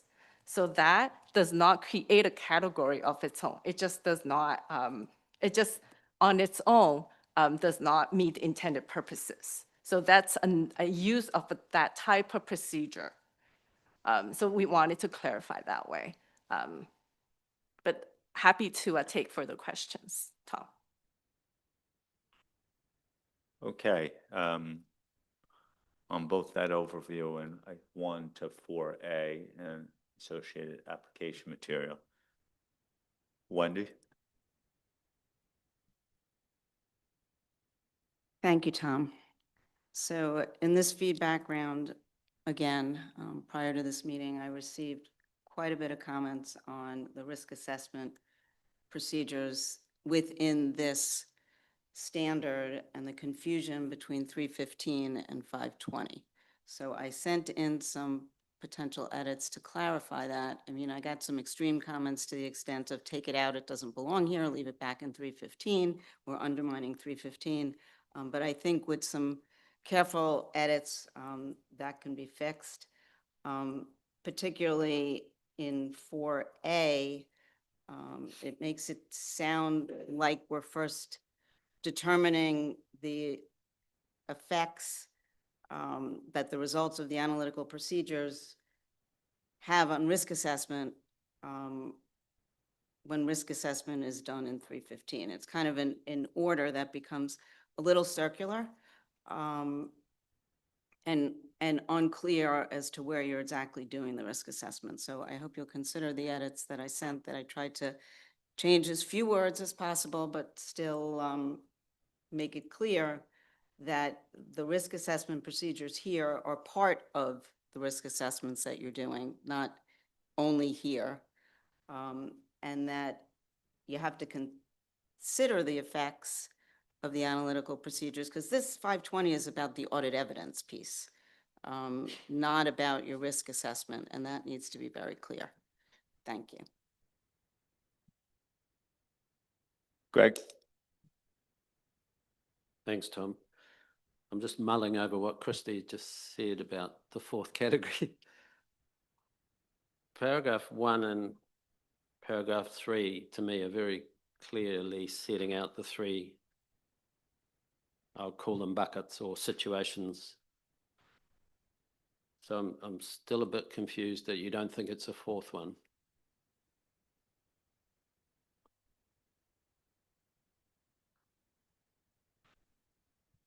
Okay, so let me try and explain, because we have thought about this quite a bit. So Greg, I must say because we heard this point about the fourth category previously as well. And I was thinking people are talking about the fourth category in the context of we have risk assessment procedures, we have test of controls, we have substantive procedures, and now we're introducing a fourth category. But your comment suggested we're introducing a fourth category within 520s. But okay, be that as it may. I think what happened, well, in the first instance, 520 explains what this standard is about. So this standard is about what it is set out in the scope. We do appreciate the fact that what I'm going to try and explain now probably needs to be put in the standard to close the confusion that there might be around this. I think the other thing we need to appreciate is that analytical procedures as a type of procedure, remember we've got types of procedures and we've got the nature of the procedure, which is a purpose together with a type that was explained earlier this morning. But analytical procedures as a type of procedure behaves very much like inquiry. Inquiry alone cannot give you evidence about the operating effectiveness of controls. It can also not give you evidence about the absence of a misstatement.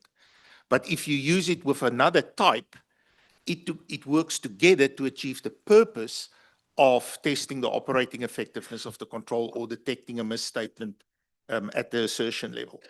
Analytical procedures as a type works in that same way. And therefore, what we're saying is that as a type of procedure, you can perform it with a test of detail, with a test of control. On its own, it cannot get you there, but you can combine it with other types and it gets you there. The exception to that is a substantive analytical procedure, which we have specifically now described as a very precise procedure, which, if you do it in accordance with the requirements of 520, can detect a misstatement at the assertion level. But other than that, you can use the type of procedure that we call an analytical procedure in all different ways as to help you to get to a purpose. So, but I do agree, and the team has reflected on that. We probably, the application material that is currently there as, and I can't remember the number, A0, probably needs to come out, and we need to replace it with something else that brings this concept to life, that this is really what we're talking about. And so what the standard then ends up describing is when you use this type as a risk assessment procedure, when you do use it as a substantive analytical procedure as described, and then as Christy said, near the end of the audit to help you get to your final conclusion. Great. Maybe, okay. Maybe just to acknowledge, Greg, that application material sitting to the scope was misleading. So we are proposing something there to kind of explain what Billy is saying, and doing those changes correspondingly in 330, 500, and that flows in 520. I just want to appreciate that linking it to the scope probably was not wise. Greg, is that responsive? Yeah, that sounds good to me. Haven't seen the word yet, but yeah, where I first stumbled across it was in A0 or A0. So I think the fix sounds good in theory. Yep. You'll see in practice, though. Trust but verify. Jaya.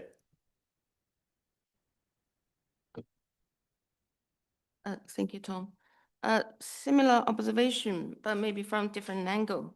I think and let me put it this way. 520 introduced three purposes by applying analytical review. So what I really want to say is that fourth type is really, does it have a different objective than risk assessment, further audit procedure, and the overall conclusion? This one is also caused a lot of confusion and questions when I have my outreach meeting with practitioners in my territory. They just don't understand. At the end of the day, we think there are two possible solutions. First one is we believe there are actually some disaggregated analytical review for risk assessment purpose at account level, which would help the auditors to make the subsequent test of detail more specific, more responsive. We can accept this type of analytical review as for risk assessment purpose, but at a disaggregated level, which will be okay. And another possibility is that I believe in our early discussions whether we should restrict the threshold for SAR as below performance materiality. That was arguable. Even today, I believe that we might not need to be that stringent. We could accept SAR of different level of precision. But maybe in certain circumstances, for example, if substantive analytical review is the only substantive procedure you perform in response to a risk, then the threshold should be below performance materiality. But if it is performed in conjunction with test details, why can we not accept a lower level of precision? Then in that way, this kind of so-called fourth type could be categorized into substantive analytical review, just with maybe a lower level of precision.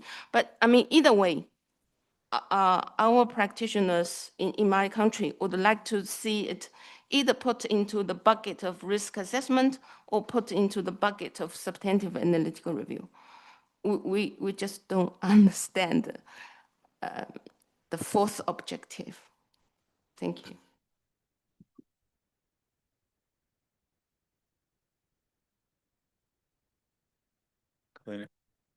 So we've talked about this, and one of the tasks that the board gave us is make the precision level of a SAP clear to be able to detect a material misstatement. That sits in the project proposal. It's been what the team has working on.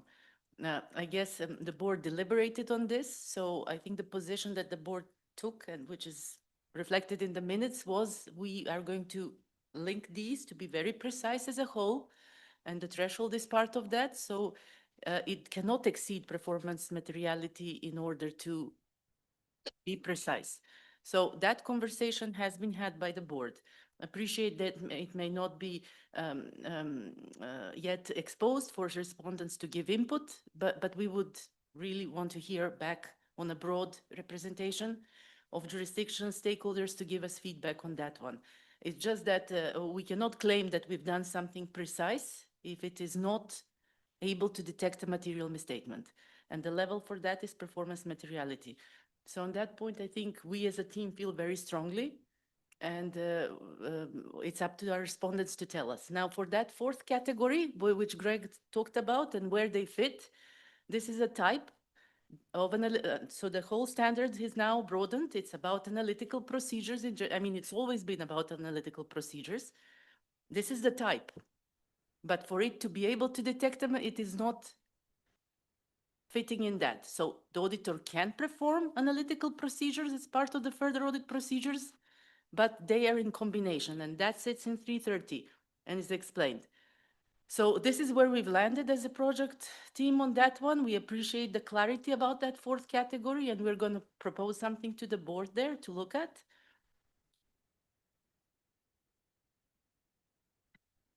Okay. May I add a comment? I think 315 and 330, when you actually perform audit, they don't strictly come first and then the next. Actually, risk assessment is a dynamic process which actually been through the whole audit process. So I personally, I would prefer that we categorize that type of analytical review into for risk assessment purpose. The timing when such analytical procedure is performed doesn't necessarily affect, the purpose of such analytical procedure. It might be performed in conjunction with test of detail or test of control, but it doesn't mean it must be for the purpose of detect material misstatement. It could still be risk assessment purpose. As I said, it's the risk assessment is a life cycle thing you do through the whole audit. Thank you. So I just wanted to add to Kalina's explanation. And so you used the example of when you do these analytical procedures that are less precise than what we now describe as a substantive analytical procedure, they can be done with test of details. And I don't think we are disputing that. I think that's exactly what we're saying you can do. We're just not calling it a substantive analytical procedure. We're just saying you can use that type. So you will use the type of procedure, analytical, with whatever other types you're going to do, inspection, reperformance, whatever, and that is going to help you to detect misstatements. So the thing is, you can still get substantive evidence out of that. So it still helps you with that. All we are saying, all we are now calling in our standards a substantive analytical procedure is how we've now described it in 520. Yeah. The one point I'd also add about classifying it as a risk assessment is it's not necessarily identifying a risk. It's rather getting you substantive evidence that you'd have in combination with other procedures. And if you did put it into risk assessment, it would lower your risk to a level that would then get you to perform procedures that you'd gather less evidence, and that would lower audit quality. So if you just did it on a sampling basis, that risk, if you classified it as risk assessment, would lower the procedure, lower the overall risk to a level that would drive a sample size less than what you wanted. So I think classifying it as risk assessment technically isn't right, and then would have a lower audit quality impact. So I like where it is, where it's going to get you substantive evidence, but it needs to be performed in combination with other procedures for it to truly detect the material misstatements.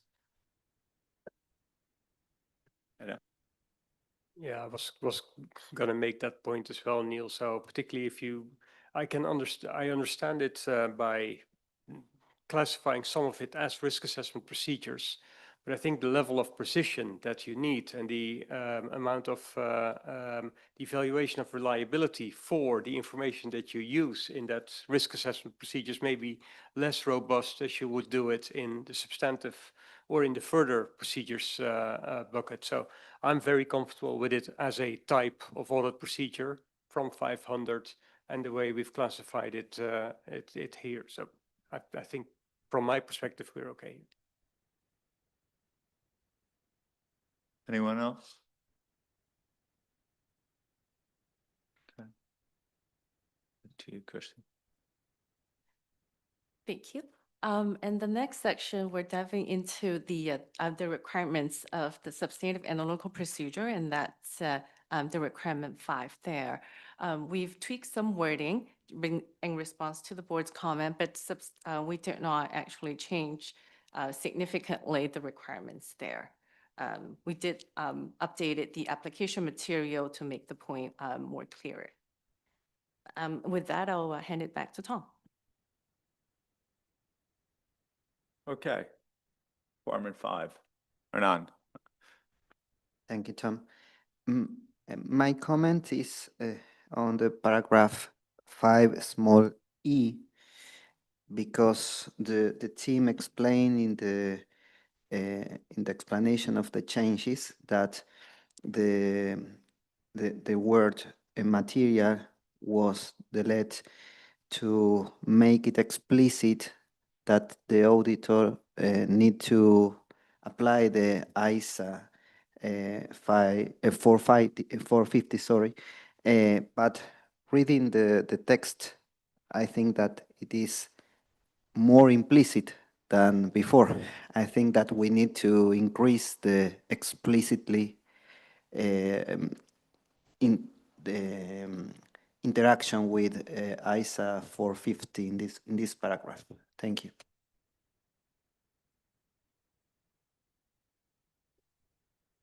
Anyone else? Robert?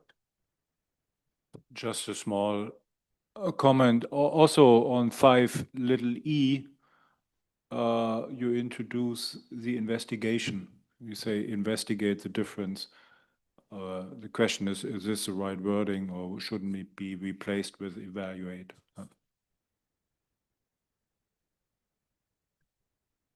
Wendy?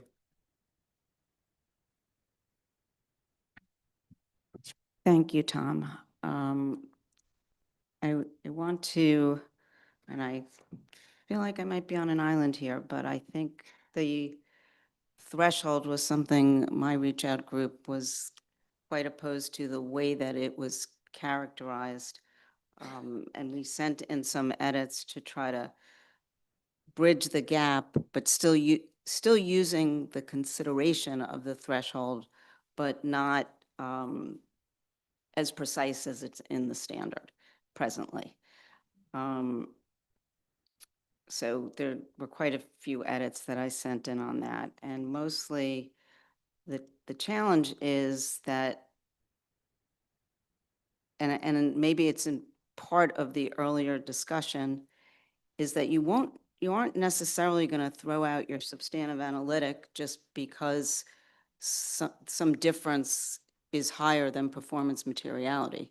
You might use it in conjunction with other procedures, and that's what my reach out group thought.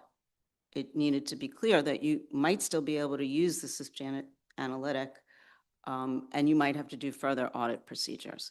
So that may, the way that it is written, it may dissuade auditors from using substantive analytics, which has been a challenge for auditors since the beginning of time. You know, how do they interact with tested controls, tested details, other substantive procedures? So I'm hoping you will consider my edits for 5. And I'm not sure where we ended up with my proposed edits for 4. I'd like you to, 4A, hopefully you will consider those as well. Thank you.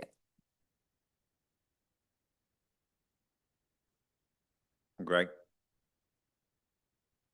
Thanks, Tom. Just on A4, we've changed an and to an or, and I'm just, I guess, seeking clarification.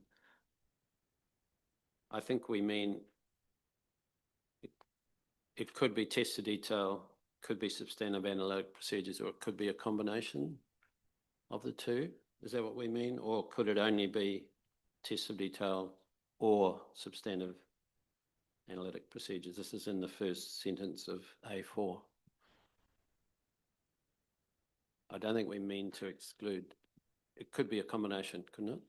Yeah, we'll look at that one, Greg. I think it's a deliberate change because what we want to say here is now that these are very precise, it makes sense that you think about them standing alone. But I hear your comment, we'll take it away and see. But I just want to say it was deliberate in that respect. They stand alone. And we don't want to imply you need to use a combination when you don't need to use a combination. Shreya?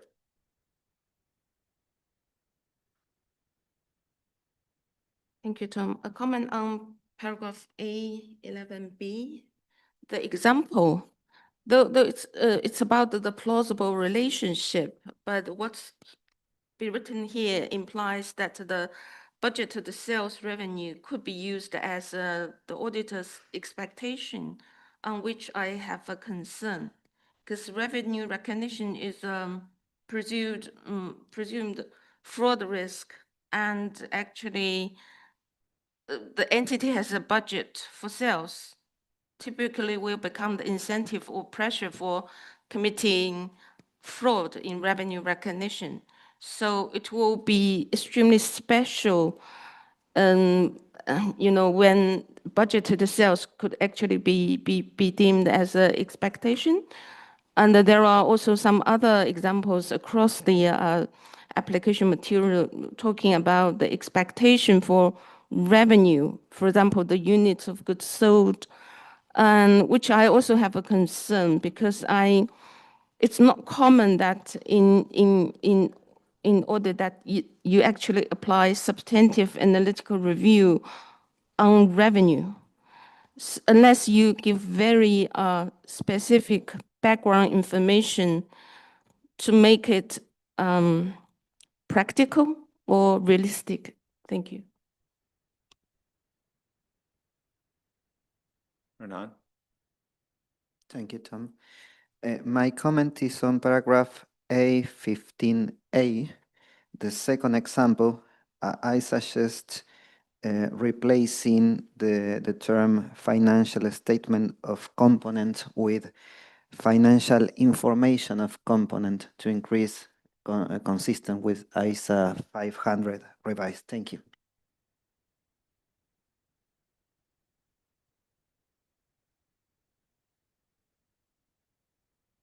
Anyone else?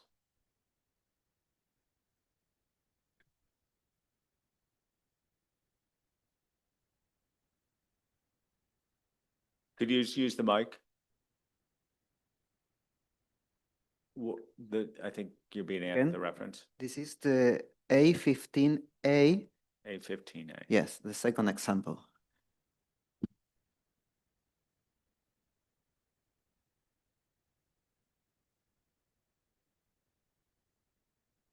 Tom, can I maybe just respond to a few of the comments there? So Hernan, I heard your comment on the paragraph 5E on that we dropped the word material from the material misstatement.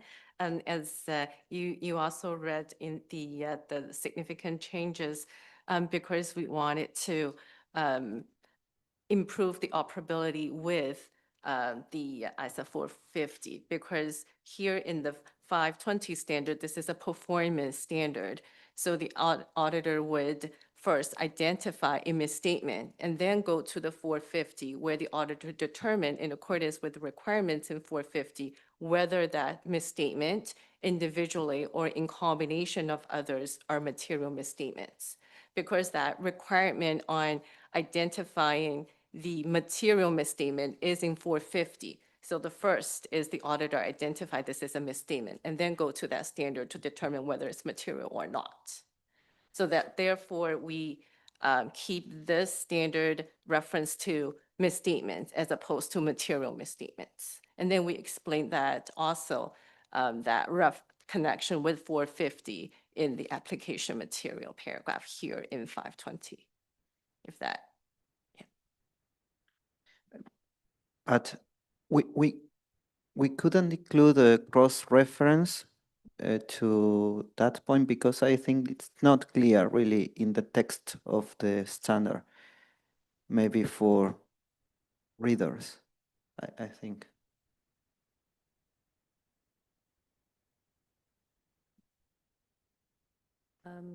Yeah, we can take a look because this is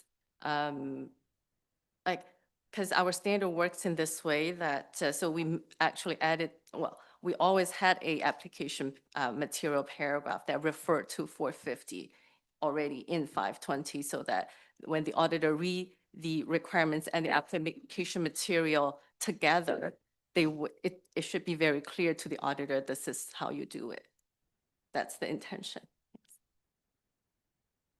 And then the next comment, I think, Robert, you raised this one also as well in March, is about that word, that work effort verb of investigate as opposed to evaluate. We did consider that very carefully multiple times before.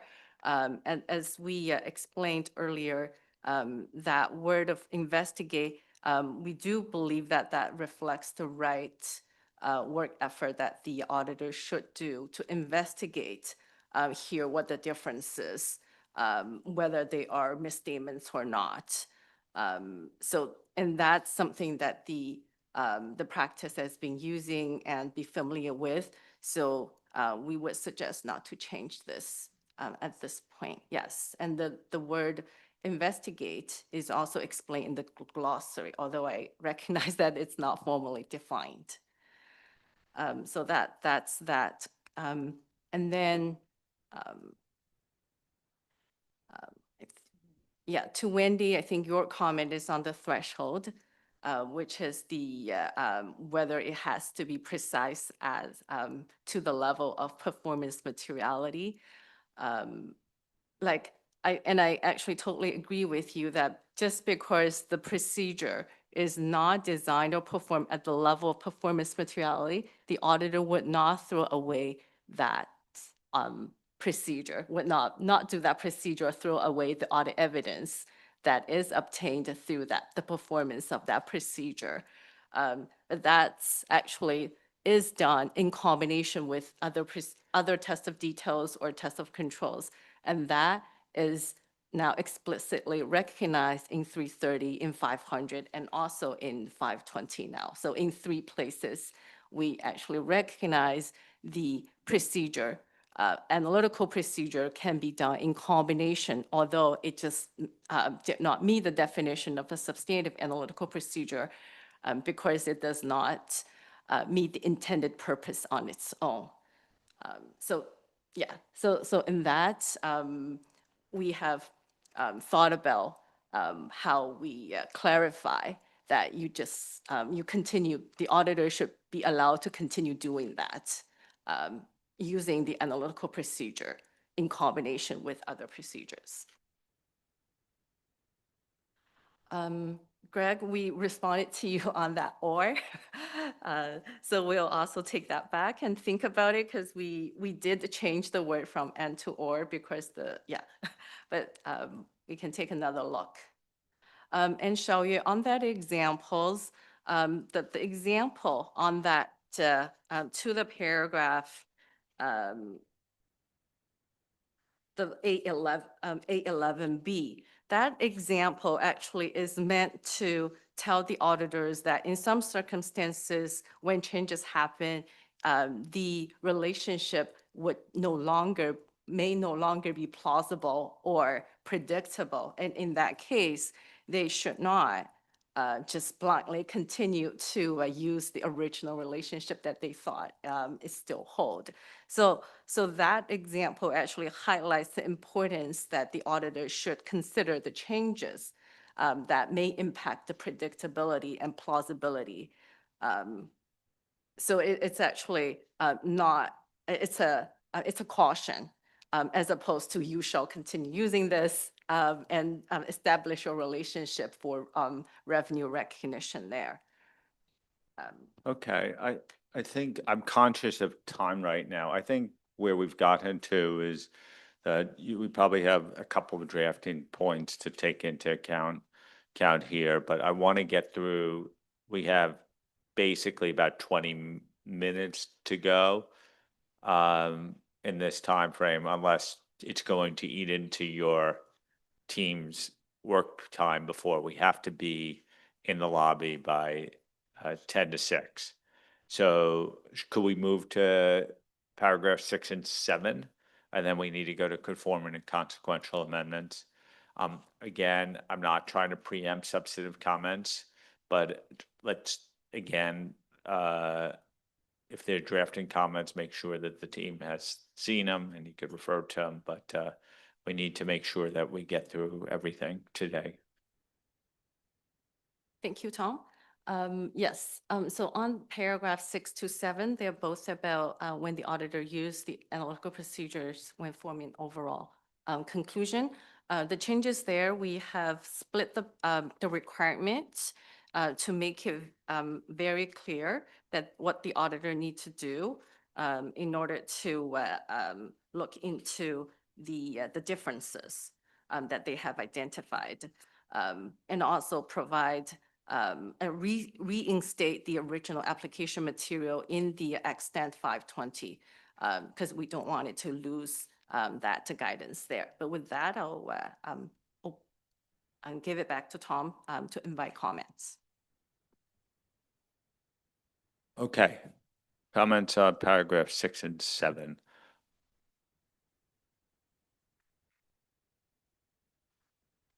Hernan, is that a stray card from past? Okay.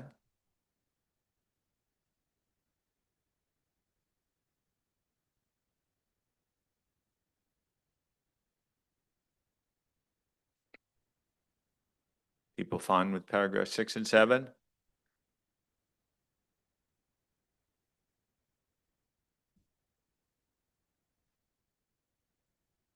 Okay, let's continue to proceed. That's it for 520.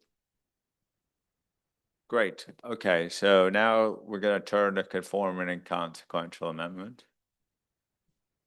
Thank you, Tom. So the conforming and consequential amendments, we have split them in 3 parts just to make it more manageable for the walkthrough.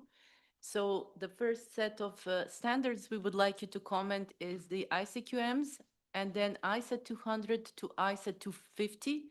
And thank you so much for those who provided offline comments. We already have those, but anything more substantive that you have to raise on the public record, we're happy to receive. So the first set is ICQMs, then ISA 200 to ISA 250, which takes us to page 22 of the conforming amendments. Okay, up to paragraph 22 of the conforming and consequential amendments.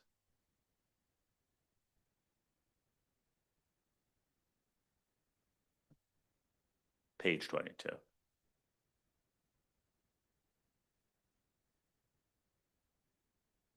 No comments? Okay.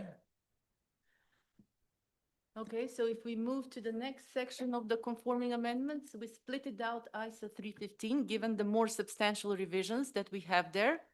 And Tom, back to you for any comments on conforming amendments to 315 revised 2019.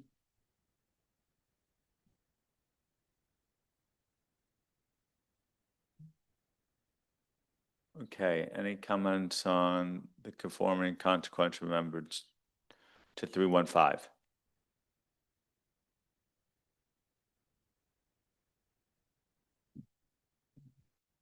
Give a couple more seconds for people to search.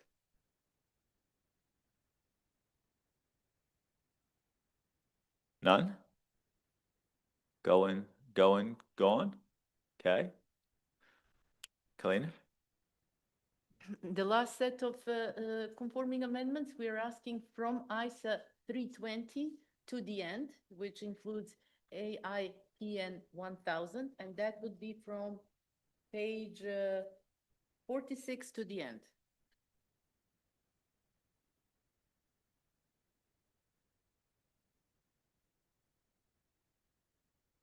I hope I didn't scare people. Any comments on the conforming and consequential amendments? Robert? I refer to ISA 700,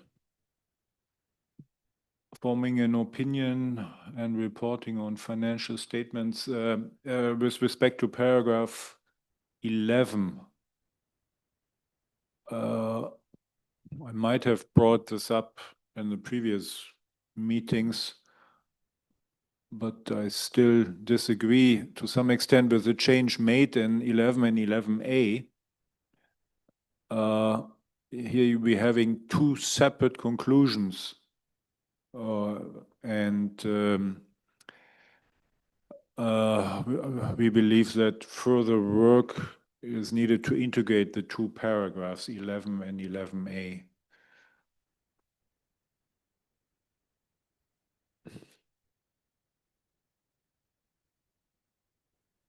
Colleen?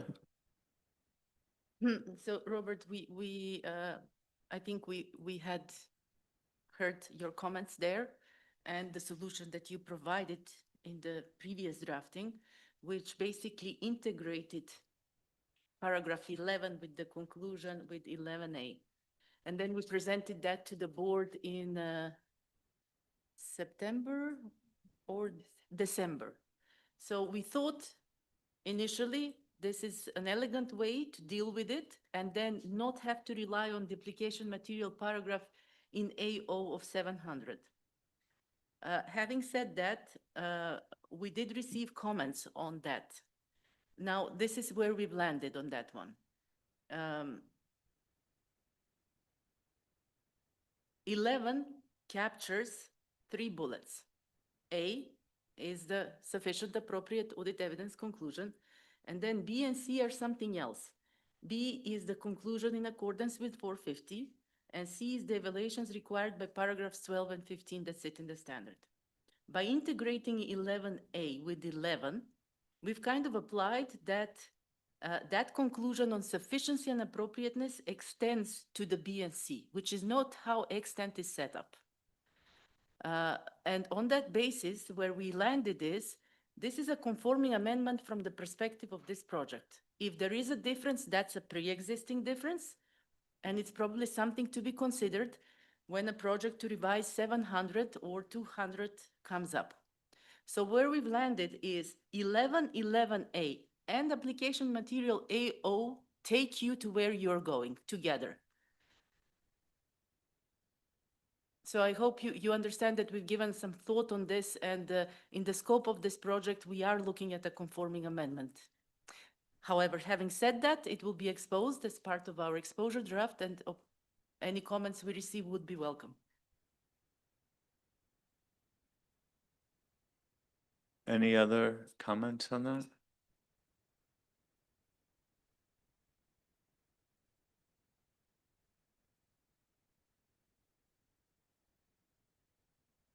Okay, Galina? Tom, that was what we had in terms of drafting. We do have another section which is about due process matters. If you would like me to cover that one, I could. And then we also have matters for the explanatory memorandum. Shouldn't we deal with that? That we'll deal with when we get to Okay. to the exposure draft. Okay, so do you want me to skip to the matters for the explanatory memorandum or leave that also? We should probably deal with some of that later. Should.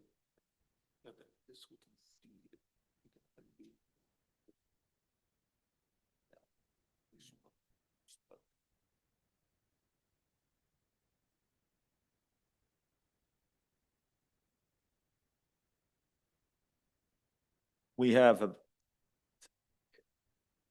We should probably cover some of this subject, obviously, to the vote, just because the discussion of explanatory memorandum has come up a number of times, and I think you guys would like some guidance in advance of it too. So why don't we cover this and give it 15, 20 minutes? If we need to use further time for it later, we could always come back to it.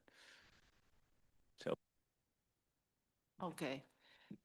So very briefly, and I think I'm taking the issues paper as read, where it outlines how we plan to have the format and the structure of the explanatory memorandum. We do envision, similar to what other IAASB projects have done, more recently the quality management standards, a covering EM that covers matters of an overarching nature with specific questions on the overarching matters. And then obviously separate EMs for proposed ISA 330, separate EM for proposed ISA 500, and a separate EM for proposed ISA 520 with the specific questions. So 4 set of questions, 4 EDs, 4 EMs accompanying the EDs. Another thing that I just wanted to say is we've done some initial thinking of how these EMs could look and what matters would be addressed on those. That is explained in the issues paper. But to Tom's point, if there is any guidance or anything missing that we are not thinking of, or in addition to that, or anything you find of relevance, we could probably benefit from that insight.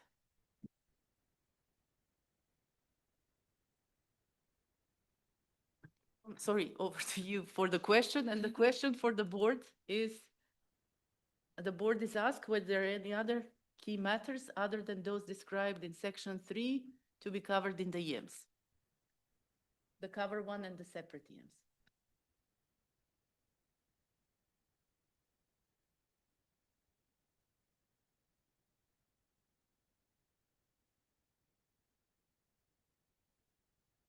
People need to help pull this up. Nancy? So just reflecting on the discussion today, there were a number of issues whereby we said it would be good to clarify. I don't know if we all have a full list there, but I would assume that the team has the list, right? But aside from that, there wasn't anything else that I'm going to bring to the table. Greg? Thanks, Tom. So I'm just on paragraph 46 of the memo F, 46F. And this is where we talk about revisions that aim to collectively encourage auditors to consider use of tester controls. I'm just wondering if that's what we want to do, or whether, I think what we've done here is we've sort of put on an equal footing testing controls with substandard procedures. And I'm not sure, like I think we've tried to redress maybe an imbalance in the past where possibly we've discouraged, maybe without even overtly trying to discourage, but we've probably discouraged use of controls and auditors have defaulted to substantive. But I think as a standard setter, we're just trying, aren't we, to sort of put equal weight on these two things. So I don't think we want to end up encouraging testing controls. I think we want to sort of be in a neutral position for auditors to exercise professional judgment to work out the best package given the circumstances. So just the flavour of F, I just thought, let's be a bit careful where we land with that. So yeah, equal footing, I think, is what we're after. I think appropriate footing is probably more the right term we're seeking. But my comment, and I think it reflects our discussion of earlier today, is that on both F and G, where we talk about paragraph 18, there's a lot of context that we need to provide and recognition about different points of view on this and the things that we were hoping to accomplish here and perspective we want to give. And I think when we get to the explanatory memoranda and we get the chance to review it, which won't be at this board meeting, that we need to pay due attention to it as a board, so we get the nuances right and we generate the type of discussion that we as a board would like about 33018 and also on the relative importance of test of controls and when you could do it alone and what we were trying to do in terms of the circumstances where it's been, and also a nod to what we've heard to people related to different stakeholder viewpoints and those points. And I think if we do that, then we sort of capture some of your nuance that you're suggesting, right? I think we shouldn't suggest one is more important than the other. We want to create the right attention to the right procedures at the right time.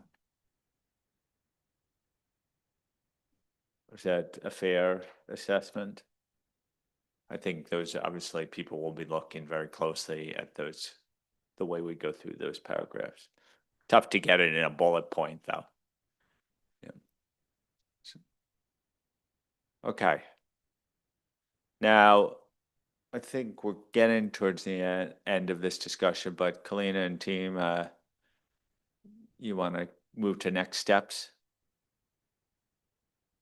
Absolutely. So, Tari, as we spoke previously, the team will take back all the feedback. Thank you so much, everybody, for the offline comments. That put us in a really good shape to do the turn this week. So we're going to come back on the targeted matters Wednesday, June 17th, and we have 9:30 to 10. Then the plan is, based on that session, we update the drafts and you get updated drafts by 1:30 on the same day. And then we have a targeted approval on the Thursday, June 18th, between 10 and 10:30. Really, I do assume that we also follow usual standard that we have that session before the approval where we can have individual consultations, and we'll share more information on that. That would be in the morning of the Thursday just before the approval. Tom? 8:30 to 10. Okay, that is, Kirsty is reminding me that one will be 8:30 to 10. And it's not shown on the slide, but it is marked in the agenda. So thank you so much. And that's what we had for today. Thank you. Before we turn the page on this, Han, I don't know, we often ask whether the PIOB observer has any perspective, but obviously that's up to you. You mentioned that you would raise your hand if you want. So I think we're good on that. What I've been told is that the team wants to, with our project board members, wants to regroup briefly after this session and decide how much they want to do today and how much you guys want to do tomorrow morning before our session. Now, we like to add complexity to the mix. And the complexity is that we normally start on the hour when the day begins. But Billy wanted to make sure you were paying attention to your agenda. Do people know what time you were really starting tomorrow? 8:50, not 8:47, not 8:43, but 8:50 tomorrow. It feels like, so we'll start at 8:50 tomorrow, which probably is better than 8:30 for some of you. And just remember that tonight, we're meeting in the lobby at 10 to 6. And there is no prize for being late other than you're on your own at that point, which seems like it's going to be a great event. So I recommend you being on time. So thank you. Could you send out the address just in case? No, we don't want, we're going to give you pain if you're late. So, I don't know what, I'm sure we can't, but, we don't want to incentivize that behavior. Billy, did you want to come in for something? Yeah, just to Susan's request, Megan, can I maybe ask you, Wolf, can we get the address if there are people that are not going to make the bus? Can we get the address and then Megan can just circulate it to the board? Yeah, well, it's, if you look at your, there was an information sheet handed out before the session. It's pretty clear where the place is. You could Google it. I looked it up. It looks like a great location. If you're a fan of Riesling, I think you'll be very happy tonight. And I think we have a great